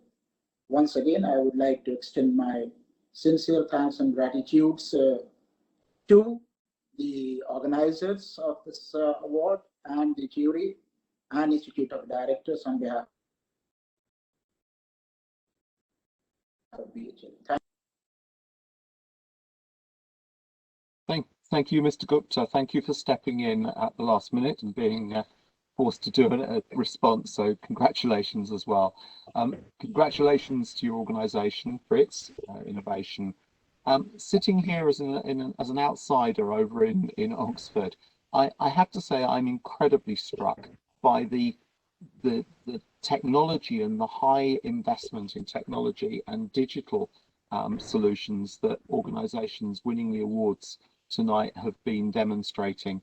You are clearly world leaders, and sharing that world leading potential really is the future for India. So thank you very much indeed. Tremendous innovations. We're going to move on to the Golden Peacock Business Excellence Award. The first winner in the Business Excellence area is Subros Limited from Noida.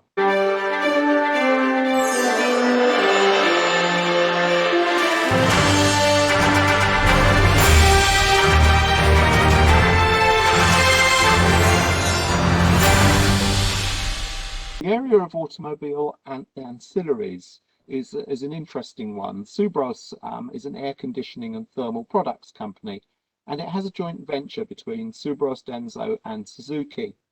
Their leadership team, along with external experts, has been involved in competency standard settings for capability of new and existing employees so that they can perform their jobs more efficiently and effectively. Collecting the award on their behalf is Amit Kumar Parashar, who is the Senior Vice President of Operations in the Tool Room and Service Area for Subros. Mr. Parashar. Yeah. Good afternoon, all esteemed guests, dignitaries, ladies and gentlemen. First of all, I would like to thank the Institute of Directors, Golden Peacock Award Committee for creating this platform where companies from all over India are able to put forward the work which they are doing and getting opportunity to get evaluated amongst the best in industry, as we have so much to learn from each other. Next, I would like to thank esteemed jury members of Golden Peacock Award, who with their vast knowledge, experience and wisdom have selected Subros Noida plant and found us worthy as one of the winner for prestigious Golden Peacock Award for business excellence. Definitely such recognitions give us the boost in our endeavor for journey of manufacturing excellence. Subros is largest thermal air conditioning solutions company in India, serving passenger vehicles OEMs, commercial vehicle OEMs, railways, home AC OEMs since more than 35 years now. Since last few years, Subros team have started the journey for manufacturing excellence as a drive across the plants, and today all the departments and functions have their own house of excellence model based on the 10 pillars of focus areas. It's team constant effort and passion which has brought us to this milestone. I am honored and humbly accept this award on behalf of my plant team, my plant head Mr. Lalit Mohan, quality head Mr. Ravi Mohan, and all those who have contributed directly or indirectly in this excellent journey. I am very thankful to each one of them for their contribution. We at Subros will keep working on this excellent journey, and as our late founder chairman Shri Ramesh Suriji always used to say, perfection is never-ending journey, so we'll keep pursuing perfection. Congratulations to all winners, and thank you once again for this recognition. Thank you. Thank you, Mr. Parashar, and congratulations again to Subros from Noida. Great innovations. We constantly see this need for better selection, recruitment, and development of employees, such an important contributor to the future. The next sector is the BPO sector, and the winner in this area is WNS Global Services from Mumbai.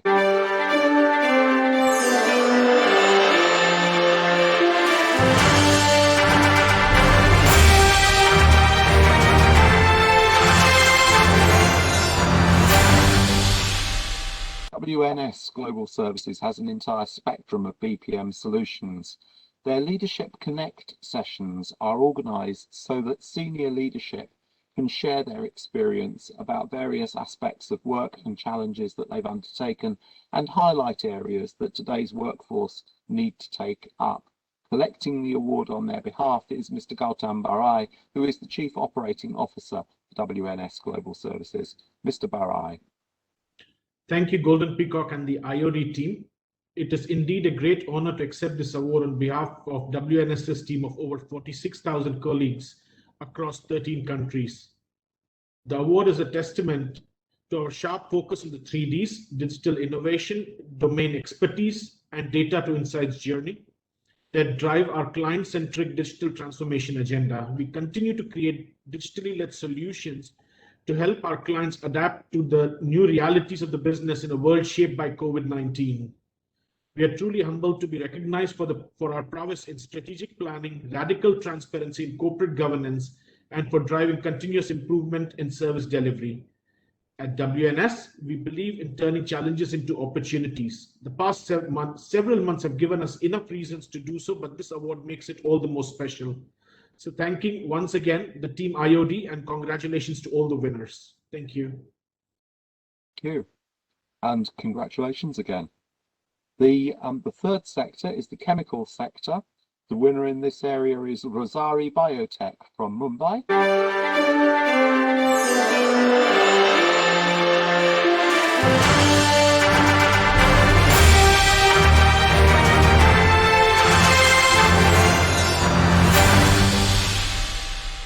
Rosari Biotech is involved in marketing and manufacturing specialty chemicals.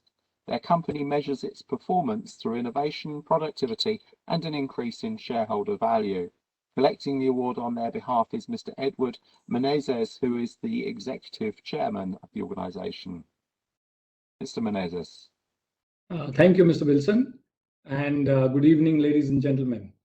On behalf of Rosari Biotech Limited, I am extremely honoured to be receiving the Golden Peacock Business Excellence Award. I would like to express my gratitude towards the Institute of Directors and the esteemed jury members who have recognized the significant achievement made by Rosari in the field of specialty chemicals and bestowed us with such an award. Rosari is earnestly grateful for the recognition received, and I am sure every other nominee for this award was as capable, if not more, of winning this award. I also congratulate all the other companies who have won an award today. As rightly said by Mr. Steve Jobs, great things in business are never done by one person. They are done by a team of people. And indeed, I would like to take this opportunity to thank the co-founder and promoter of Rosari and my friend, Mr. Sunil Chari, and our team members, many of whom have been with us in the journey through the last 24 years. It is a result of their contribution and dedication towards work and the determination to be the best, because of which we have received this award. None of this would have been possible without them. Business excellence is something for which every organization works hard. No organization can operate in isolation without its stakeholders, and at Rosari, we value each of our stakeholders. Golden Peacock has inspired us to align our entire workforce towards building a brand equity on business excellence and improve our stakeholder relationships and accountability. It was an effective self-assessment tool to identify our strengths and provide us a guiding path to work in our shortcomings. To conclude, I am inspired by a strong belief system that organizations can play an integral part in the progress of society. And so, on behalf of Rosari, I assure you that we will adopt a sustainable mindset, one that aligns with our goals, mission, and values to help build a sustainable future and deliver continuous value to all our stakeholders in the years to come. And as a responsible organization, Rosari will always do its bit. Winning this award was a tremendous effort. I would like to thank everyone who has contributed. Thank you, one and all. Thank you, Mr. Menezes, and congratulations to Rosari. Thank you. Again. So just to remind people, what we're working through at the moment are the winners of the Golden Peacock's Business Excellence Award this year. The next sector that we're going to look at is the engineering sector, and the winner of the award here is Tim Ken of Bangalore.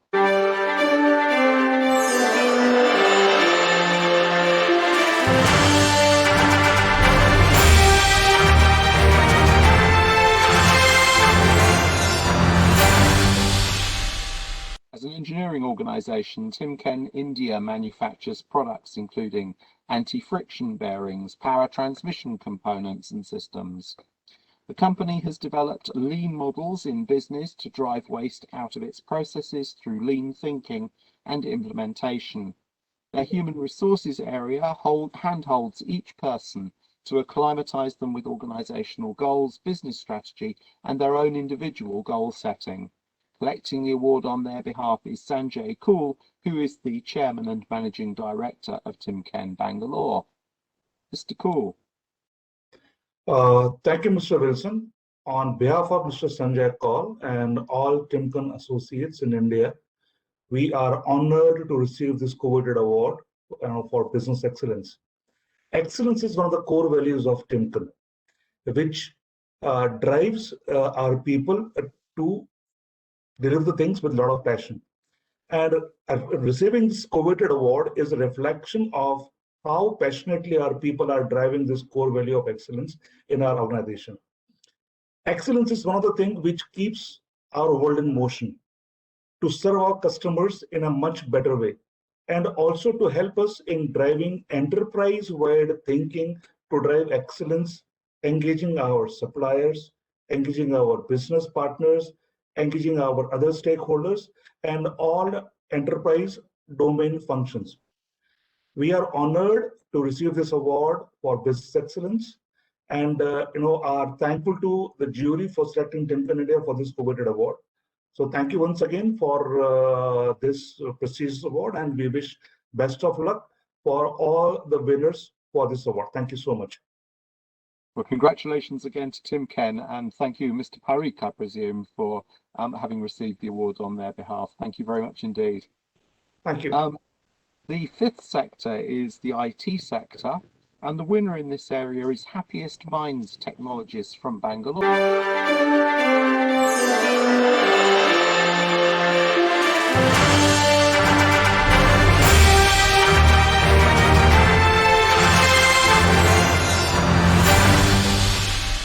Minds Technologies enables digital transformation for enterprise and technology providers. Its company maintains an effective and transparent corporate governance framework. Collecting the award on their behalf is Mr. Venkatraman, who is the Managing Director and Chief Financial Officer for Happiest Minds.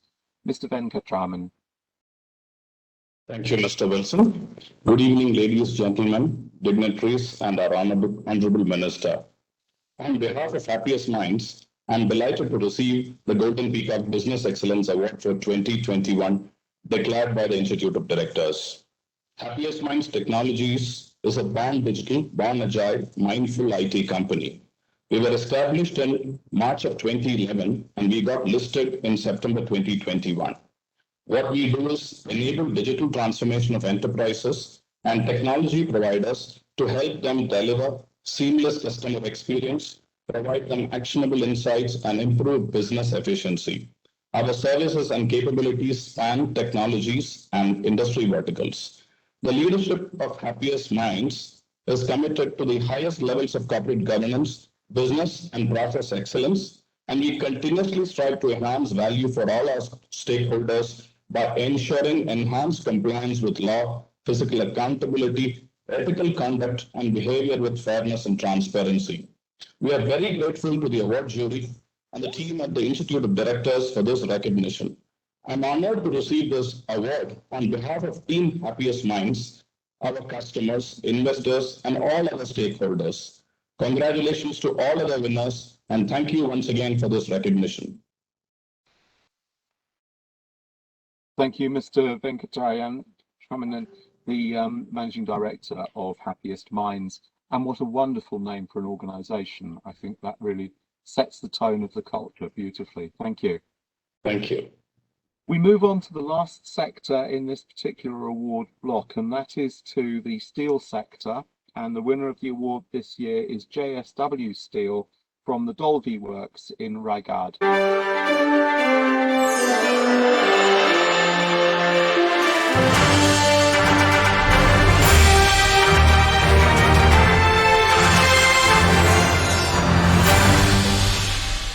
JSW Steel's Dolvi Works produces hot-rolled coils, billets and TMT bars. Their cross-functional teams under customer engagement programs are initiated with the objective of understanding key customer concerns and their future expectations. Collecting the award on their behalf is Mr. Ratur, who is the president of Dolvi and Solav. Mr. Ratur. Yeah, good evening, Mr. Wilson, and good evening to all the jury members, delegates, and executives present over here. On the behalf of everyone at JSW Steel Dolvi Works, I would like to convey my sincere gratitude on receiving the Golden Peacock Award for Business Excellence. We are honored to have this. I would like to mention that JSW Steel is a story of grit and determination of our founder, Shri O.P. Jindal, who believed in making India self-reliant. And same ethos were carried over by our chairman, Mr. Sajid Jindal, that led to the creation of over 27 million ton steel giant in little over 25 years. Going forward, we would be accelerating the India's economic development by fulfilling the steel demand of our country with matching capacity of over 100 million ton. The pursuit of business excellence and the TQM help us to go significantly ahead of the curve in terms of technological advancement, economies of scale, project execution, quality products, and operational efficiency. We at JSW always believe in bringing positive transformation among all the stakeholders we touch. We are also committed to optimizing our waterways, carbon and energy footprints by adopting stricter than stipulated standards. At last, I would like to say the award not only motivated JSW Steel Dolvi, but has put onus on our shoulders to confirm that we rightly deserve this honor. Thank you to my team Dolvi for commitment to the excellent, and big thanks to the Institute of Directors, Golden Peacock Award Secretariat, and the jury members for giving us this opportunity. Thank you. Thank you very much indeed. Was it Mr. Chandra who's just received the award on their behalf? Yes, I am myself, Mr. Chandra, who is Senior Vice President Operation at JSW Steel Dolvi. Thank you. Thank you for stepping in and for receiving the award. Congratulations again, JSW Steel. Thank you. We would at this moment move on to an address by Mr. Siddharth Nath Singh, who would have been joining us as the Minister of Khadi Village Industries from Uttar Pradesh. Unfortunately, his flight has been delayed, I gather, and so we're going to move into the next block of awards, and he will join us towards the end of the sessions. So we're moving into the Golden Peacock's National Training Award, and the winner of the first sector for this is the BPO sector, and that is Concentrix Services from New Delhi.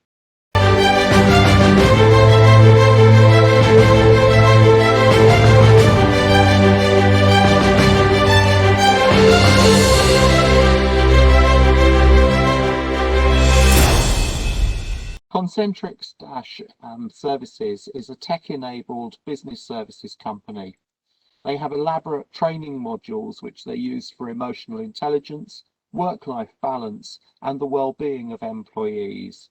Collecting the award on their behalf, I believe, is Mr. Guneet Arora, who is the Vice President of Delivery Shared Services.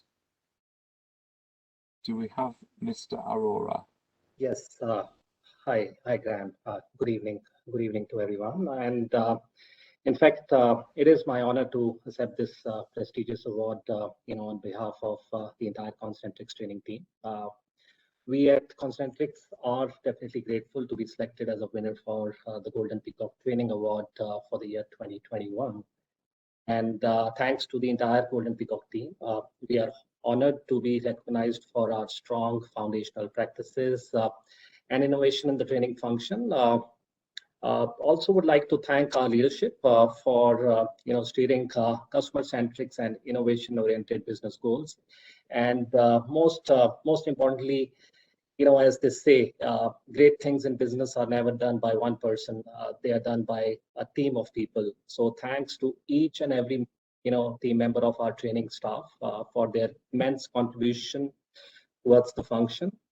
Past year and a half, we've seen difficult times in India, and it has been difficult and tough for most of us, including our industry. But it has also pushed and driven a lot of us to further improvise and innovate. And our training team is a great example of that, where they adapted fast to set up a world-class training practice, through continuous improvement and innovation. And this award is a big acknowledgement for the same. It is certainly, a testimony of our best-in-class training practice and framework. So thanks for it. Thanks for this great recognition. Thank you. Thank you, Mr. Arora, and congratulations to Concentrix. Thank you. How any organisation has managed to survive in the last few months is extraordinary, and the fact that you're developing and growing is fantastic. So congratulations. The second sector for the National Training Award is the Education and Service sector. And the winner of the award in this area is the Management and Entrepreneurship and Professional Skills Council from New Delhi.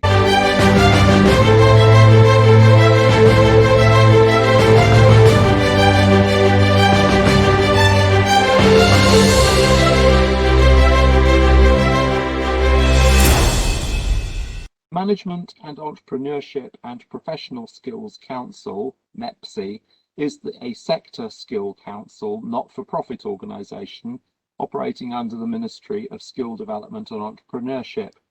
The training that they offer enhances employability and certifies skills for a very large number of youth. Collecting the award on their behalf is Colonel Anil Kumar Pokhriyal, who is the Chief Executive Officer of the organisation. Colonel Pokhriyal. Thank you, Graham, and a very good evening to Honourable Minister, office bearers of Institute of Directors, and all fellow award winners. On behalf of Management, Entrepreneurship and Professional Skills Council, I would like to express our gratitude to the Honourable Jury of the Golden Peacock National Training Award for according us this unique honour for recognizing our nation-building efforts under the Skill India mission. I would also like to dedicate this award to our Board of Governors, our promoters, and all stakeholders. But last, not the least, my team at MEPSC for toiling relentlessly in making the difference for the future of youth and the country. In our small journey of 5 years, MEPSC has trained more than 4,600 trainers, more than 480 master trainers, almost 2,000 assessors, and more than 5,10,000 assessments have been done for the youths. Team MEPSC lives and swears by our core values, which guide us, each one of us, during all times and drives us in this high satisfaction of customer centricity. During pandemic, we trained more than 1,000 trainers and 16,000 trainees, which was the hallmark when we did everything online and blended learning methods. I would like to really thank Institute of Directors and the jury once again for according MEPSC this unique honor. Really thankful. Gratitude. Thanks. Thank you very much indeed, and congratulations again to MEPSC. Thank you. If anything, a sector that has had to transform overnight Quite extraordinary how you've achieved that. Well done. Thank you. In the third sector, the healthcare sector, the winner of the award this year is Philips from Bengaluru.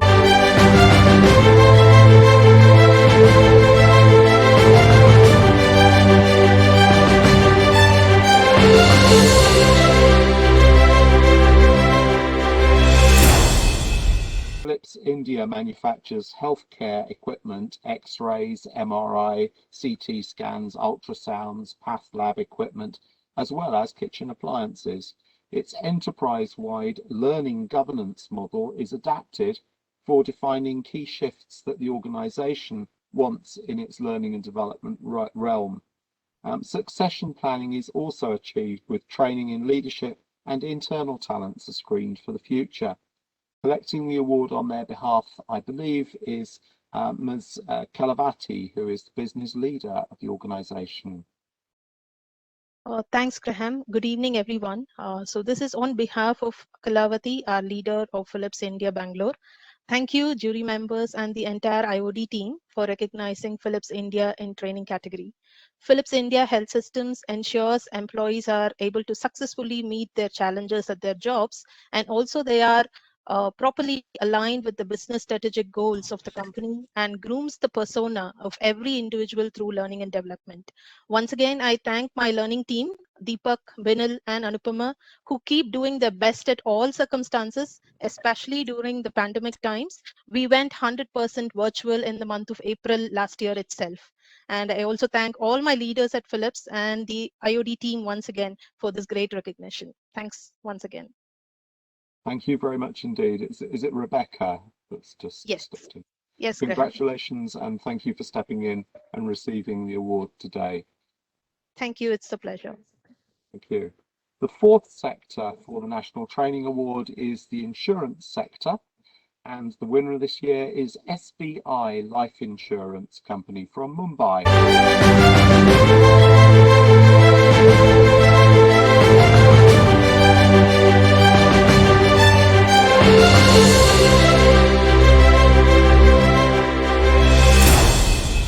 SBI Life Insurance is a joint venture between SBI and BNP. They have new upgraded product processes and policies, and these are communicated to employees via a learning experience platform, LXP e-Shiksha. The training is designed on homegrown technologies. Now, I believe that we have Seema Trikanand, who is the Executive Vice President and Chief of HR and MS, but I believe that you've got somebody else with you as well. So congratulations. Over to you, Seema Trikanand. Thanks, Graham. Good evening, everybody. Hi, I'm Seema, and with me is Sugandhi, who heads the Learning and Development team, and she's the reason that we are here. On behalf of SBI Life, I would like to thank the Institute of Directors India and the jury for this award. It's indeed an honor to win the prestigious Golden Peacock National Training Award 2021 among such illustrious peers. This award epitomizes the fact that the human spirit is invincible. We are all aware of the conditions in which we operated last year. Faced with new challenges, every one of us came up with innovative ways to survive and surmount the challenges and learn from this novel experience. This award is a symbol of our efforts towards developing our employees and distributors and will act as a great motivator for all our learning initiatives in future. SBI Life's customer-centric approach is not limited to just innovative products and services, but also in our learning and development initiatives that help create a better customer experience at the end of the day. Being recognized at the Golden Peacock Forum, which in itself is a benchmark of corporate excellence worldwide, is indeed a matter of pride for all of us. I conclude with a quote attributed to Leonardo da Vinci: "Learning never exhausts the mind." And we at SBI Life are never exhausted in enabling the learning culture of learning. Thank you once again. Thank you. Thank you very much, and congratulations to SBI Life and to both of you. Thank you for your contribution, and congratulations on the award. Thank you so much. We move into the IT sector, And the winner of the award this year is Hexaware Technologies from Chennai.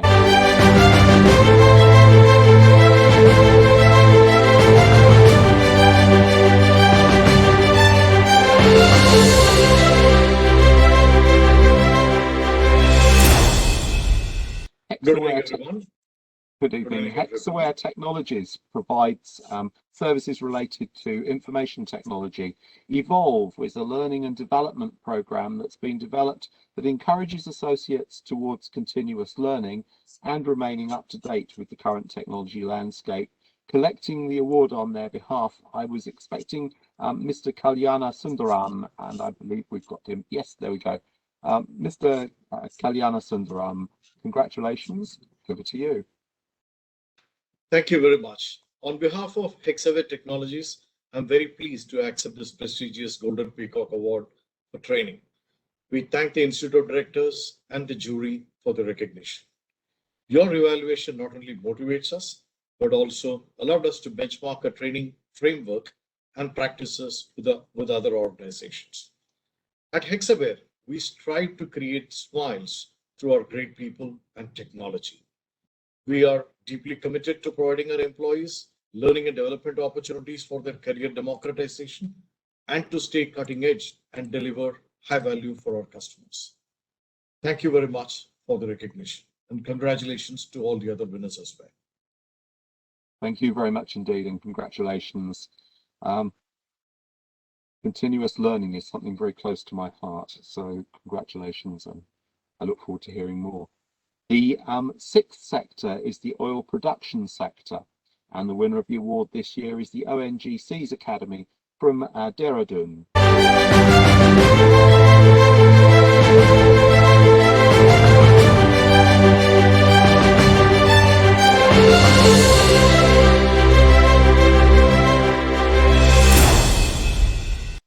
The ONGC Academy was established in Dehradun for training employees of both ONGC and other oil companies. Its main objectives are to attract and retain talent, to motivate and engage employees to perform at their best, to build employer brand value-based cultures, and to develop people's capabilities. Collecting the award on their behalf is their Director of HR, Dr. Alka Mittal. Dr. Mittal. Namaskar. Namaste to all. And I take this privilege of acknowledging the receipt of this award by our head of Academy, Mr. Manoj Barthwal, who's led the L&D initiative at ONGC very, very efficiently and very effectively over last 2 years. And what I have observed in last 18 months, in fact, the kind of work that has been done at the Academy. When the pandemic struck us, we were in midst of a situation where our L&D efforts were going all in classroom mode, where it was not a hybrid model or an online training model that was there, but immediately the Academy up. And over last, I would say, 12 months, we have been able to train 13,500 employees, our executives, out of 30,000 employees. And we have been able to log 91,000 hours of training L&D effort, and all in online mode. And the effort has led to lots of feeling of hope and positivity amongst our employees. Especially because with the COVID going on, there was lots of uncertainty about what the future is going to be like.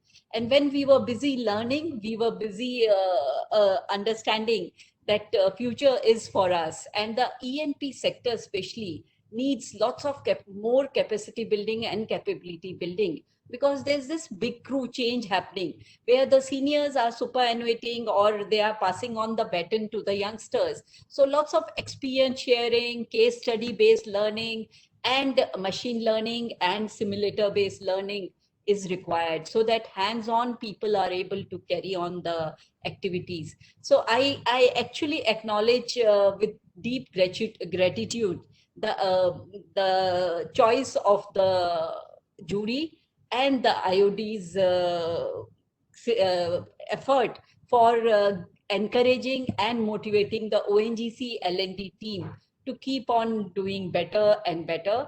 And we look forward to many such accolades for the academy team, which is actually working day and night just to make a difference to the way the activities are carried on and how the progress is visible in the years to come.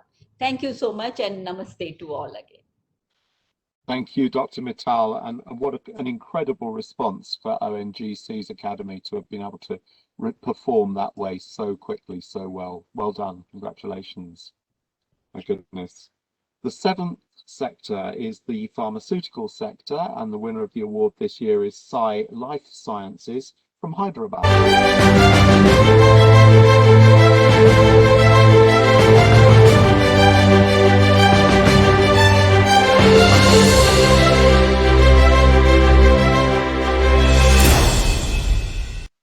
Sai Life Sciences is engaged in contract research development of manufacturing of drug substances. The outcome of different training initiatives has included effective governance, training effectiveness, and improved training management. Collecting the award on their behalf is Dr. Damodaran, who is the Chief Quality Officer for Sai. Dr. Damodaran. Yeah, thank you, Mr. Wilson, and good evening to respected dignitaries, jury, and one and all who are attending this grand event. And I would like to thank respectable dignitaries, jury, and IOD members for awarding this training award to Sai Life Sciences. It feels great to me to receive the globally recognized prestigious award on behalf of my organization. I'm privileged. Being in a pharma in knowledge-based industry, we at Sai, we give most important to the training to upskill our knowledge of the employee and improve their efficiency. We have adopted the learning management system, electronic system 3 years back, and the journey was very fruitful and enhanced the knowledge of every employee. We have created more than 100 roles specific training models, and more than 2,000 employees were trained. More than 5 lakh assignments were given. And being in a pharma industry, the compliance is also most important. We achieved 99.5% of compliance in terms of a training. And this recognition actually has helped us to achieve more awards in, like we got an award from ATD, 2 awards from change management and technology. I would like to thank my MD, Krishna, who has encouraged us to move into the electronic system and through a paperless journey. And I would like to thank Vinod, who is our training head for our organization, and STCs, site training coordinators, and the department training coordinators, who helped us to frame the system, effectively implement, and effectively imparting the training mechanisms. Kudos to the Sai Life team, and congratulations to all the winners, and have a great evening. Thank you so much. Thank you, Mr. Damodaran, and congratulations again to Sai. The last winner in the National Training Awards categories this evening is the steel sector, and the winner is Jindal Stainless from New Delhi.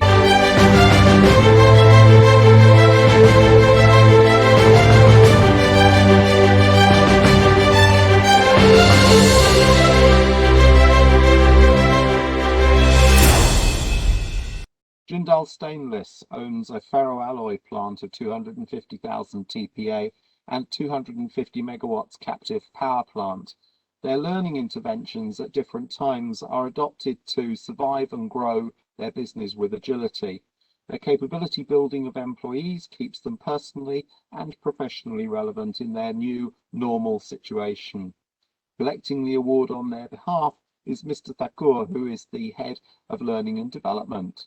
Mr. Thakur, on behalf of Jindal Stainless, over to you. Thank you so much, Graham. It is really an honor to receive this award in the HR industry. So I really thank Golden Peacock team for their hard work in spite of all the things that's been going on. I would like to thank our senior leadership team, especially our MD, Mr. Abhyuday Jindal, all the CXOs, for their focus on learning and development in spite being in the pandemic when business priorities takes all the focus. And I think that's the culture about Jindal Stainless that we wanted to promote. And this award is actually because of all the employees' effort, leaders' effort into that. One more thing that I wanted to share at this platform is that as an HR, as L&D, or as business leaders, there's a huge noble cause that all of us hold, like doctors and nurses, which is beyond our jobs. And that is to be able to give amazing careers, amazing future to a lot of people. And then when we sit on these leadership positions, we are actually managing a lot of families and helping them grow with us. So I would really, really like to thank all our employees who've been very, very focused on this. And it was impossible to be able to establish such a system without everybody working together in this area. So thank you very much. And thanks once again to the Golden Peacock team. Over to you, Graham. Thank you very much indeed, Nitin. Thank you. And congratulations again to Jindal Stainless from New Delhi. That concludes the National Training Awards of the Golden Peacock categories. We're going to move on now to the National Quality Awards. The Golden Peacock's National Quality Award is probably the oldest one that they've had established. I believe it was the first that we introduced. The winner this year for the Golden Peacock National Quality Award in the adhesives sector is Henkel Adhesives from Pune.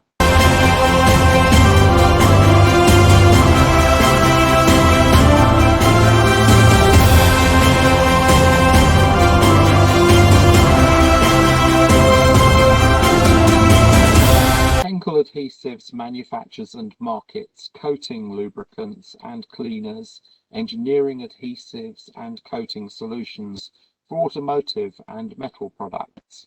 The company follows a 5-step planning process to set targets to measure performance against top-down targets, future planning, drivers for plan data, efficiency and simulation.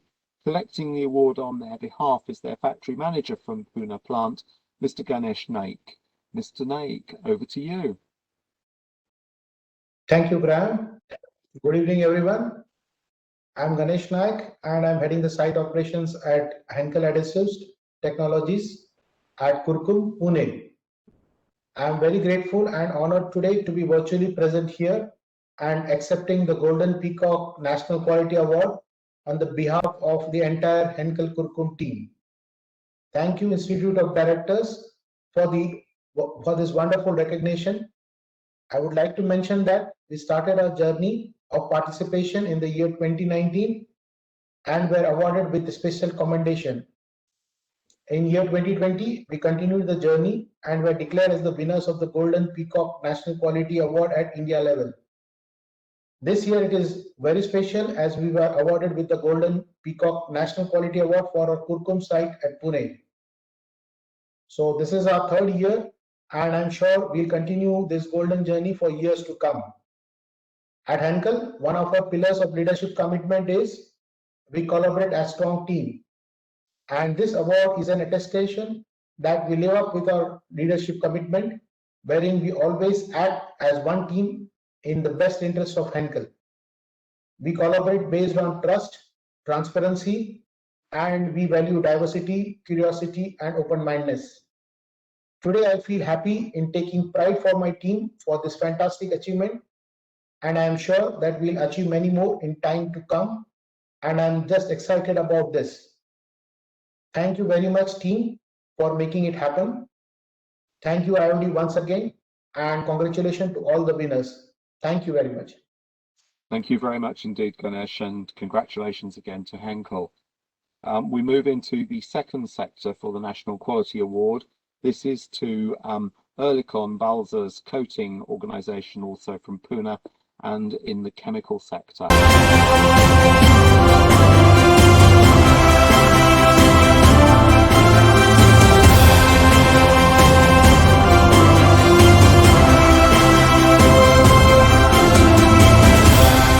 Oerlikon Balzers Coating Organisation provides job coating services to customers, taking into account their local needs. The company follows a process approach, and each business process is well defined on a global SharePoint-based platform called Gate. Collecting the award on their behalf is Pravin Shersa, who's the country president and managing director and regional executive for India and Southeast Asia. Over to you, Pravin.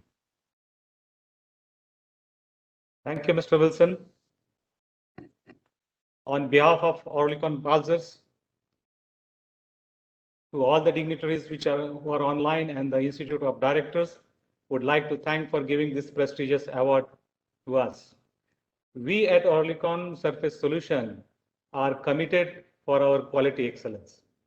We engage and empower our employee to contribute for creating a sustainable quality culture. And we are known for our best-in-class coating services. So quality is our main driver for our business growth in today's highly competitive environment. And we believe that such a prestigious award will definitely support our growth and our growth ambition and enhance our brand image. So I'm very proud of my entire team who deserve this award for their hard work, and under the leadership of Vijay Kant More, I congratulate them and also looking forward to many more such awards. And thank you once again to Institute of Directors for acknowledging us. Thank you so much. Thank you very much indeed, Pravin, and congratulations again to Oerlikon. We move on to the construction sector, and the winner of the National Quality Award in the construction sector this year, Larsen & Toubro's Transmission Line Tower Factory from Pithampur.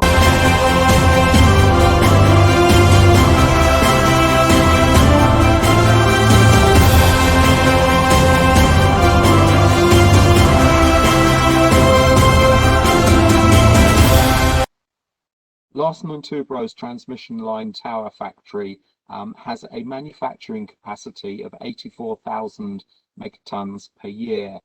Its factory follows a process approach, again, in all organizational activities across the functions and activity phases, including PDCA and risk-based thinking. Collecting the award on behalf of Larsen & Toubro is Saroj Kumar Singh, who is the factory head for the Transmission Line Tower Factory. Over to you, Mr. Saroj Singh. Thank you, Mr. Wilson, and good evening to all ladies and gentlemen. We are delighted and feel honored to receive this prestigious Golden Peacock National Quality Award. On behalf of L&T Pithampur, I would like to show my gratitude to all jury members and IOD for recognizing us. Quality is our core value of L&T culture, and our team always strives for excellence in each parameter, which delights the customer on quality. To make process more robust and institutional-based practices, our focus on building a strong organizational-wide quality culture. Customer satisfaction is our first priority. Be responsible to voice of the customer and voice of the business. We run the motivational program, digital tool implementation, and Kaizen implementation, and so on. With all this, I want to congratulate all the winners, and once again, thank you for recognizing us to IOD. Thank you very much.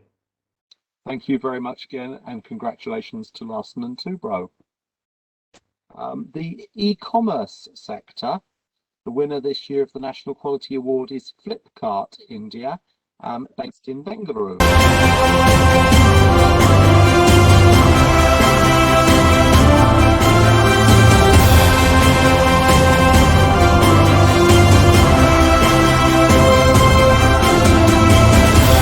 Flipkart has a focus on e-marketing of consumer electronics, fashion, home essentials, groceries, and lifestyle products.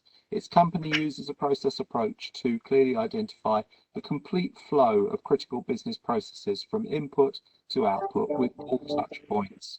The company is transitioning its entire logistics fleet to 100% electrical vehicles by 2030.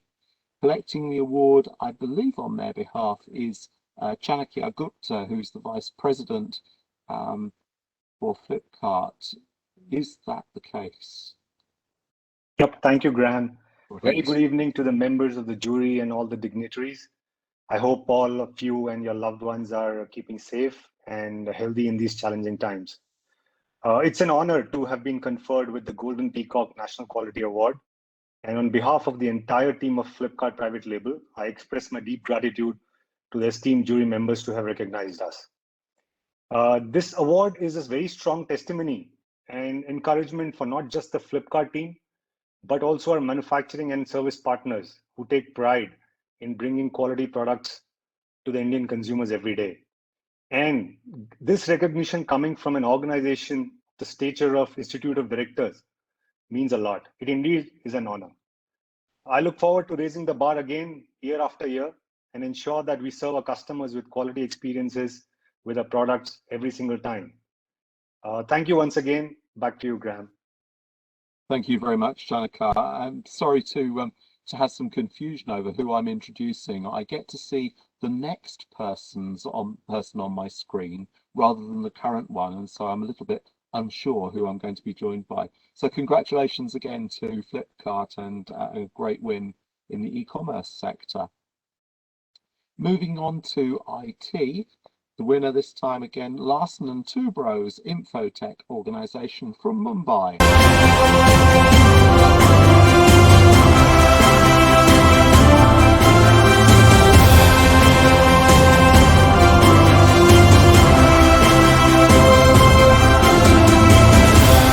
Larsen & Toubro Infotech is a public limited global technology company that serves more than 400 clients. Its company's ERM process encompasses the entire organization and mandates that risks are proactively identified, assessed and monitored at all levels of the organization. Collecting the award on their behalf, I believe, is Manoj Shikakana, who's the Executive Vice President and Global Delivery Officer. Mr. Shikakana. Mr. Wilson. Thank you, Mr. Wilson. On behalf of LTI, I am so excited to receive this award. This award is a recognition of LTI's efforts to create high value and client satisfaction. Our vision is to become a globally benchmarked solution provider and a trusted partner. And we have a very focused delivery excellence group headed by Komal Machinder, which drives this vision throughout the organization across 40,000 employees. I want to thank the Institute of Directors and the Golden Peacock team for setting up this award and creating a very healthy competitive spirit amongst all of us. We thoroughly enjoyed the entire process of response, preparation, and the subsequent evaluation. All our key functions in the organization, from the quality group to delivery organization, our branding team, marketing team, risk management team, all of them were involved. And I'm feeling so proud to receive this award on behalf of all of them. Thank you once again. Thank you very much indeed, Mr. Shikakana, and congratulations again to Larsen & Toubro Infotech. An extraordinary organization, and congratulations on another win. Well done. Thank you. The sixth sector for the National Quality Award is the pharmaceutical sector. And the winner of the award this year is Abbott Healthcare's organization from Jagadia.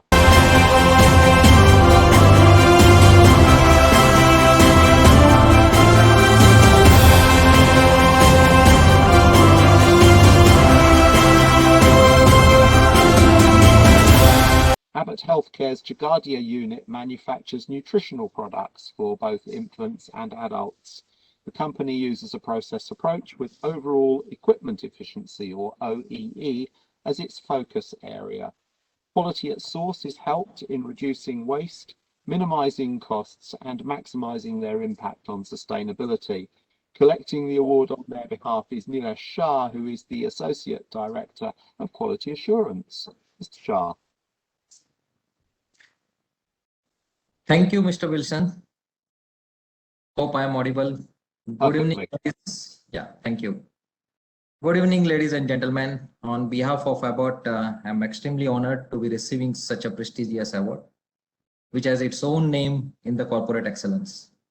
Abbott is the world's largest diversified healthcare organization focusing on health of community and growth of them. The products and services which we serve to the consumers, making impact to their life. Our commitment is to help the people live their best lives, which is in line to our vision.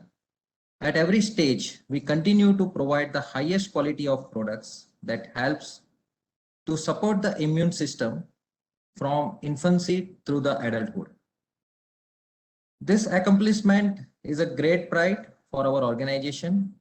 Would like to take this opportunity to thank all my team members for their great contribution to achieve this award. Last but not least, would like to thank jury panel and IOD panel for their efforts in carrying out this detailed assessment and selecting us for the award. Thank you so much once again. Back to you, Mr. Wilson. Thank you, Nilesh, and congratulations again to Abbott Healthcare for your work. Well done. The seventh sector for the National Quality Awards is the power generation sector, and the winner of the award this year is JSW Energy from Vijayanagar.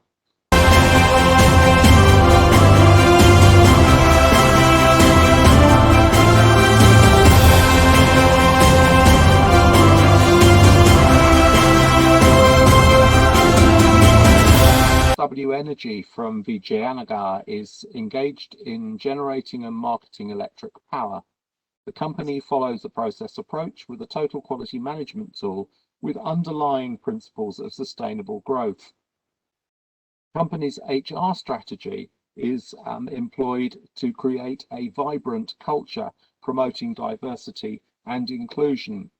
Collecting the award on their behalf is, I believe, Mr. Kartikeya Misra, who is the Associate Vice President and Head of Plant.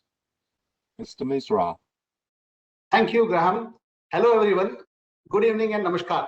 I am Kartikeya Mishra, Head of Plant at JSW Energy 1690 Megawatt Thermal Power Station at Vijayanagar, Karnataka. We are thankful to Institute of Directors for creating an environment of competition among Indian industries to compete, collaborate, and learn from each other to achieve a greater height in the field of their business. At JSW Energy Vijayanagar, we are committed to continuously improve plant operation, maintenance, health, safety, and environment performance using quality principles like TQM and Deming principles. Our plant is one of the best performing thermal power plant in India and has been awarded with multiple accolades for this. For this, I am thankful to JSW leadership team for their constant guidance and my team for their tireless efforts, which has resulted us to reach at this point. Our 300 megawatt Unit 4 created a national record by running continuously for 711 days. Even with the prevailing striving conditions in power sector, JSW Energy Limited Vijayanagar imprinted exemplary landmarks through the best O&M practices and achieved reduction of heat rate and APC at part load operation by implementing TQM techniques for performance optimization.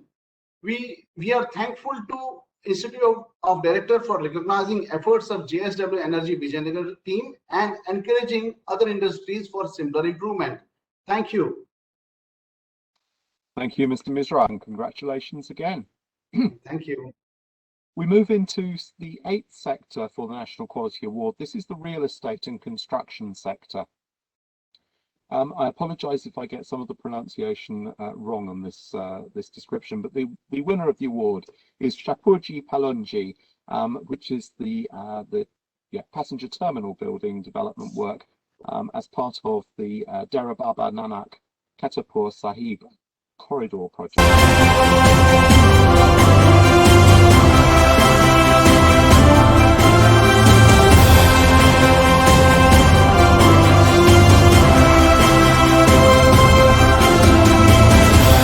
Shapurji Palonji's work on the passenger terminal building and associated works at Dera Baba Nanak in the Katapur Sahib corridor project has an assessment format which is called Permission to Proceed, or P2P, which is being used for the assessment of risks and opportunities from the bid stage onwards.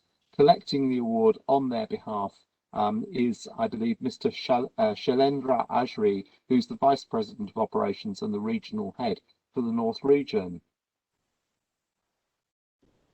Thank you, Mr. Wilson. Good evening, ladies and gentlemen. Mr. Shailendra Adri, our business head, is not well. I shall be conveying the message on his behalf.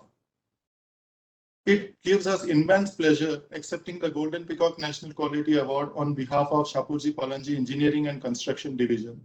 Thanks to the Institute of Directors and jury members. This award is a great honor for myself, my team, and indeed for all employees of Shapurji Pallonji Group. Quality has been a hallmark and one of the core values of Shapurji Pallonji. Established in 1865, our company has a rich legacy of 155 years in construction of prestigious structures and landmarks across the globe. The Dera Baba Nanak Kartarpur Sahib Corridor project was one of the important and fast-track projects executed by us. The reduced timeline of this fast-track project was a challenge to deliver safely, on time, and with good quality workmanship. We believe that meticulous construction techniques, rigorous project management, robust quality management system, dedicated staff, and teamwork has made the project a success.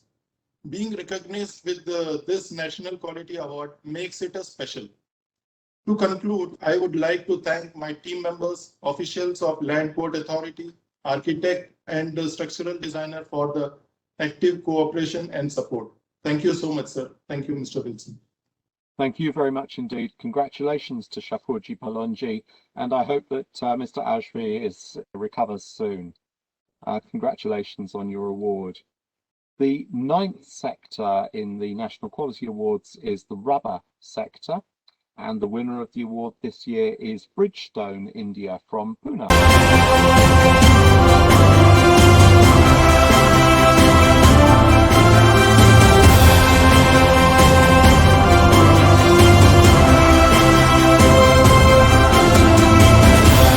Bridgestone India hardly needs an introduction. Their main product is steel-belted radial tyres. The company has established a framework to address social and environmental impacts of climate change throughout the product life cycle and the entire value chain. Collecting the award on their behalf is Mr. Yoshimasa Kihara, who is their technical director. Over to you, Mr. Kihara. Thank you so much, Mr. Wilson, and very good evening to all. I'm very honored to receive this Golden Peacock Award on behalf of Bridgestone India. I believe that our group mission, which is serving society with superior quality, has been recognized. This award gives us confidence that what we have been doing is right, and this award also gives us, our teammates, pride to work for Bridgestone. We will continue our effort to serve society in India with superior quality. Once again, thank you so much for recognition and dhanyavad. Thank you very much indeed, Mr. Kihara, and congratulations again to Bridgestone India. The final award winner in the National Quality Awards is in the telecom sector, and the winner of the award is Sterlite Technologies from Silvassa.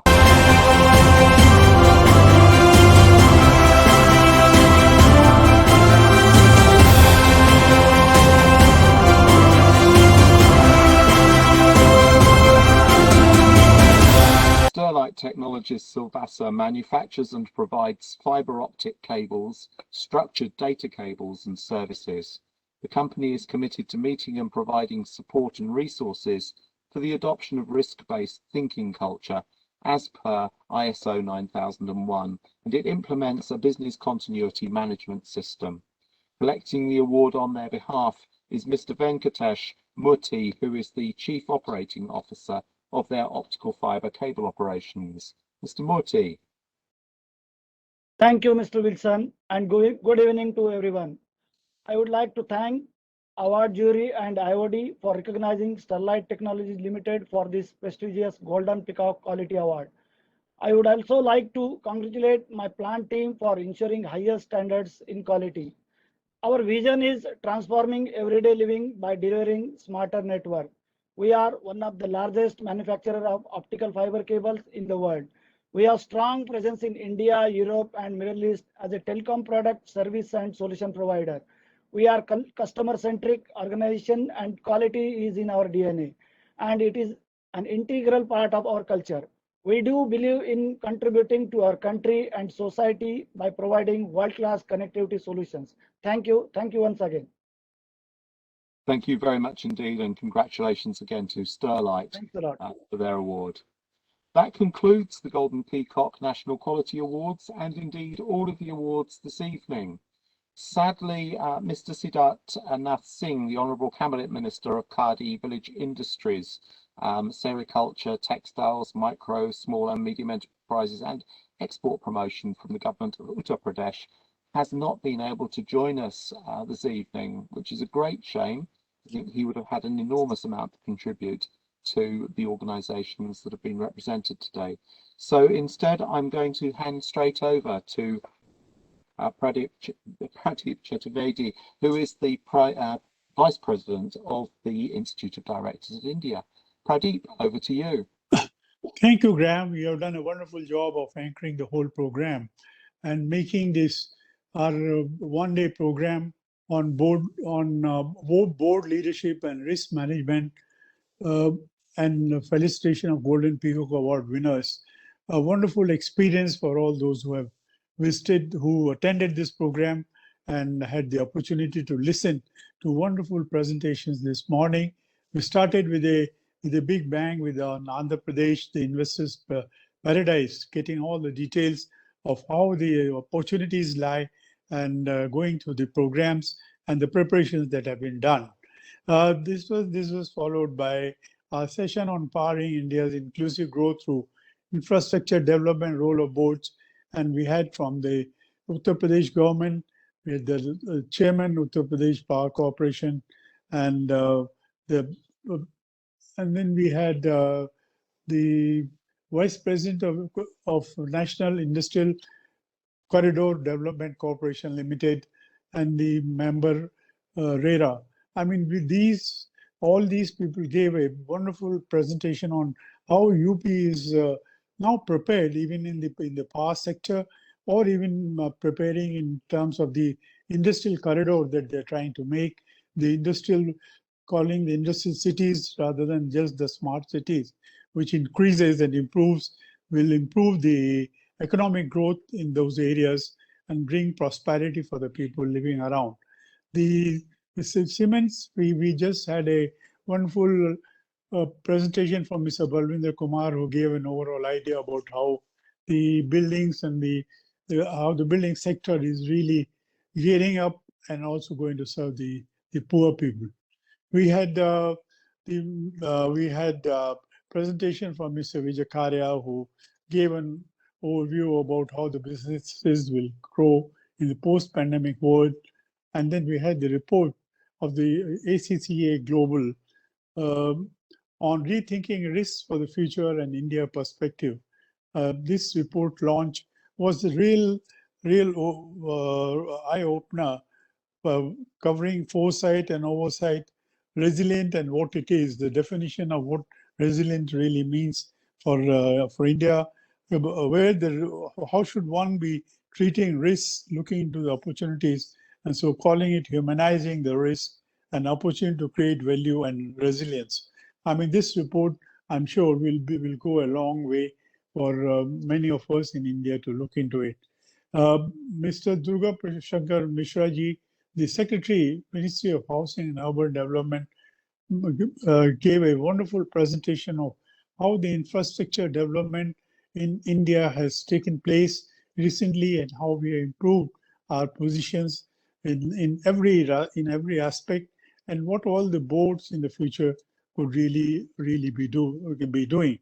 The Honorable Minister and the Chief Guest for the function, Shri Arjun Ram Meghwal, was kind enough to have spoken on Atmanirbhar Bharat and Abhiyan, and saying how we can become more self-dependent.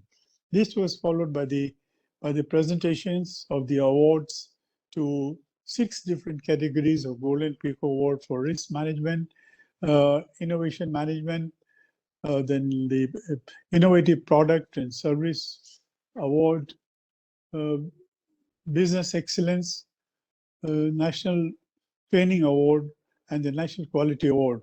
We had the opportunity to really pay our tribute to the business leaders who have done wonderfully well during these difficult times of the pandemic. And they have shown that whatever be the difficult situation, the industry is fully geared up.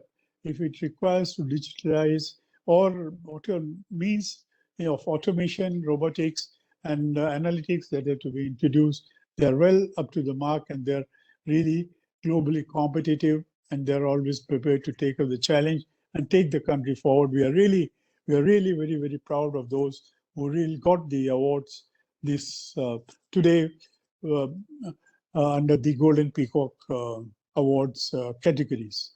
I would also like to thank our sponsors, because of whom this whole program could be made possible. Our state partner, the government of Andhra Pradesh and its participating organizations, Andhra Pradesh Economic Development Board, Andhra Pradesh Industrial Infrastructure Corporation.